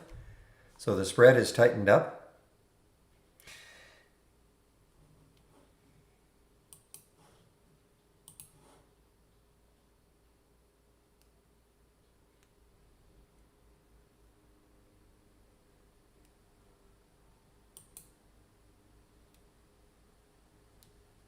Well, what a nice move for Sono. I think I saw somebody mentioning Sono early on, but look at what a nice move for Sono here on that daily chart, taking out all this. And, you know, really, you look left on that monthly chart, the next high looking left is around 1774. So about $1 away.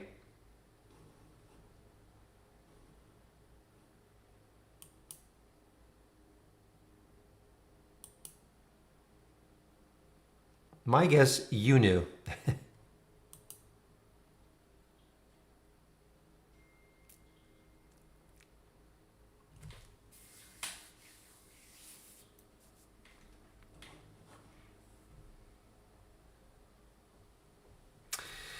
You know what might be an interesting short now is OI. Let's see what it does right here. If it takes this out down here, 995. I mean, it may not be very dynamic because it's got all that in the float, 137 million, but this just doesn't look that strong anymore, does it? I mean, obviously. Where's the 200-day? There's the 200-day moving average, 953. So, you know, it has a little bit of room down to the 200-day.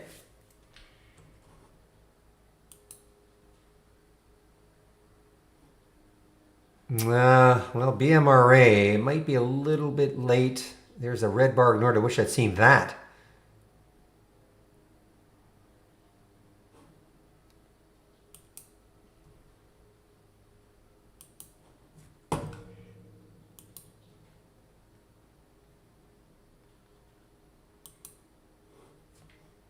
Look at the room it's got though. What's the high right there again? 1147. It's above that. The low float, 8 million in the float. for BMRA. Redbarg Nord on the 5s, sort of. I think the top of those two candles probably the same price.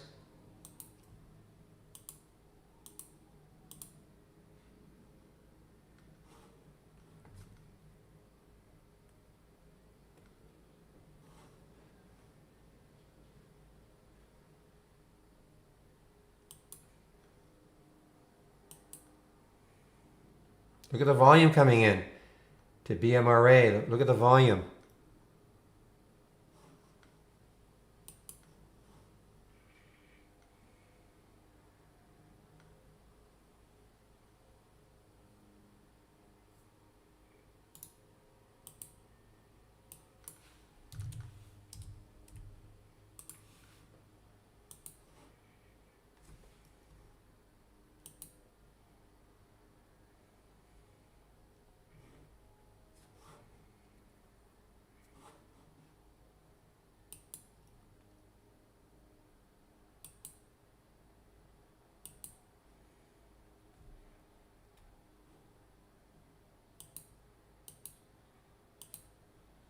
So watching this BMRA, guys, see how well this holds right here?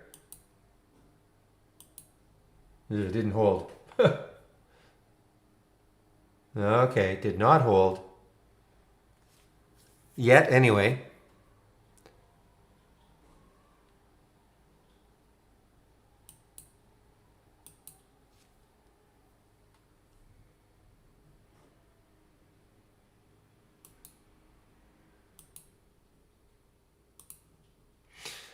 Oh yeah, down here would have been great. I just didn't have a trigger set here, and of course it won't show up here because it's got to take out the high, which is way up here.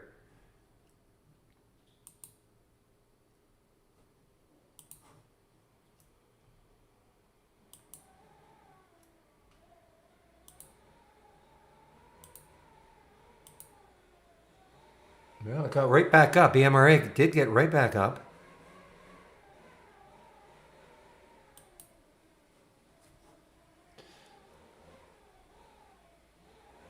Okay, I may have to short this OI. If it takes this out right there, if it gets into the 980s, I mean, I'm looking right there, a little bit of support maybe in that area.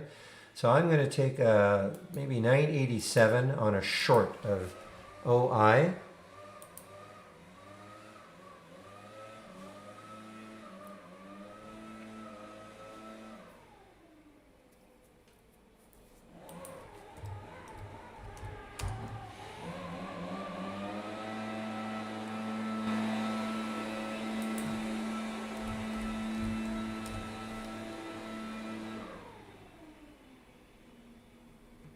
It doesn't look like it.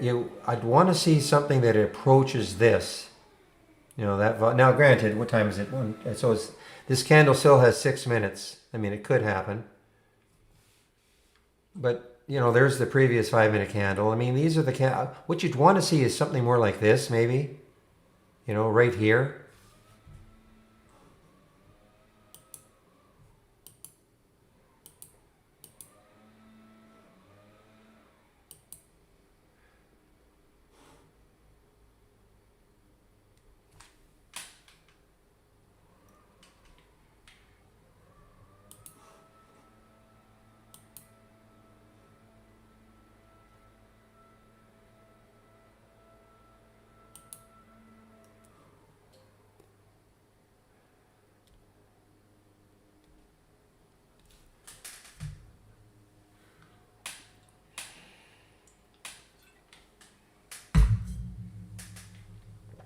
Really, you would buy it there? Interesting.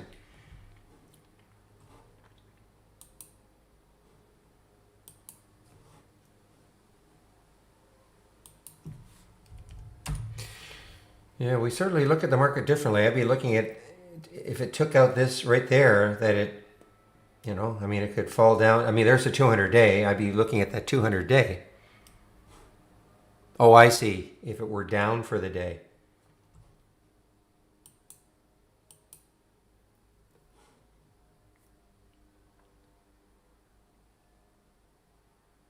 Volume is really tapered off, though. I mean, look at the volume. It's really now the same thing. You'd love to see a lot of volume come in on people selling it.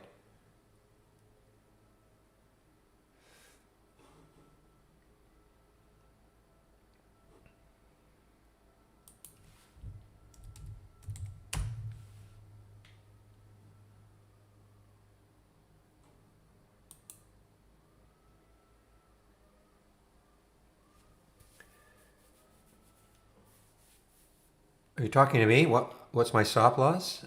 I mean, if I got into it, well, I certainly wouldn't let it get over 10. But you have to, don't rely on me for that stop loss. It doesn't mean that I would let it get to 10 either. I mean, if I got into this one at say 985 and it stopped and then it started moving back up and it got into the mid 90s, I'd probably get out of it. I wouldn't wait for the 10. My stop loss that I always said is my get out of town stop loss. The absolute, there's no way I want to let it get past that. But I could always stop myself out earlier if I don't like the way it's trading. So that stop loss then dictates how many shares I would buy. So, if I got in at 985 and I was willing to risk $150 on the trade, I could buy 1,000 shares. Or short 1,000 shares. That'd be a 15-cent stop times 1,000 is $150 that I'd be risking on the trade. Just, to give you an idea. That's why when people ask me, well, what is your share size? It's all over the place. It all depends on where my stop is. Because you take your stop amount, the difference between the stop price and the entry.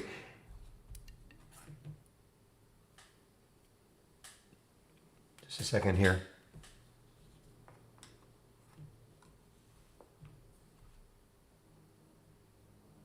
Just one moment, please.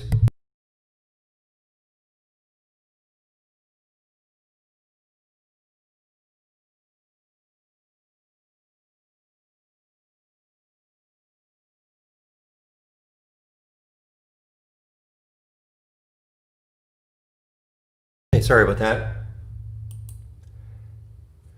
So anyway, so you take the difference between your entry and your stop and you divide that into how much you're willing to risk. So again, I just try to make the math easy. So if I had a 15-cent stop and I'm willing to risk $150, you can do the math pretty simply. 150 divided by 15 cents is 1,000.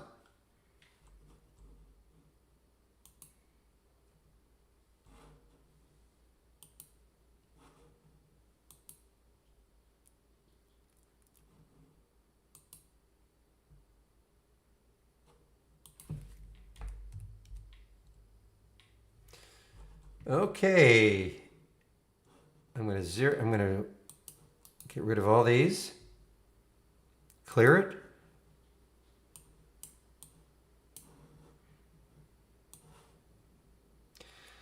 And now maybe the fun will begin in this window. Now we're looking for setups, stocks that maybe were really active early that have kind of settled down and then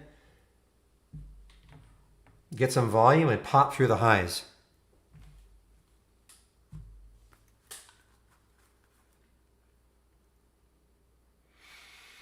Okay, so if you want to risk, and I used $150 in this particular case to make the math easy on the OI. So if I got into this trade at 985 and my stop was at 10, that's a 15-cent stop, obviously. If I'm willing to risk $150 on the trade, so I just divide 150 by 15 cents, and that gives me 1,000 shares. Just do the math, just reverse it. If I have 1,000 shares and I'm risking 15 cents, on my stop is 15 cents away. That means I'm going to risk $150. 1,000 times 15 cents is $150. So going into every trade, you have to know, how many shares you're going to take based on how much you're going to risk on the trade.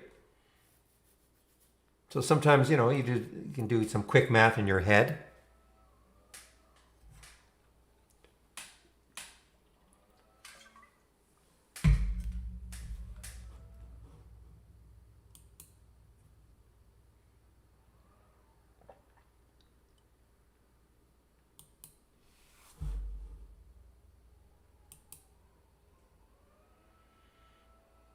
And then the trick, of course, is not to vary how much you're risking per trade. within reason. I mean, you're not going to risk 150 on one trade and 300 on the next and 200 on the next one. The only time I kind of vary that is kind of I guess, the blackjack concept. And I'm not varying it by a multiple, like a big multiple. But, if I were risking $100 a trade, but I thought, the cards were more stacked in my favor, in other words, what I would consider a much better setup, like a really primo setup, instead of 100, maybe I risk 120. Okay, I'm not going crazy. Again, this is just, how much you're risking is going to be dependent on your account size. But it's not like I'm going to risk, even if I thought the cards or the charts were in my favor, I'm not going to go from $100 to 200.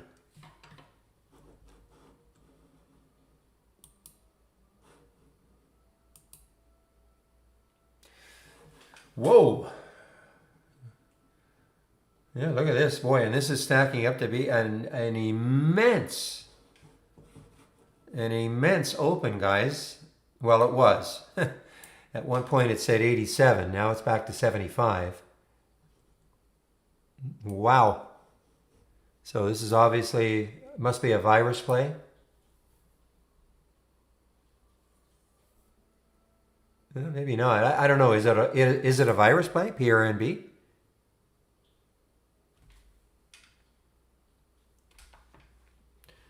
On the surface, it doesn't look like one, but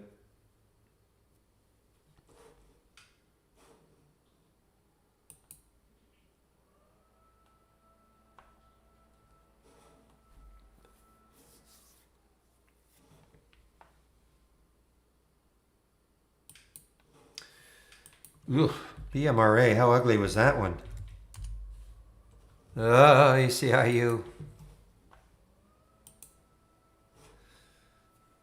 Oh, a bio target. Thank you. Okay, thank you. So it's a rumor stock in terms of a buyout with it's SNY, Santa Fe. Yeah, SNY.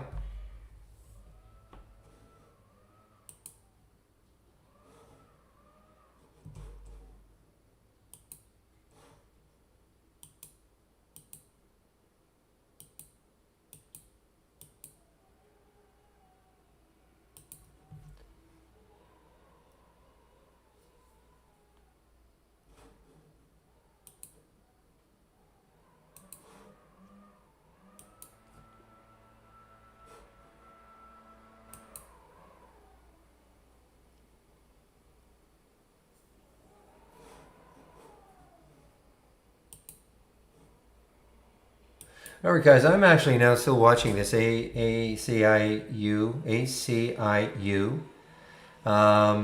Let's see if it takes out 9. I mean, it still has a ways to go if it wants to keep falling. I mean, this is a real collapse. I'm just ticked that I didn't get it under. I wanted it around 980. But if it bases here enough and then it has another bit of a collapse, it still has room to go.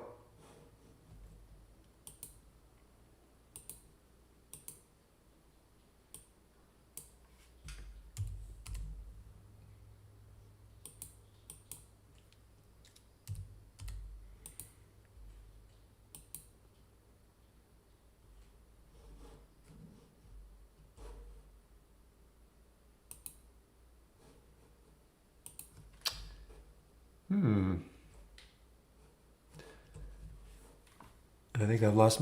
Can you guys hear me? I've lost my audio on my end.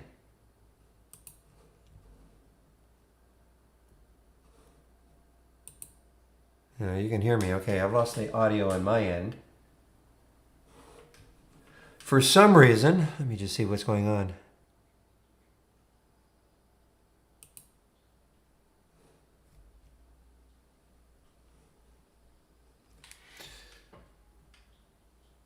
Okay, I might have to change headsets. Just a minute, please.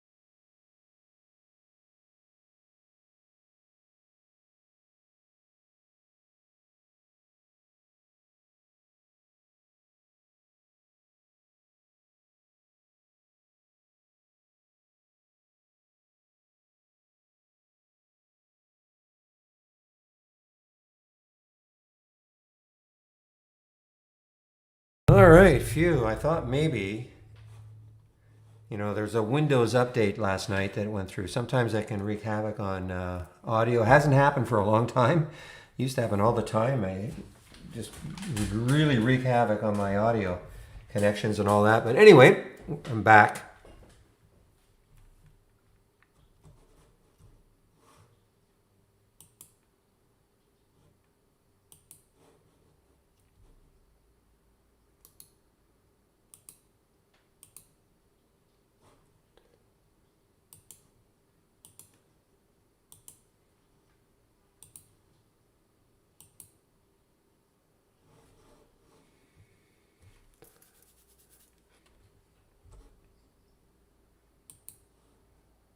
Somebody asked me about LCI earlier in the day, and I was saying, well, to go long, we'd have to take it a certain level. Well, it certainly didn't go.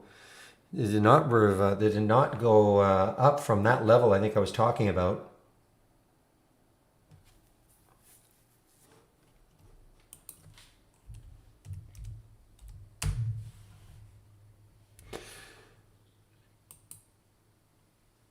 Okay, so this is going to be more than a 10-minute halt. 128. Well, maybe not. 128. It may open in 5 seconds, or 5 seconds from now. If it's going to be a 10-minute halt, let's see if it opens. PRNB. There it goes.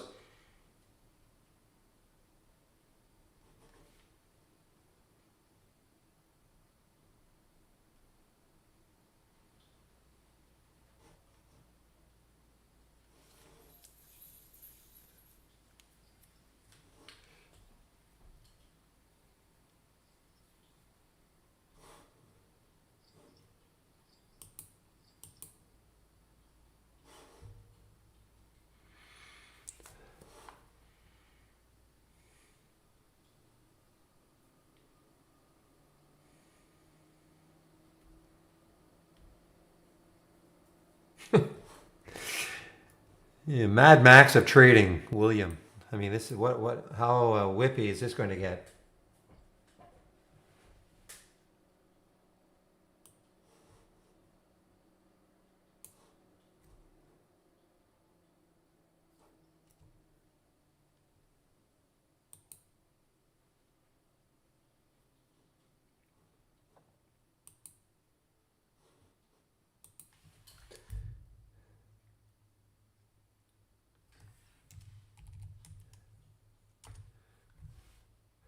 All right, so this one doesn't look like it's going to do it, guys. ETTX. Another one that's been tanking, a little bit like the ACIU. Look at this one tanking. It's still up 7%. Had, I don't know what sort of news it had in the pre-market. It's incredibly choppy in the pre-market. But look at this bar right there, FIXX. This is shortable too, but William won't short it because it's up.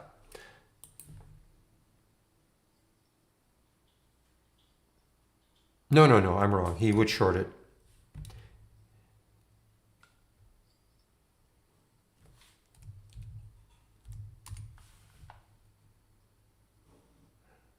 I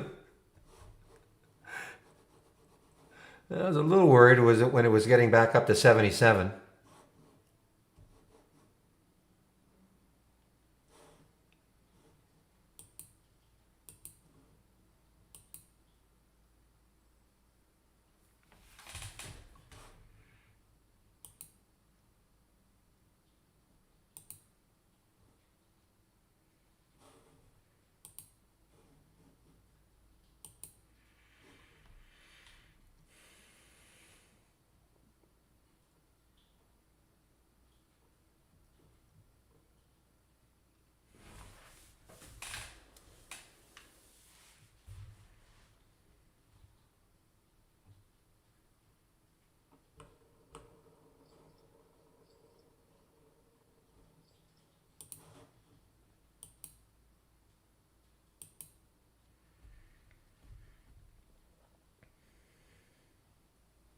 Yeah, there is a 5-minute RBI for HMC.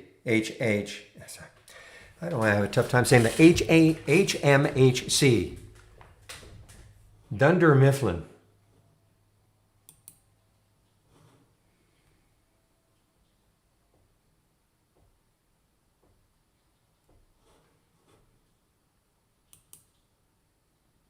All right, guys. OPGN, but look at that 200-day moving average. Ugly, ugly looking daily chart. Too bad. Look at the volume that came in, but the 200-day moving average is right there. It just showed up here, OPGN.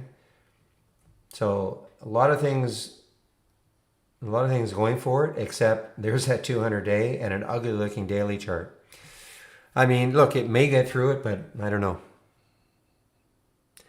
It's just not something I want to take.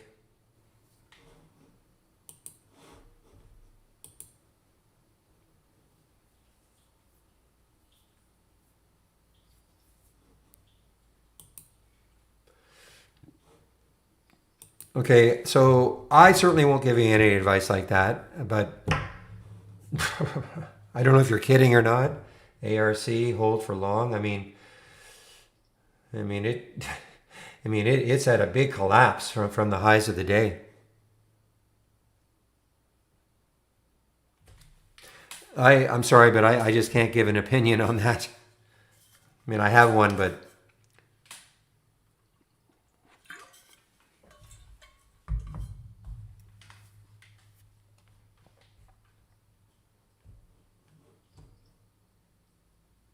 I mean, it tried to break out over 150 this morning, but it just didn't do it.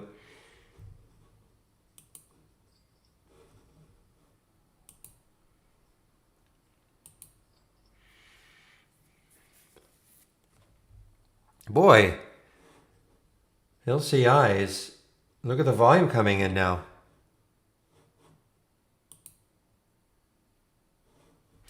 All right, well, we saw this one yesterday's STIM. So STIM, again, the other thing, I mean, there's that 200-day. That's far enough away. It did get up 364. You can see it almost touched the 200-day moving average. Volume coming in.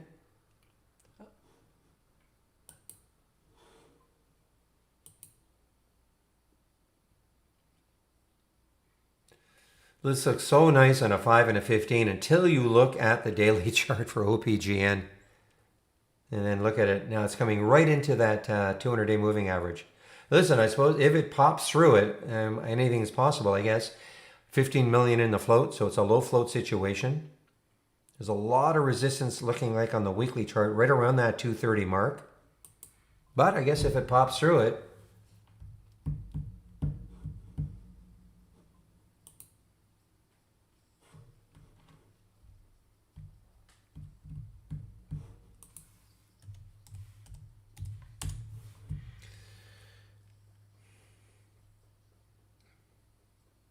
well, I guess you got to hope that 376 holds, in my opinion, for Digital Ally, GGLOI. It looks like there's pretty decent support right around there. If it broke down through that, then I think it's could be over for the day. So even here at a 251 alert for HMC, that's not too bad, 268. Again, this was alerted way before that. But I've cleared everything. So now we'll see stocks that are making new highs. Only one time again.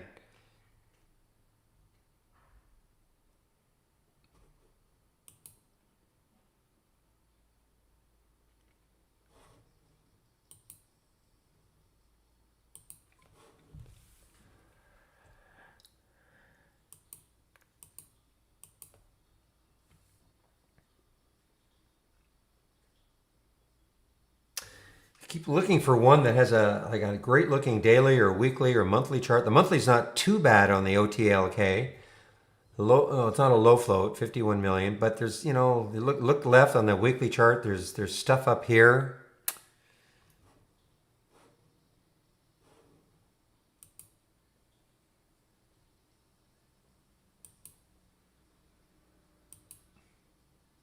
I mean, you can see why HMHC looks pretty good up to that point. I mean, look at the difference in these charts compared to those other ones. There was room. I mean, listen, if it takes out 3,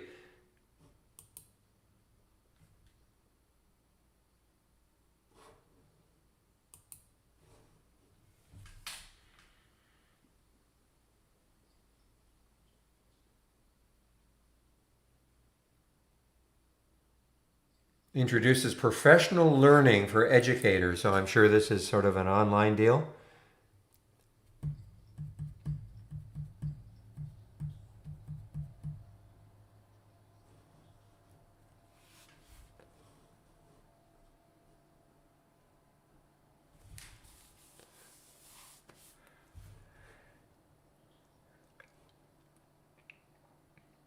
You know, 292 look like the two highs. 291, 292 looking left on the weekly.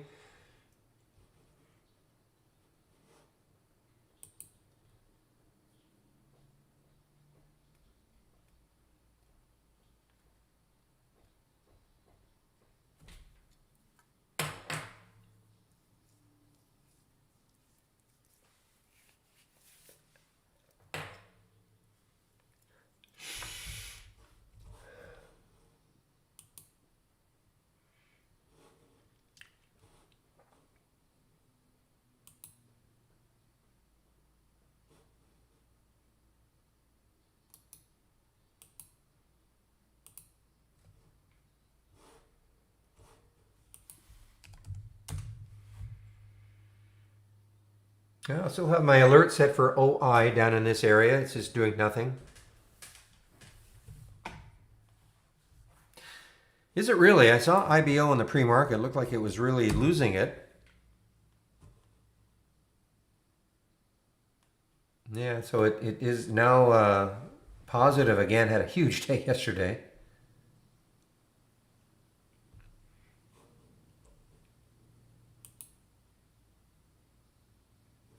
I've sort of forgotten about semi. Yeah, I just think it has to. I mean, there's nice volume coming in, but it's been so erratic around this area. It did not want to really take out that 200 day. But lots of volume coming in, no question about that.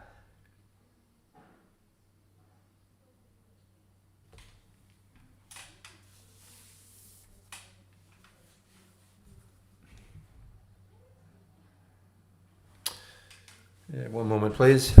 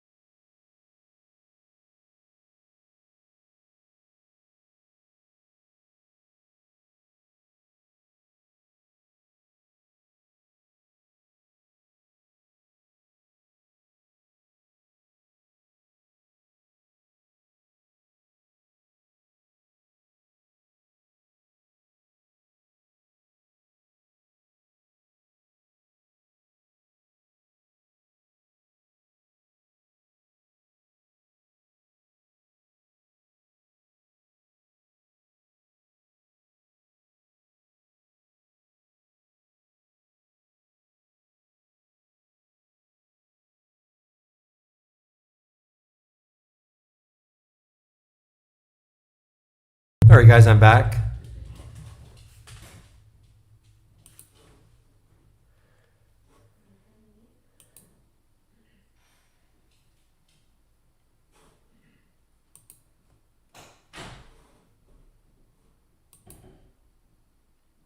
Maybe a turn. I don't know. Maybe a turn. I mean, it's a red bar ignored, perhaps. You're right. So that might be a turn. See if it moves higher on some volume. Get some volume, maybe to pop it up.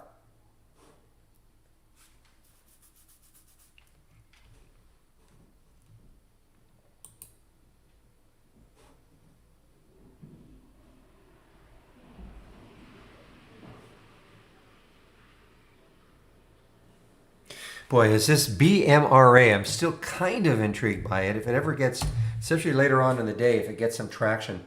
Very, very whippy. I mean, the trend is still up, right there, but it's very whippy.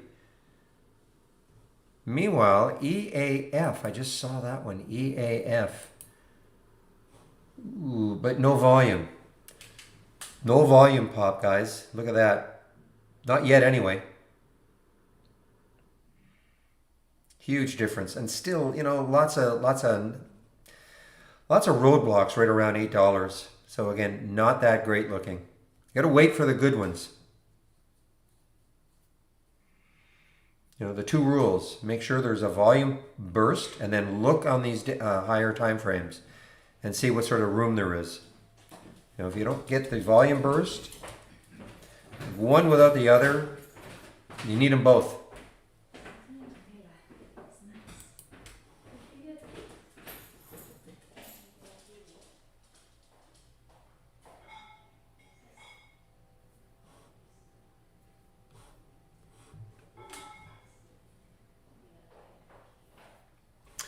Wi-Fi is having a nice day. Boingo is having a pretty nice day here. Crawling back, it's now positive. WIFI.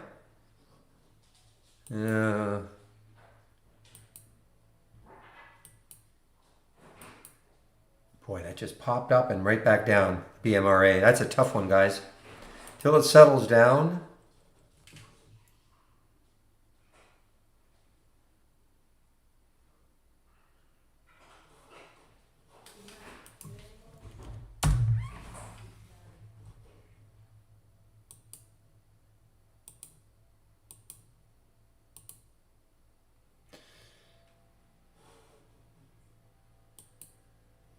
Okay, guys, I took the OI short. We'll see what happens. I got in at 86 OI and a short at 86. Let's see what happens. I've got to be in this marketing meeting very soon, so I'll have to keep an eye on it.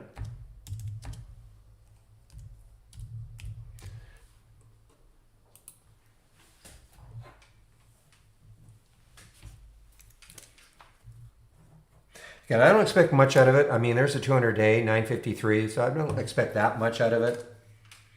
It's more just a little scalp trade probably for me.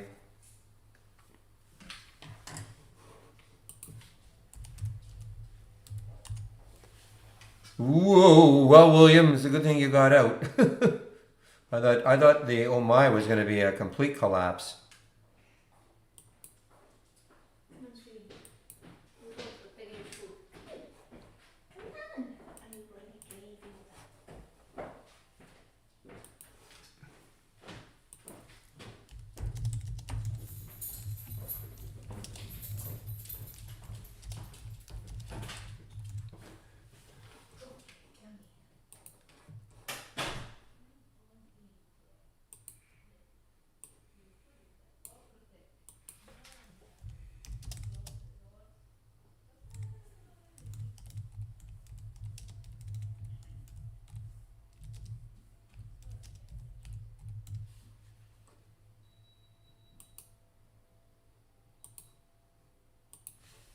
All right, guys, I'm going to mute myself right now, both rooms.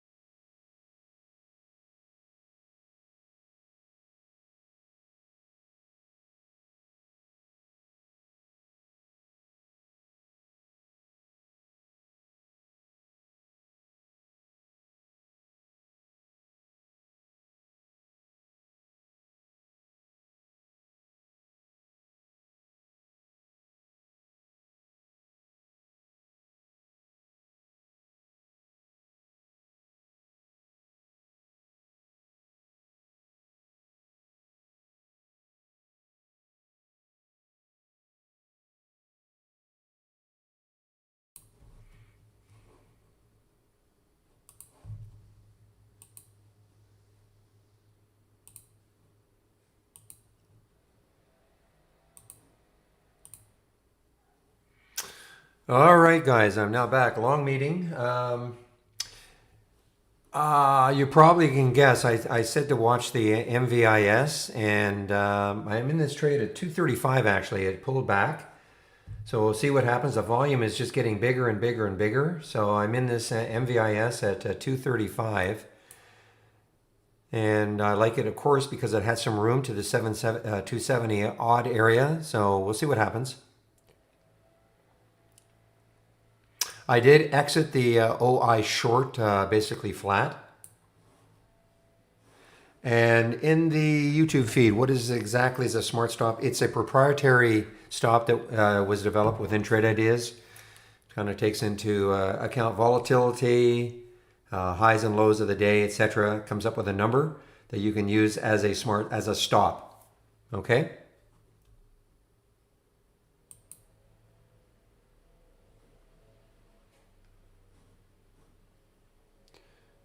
Well, the cool thing is look at the volume coming in, guys. I mean, the volume is just really. I mean, that was the volume bar. What was? Well, that was the volume bar that kind of got it going, but now this is even bigger. So, as I always say, the 50-cent mark can be really tough to get through.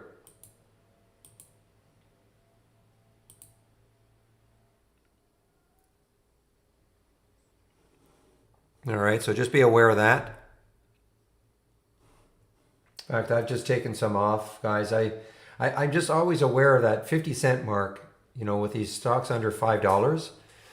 It's just a little psychological number to get through. So I've just taken some off.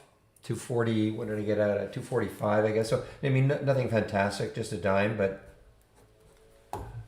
I'll take it while I was in the marketing meeting.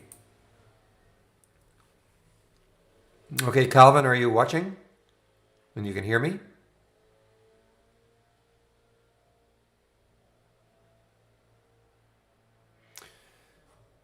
All right, just right click, properties, and see where it says text headers. It's either checked or unchecked. So if you uncheck it, you get back to the icons, okay? So right click, properties, text headers, check it or uncheck it.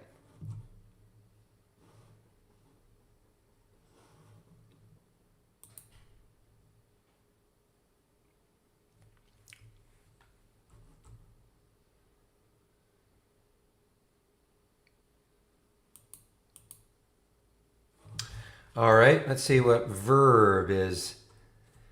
Doesn't have a lot of room, guys. I mean, you can just sort of see. I mean, the volume, it was okay. I mean, it's a bit of a volume bar, but the problem with verb is right there. I mean, just look at the daily chart. Could be a lot of resistance right around 140. It did get through the 200-day moving average, but to me, there's just a lot of resistance. We want to see cleaner looking charts when we get involved in these ones.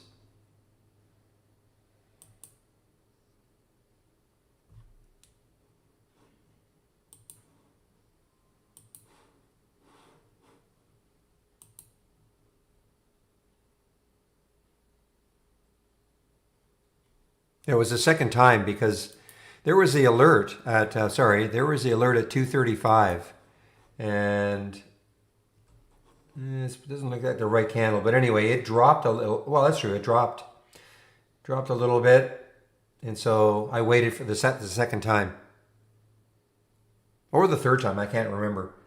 Remember, I was in the marketing meeting and I was kind of watching this, watching it, and I know I said, I think I put in here getting warmer, something to that effect.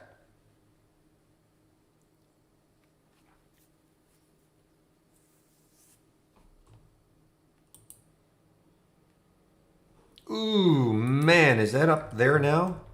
And I know you're shorting it. So Zach, did I hear that right? That you were, well, I think you were short this. I think you were looking for down to 71 or something.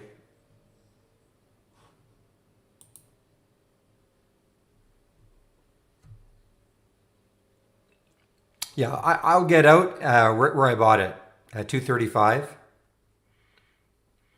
I just want to see if it can pop through. I'm talking Mavis, of course. I just want to see if it can pop through that 250.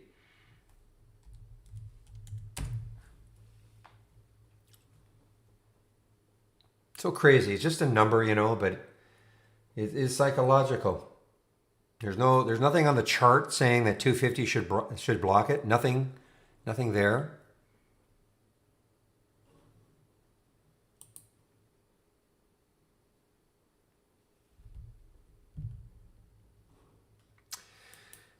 All right, here's another one. Ooh, look at the the volume is good. It doesn't look as good compared to this, but it's definitely good. OBLG. Look, I mean, look at the pop. It's too large. Too bad. Wow, look at that. The alert was at 258. OBLG, and oh gee, look, this is so good because I mean, there's no resistance. This looks like this was I'm going to say a symbol name change right here. Excuse me, it's definitely not an IPO. Even though we have a position in lifetime range at the high, I cannot believe this is an IPO. But it's too bad. I mean, the alert, not that it was late, it's just that by the time it just went so quickly.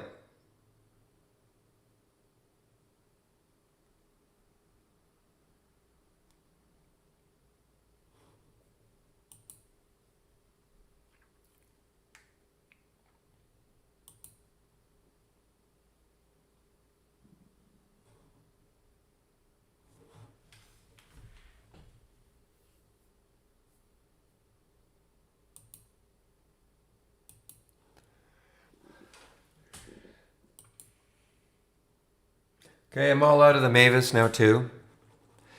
The only way I'll look at it again is if it takes out 250. Though, even if it takes out 250, oops.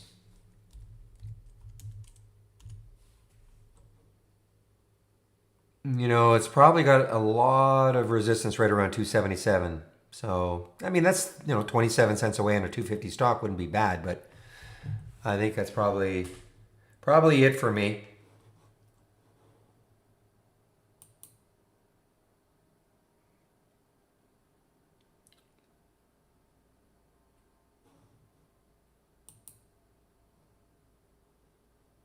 I'm missing the mask plays.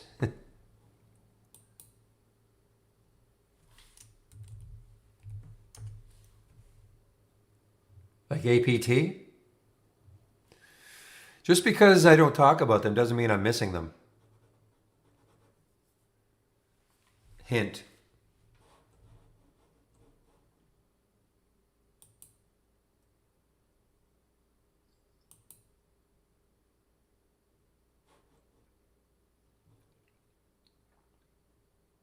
I didn't know NBY was a mask play. Though I have to admit, APT though, yeah. APT and Lake. Ooh, look at this one. Making it was making a low.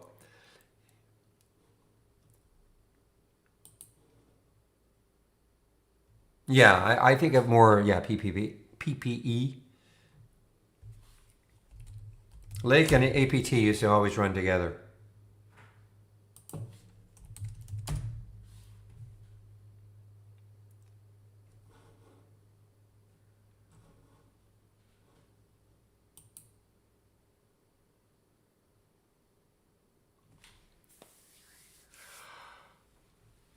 So guys, it's almost 3 o'clock, so I'll be shutting the room down at around 3. Tomorrow is Friday.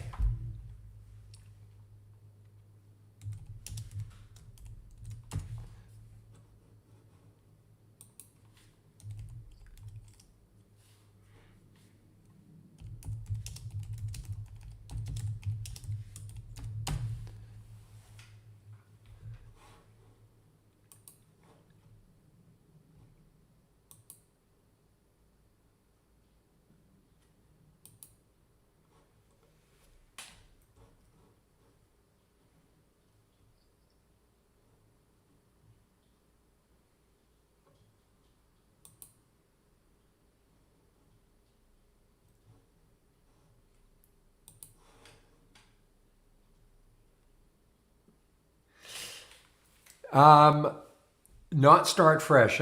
No. At the end of the day, I'm answering somebody in the YouTube feed wanting to know, is there a way in which you can erase all of your trades? I mean, obviously you can flatten everything. Okay, I'm just going to get out of all these. I'm just going to flatten everything. So I'm out of all the trades, but they won't disappear from your screen until tomorrow, if that's what you mean.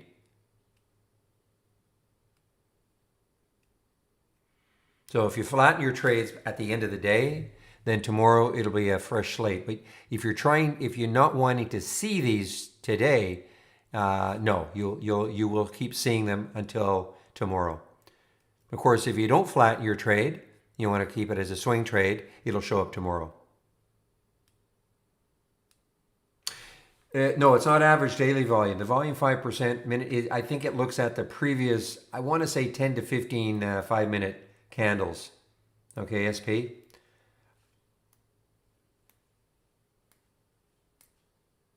Because it's a daily, it's a 5-minute. So it goes, I'm not sure how many days, in fact, I'm wrong. I don't know how many days back it goes. Good question to ask. I just don't know off the top of my head. If you want to send that to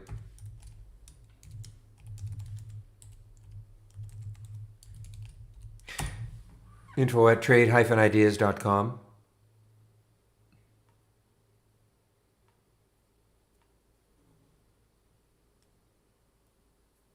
True enough, you can also do that. Yes, I mean you can select open trades, and that's all so you won't see them anymore.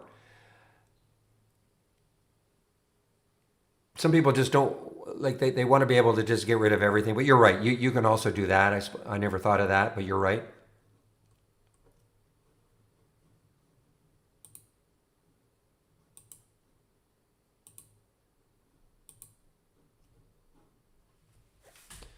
Well, guys, Mavis might be getting ready again. If it takes out 250, you're not just another pretty face. Yeah, you're right.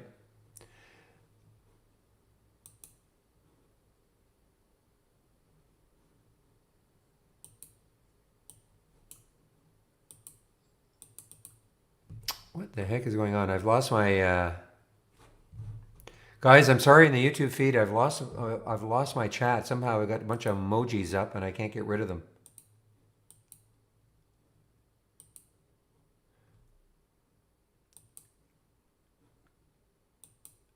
Crazy.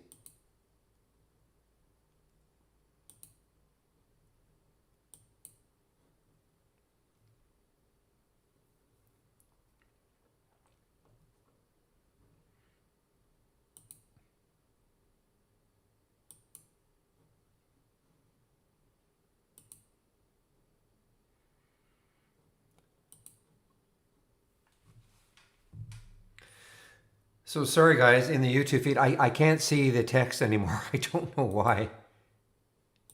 Let me just do a test here.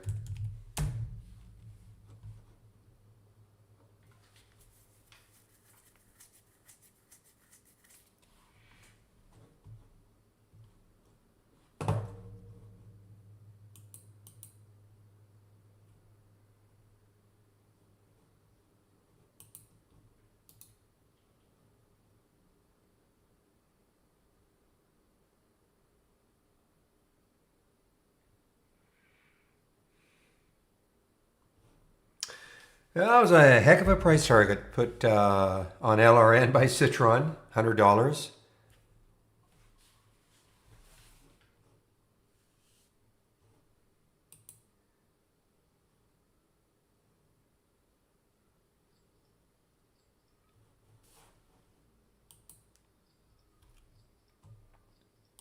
And there's the apt.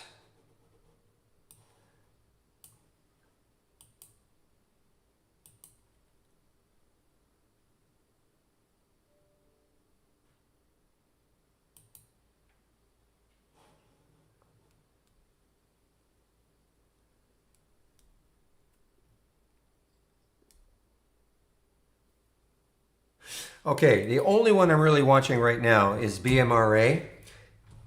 Just because it's doing this, if we get some volume and it pops right through the highs, it may have an end of day run.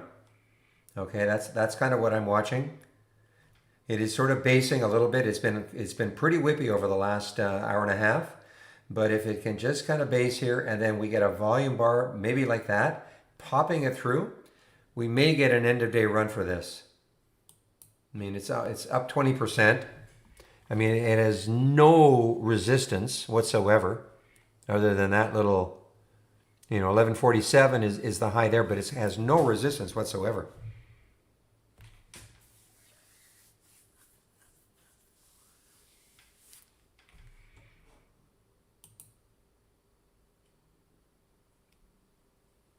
Yeah, big SPY red candle right there. Yeah. This is BMRA, Rob. It's been, just look at the weekly and the daily chart. I mean, look, obviously it got hammered.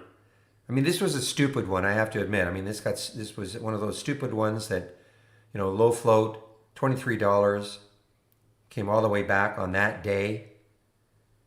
But that's all traders are looking at. They're looking at the what if. And that's a BMRA.